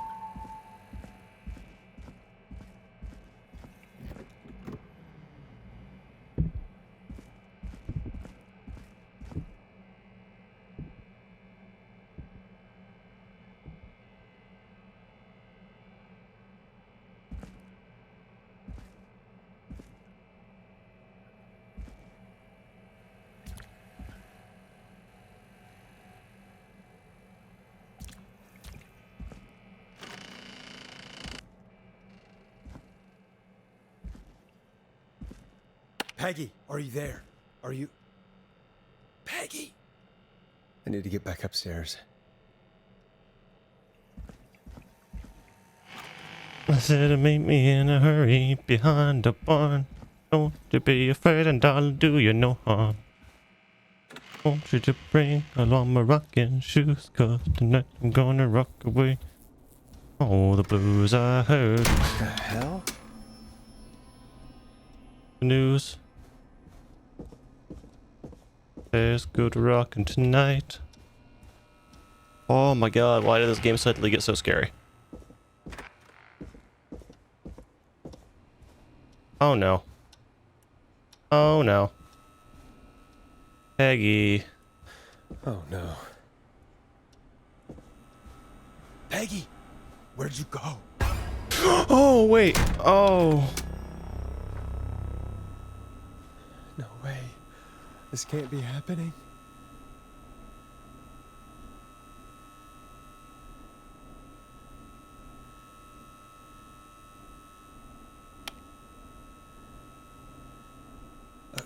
A call. Where's Peggy, Dawn? Have some patience, Forrest. It's almost the end of the night, almost the end of the show. But it's not over just yet. Got a little time still. So let's make the most of it. Rather not. I'd rather not if that's okay. Oh, Forrest. Huh? I thought we'd end tonight's Whistling Man special with a special guest. The one who started it all. Oh, let me take that out of your mouth and... You crazy bitch! Let me go! Welcome to the air, Mr. Teddy Gallows Jr. Wait. It's all gonna come out tonight, Teddy. Your daddy and his money saved you 20 years ago. But even if he crawled out of his coffin with all the money in the world... Wait, where the hell is Teddy? How are you talking to him if you're here with me? Because I'm not there with you, Forrest. I'm here with Teddy. Peggy. And if he says where that is, well, he knows he'll get it. Wait, then who am I looking at? Forrest Nash, let me introduce you and all of Gallows Creek to my boy, Henry Barrow.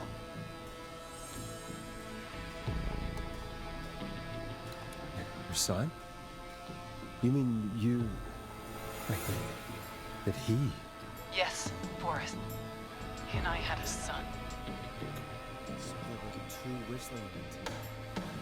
Of course. I knew it. That explains how you were always able to get around town so quickly. Hang on. Did you say Barrow? Then are you? Let me just get this mask off. Damn uncomfortable thing. No wonder Mooney went crazy wearing this. There we go. Marie Campbell? George's old girl. Oh. Well, it sure has been years since I last saw. Oh, God damn it.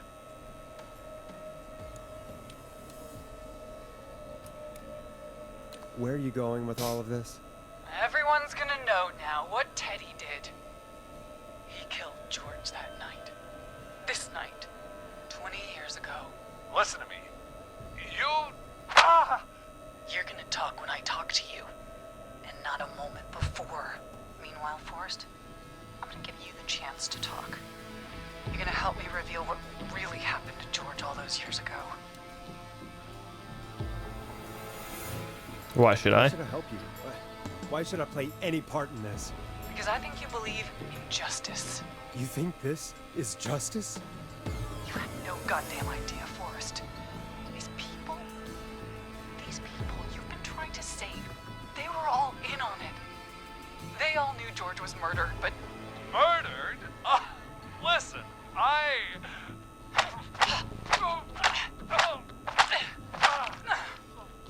I said you speak when you're spoken to. Now, I know you've done some good work tonight in piecing together what happened to George 20 years ago, and that's why I want you to interview us.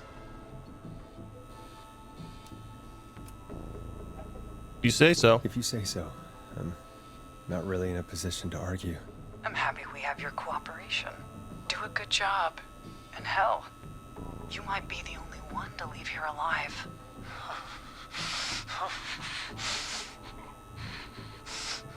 I need to drag this out. If I can buy Leslie time to get back to Gallows Creek, and if I can find out where Marie is, then this can end. Teddy, we'll start with you. Just, talk me through what happened that night. How did it start? how would I know? It was 20 years ago. Do you want to die, Teddy? Because if you don't, start talking. Oh, what the hell? God damn it. Okay. Our first team party was coming up. And when I saw the date it was scheduled for, I had an idea for a way we could prank the new guys. Whistling night. I understand that kids in Gallows Creek know tonight as Whistling Night. I'm guessing that's what you mean? Well, we didn't have a name for it then. It was just the night that Mooney went missing. But Whistling Night is what they'd call it later. Wait. You mean this was the first Whistling Night? Keep talking, Teddy. We went up near Whistling Point. God, who was there?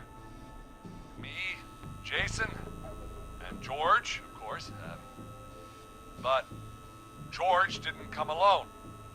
He brought Marie. And Roller Ricky.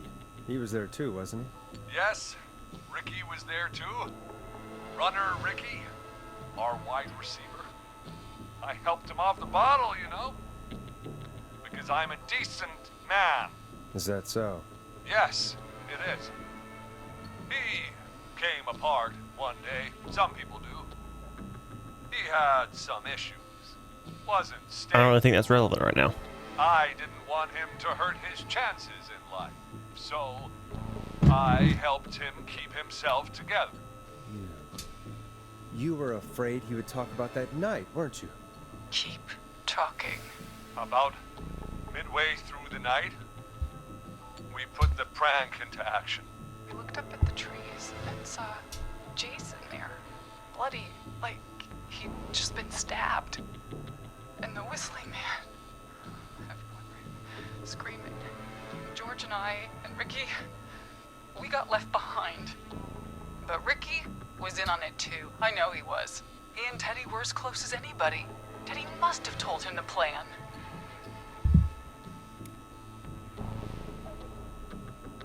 Did you ask Ricky if he knew or not? I didn't see any reason to. Why? Because Ricky phoned up earlier. He didn't know anything about it, Marie. What? He had no idea what was happening. He said he was as terrified as anybody. Isn't that right, Teddy? You didn't tell him, did you? Ricky never could keep his mouth shut. If we told him, he would have given everything away. But he... well... It doesn't matter. He didn't run his mouth enough to tell anybody about it afterwards. He's still guilty. It was just a stupid prank. Just a prank? How can you still say it was just a prank? Oh, come on. Oh, God. Damn it. You made George think Jason had been murdered. He thought his best friend was dead. And so tonight you stabbed him for real? It's the role he wanted to play. If I'd saved Jason, maybe I could have derailed her for a bit. Enough about him. Me and George took off running, but somehow we got separated in the woods. I ended up near the bottom of Whistling Point, and when I noticed George wasn't with me, I panicked. And then, I don't know how he snuck up on me, but the Whistling Man grabs me. I scream, and he starts laughing, telling me it's just a joke. I could stall for time here. Tell me, what happened next? I suddenly recognized it was Chuck. Chuck Brody was the Whistling Man, laughing away. But then he stops, and he's looking up at the top of Whistling Point. What was he looking at? Teddy, what happened next? Nothing. I mean, it was just... Teddy? George fell off Whistling Point. How did he Why fall? Did he fall, Teddy? He just... You pushed him. You were up there. You were dressed as the Whistling Man too, and... I didn't push him, God damn it! I just chased him up there, and he kept backing up. When I saw he was about to go over, I reached out. That's what you saw. You liar! It's not my fault. He didn't know it was a joke.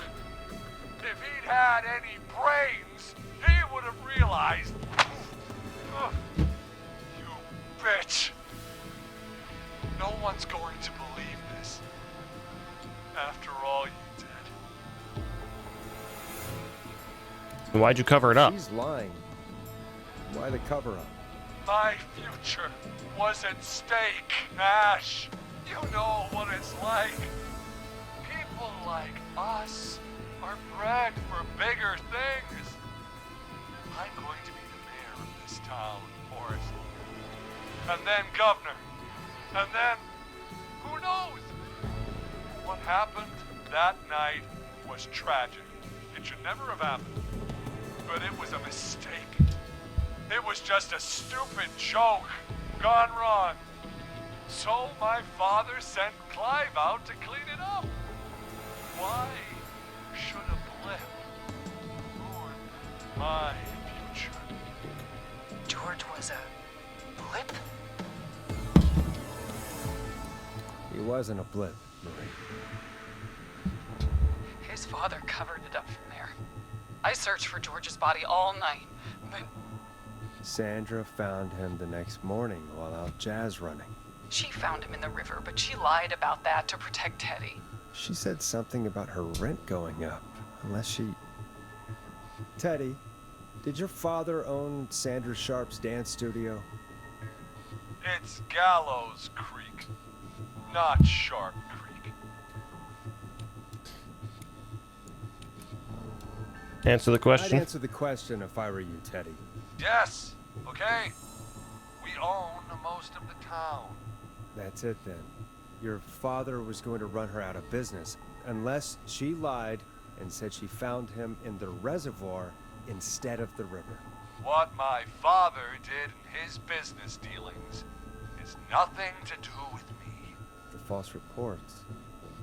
That's why you killed Sheriff Matthews too, isn't it, Maria? Not just to get him out of the way, but... Everyone was in on it, Forrest. Even the coroner wrote a fake report. Said George was drinking. That he'd just got himself into trouble. And... I saw. I'm sorry. For all it's worth, Virginia didn't have much of a choice. She had a sick sister whose treatments she couldn't afford. She played along with the gallows to save her sister's life. And her own. Even still, she should have told the truth. I did my part. I tried everything I could think of. I even went to the newspaper, but no. That coward killed the story. But Maurice Russell is dead now.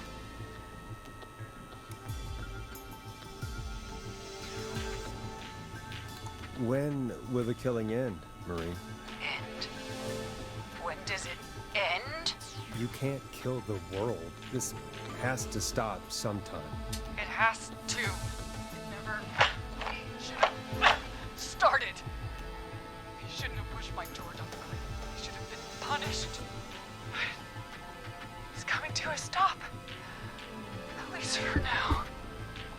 Here, where George and I first met, before he joined your football team. It was right after he shot the winning throw. Wait a sec.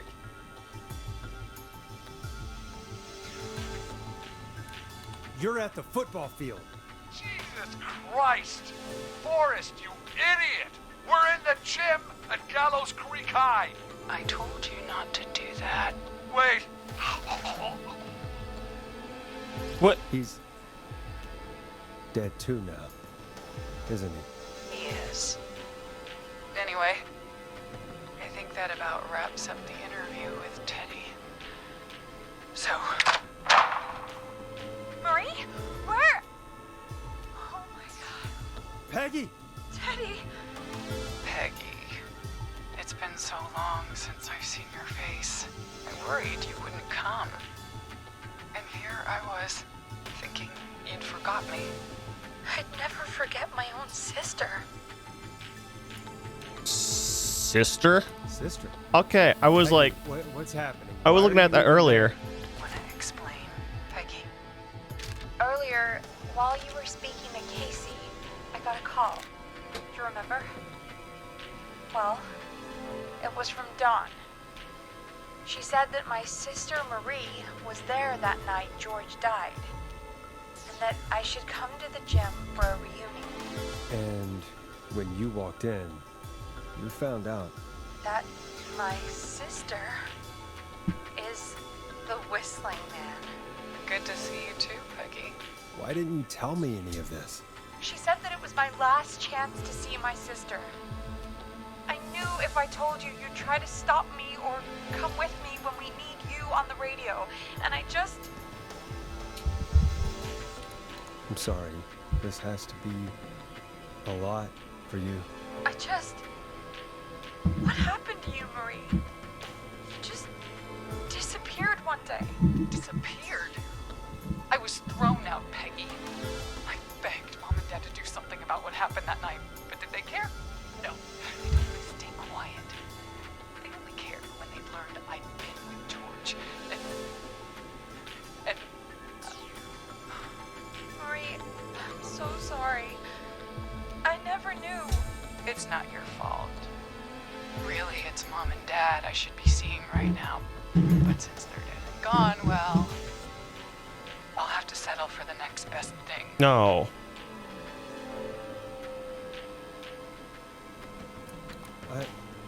Wait. Is that why you went after that kid in the maze? Eugene Stein? Because his parents? That's right. Eugene's parents were there that night too. They got themselves killed in a bus accident. And since only their child was left... Marie, please. Mom and Dad are gone, Peggy. Besides, you forgot me.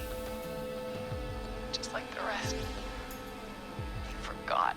Marie, Peggy never forgot about you. Keep your mouth shut. She kept a card from you. She kept it here on her desk. What card? The card you made me for my 8th birthday. What does it say then? Happy birthday, Peg. Now you're great and 8. Love, M. Henderson police! Freeze! No! Henry! Get out of there! Peggy! We have 1 wounded, 1 dead, and we're in pursuit of the suspect. Henderson police! Freeze! Forrest! Leslie, how's Peggy? She's been cut pretty bad, but we're here now. I'll be okay. God, Marie! Hey, Zara! I need you to look after Peggy. She needs help. Now. We got here just in the nick of time. Where's Marie? She bolted right as we got here. The police are right on her heels. It won't be long now. It's over, Forrest. Well, folks, it was a long night, but we made it through together. I'm gonna head off to go check on Peggy. This has been Forrest Nash.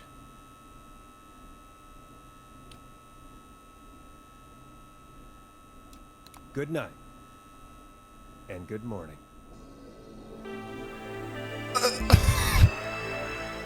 Jesus Christ. Forrest Nash, you were telling me I could have died?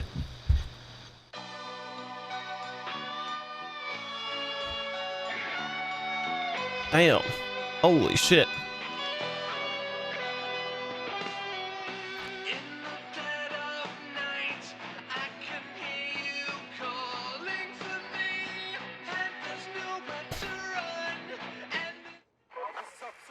That's 9 people died.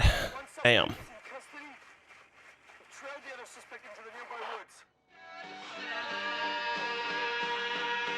9 out of 25. So I got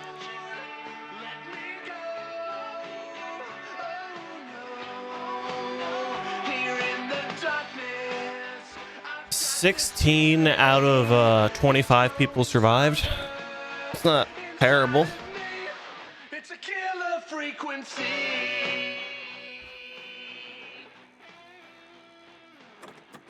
Wow, that was really good. I enjoyed that game a lot. That was really fun. It really a lot longer than I was expecting, but you know, that's fine. There's a lot to it. They got really involved there. The whole like radio, like answering callers and taking place of like a 911 operator from a radio station is really cool, really creative. But I enjoyed that a lot. I hope you all enjoyed watching this.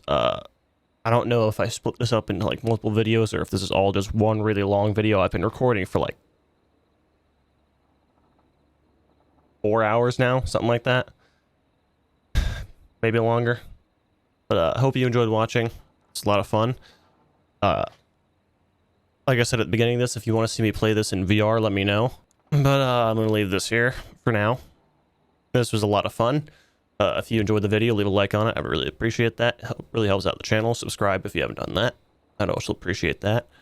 And thanks again for watching. See you all again in the next video.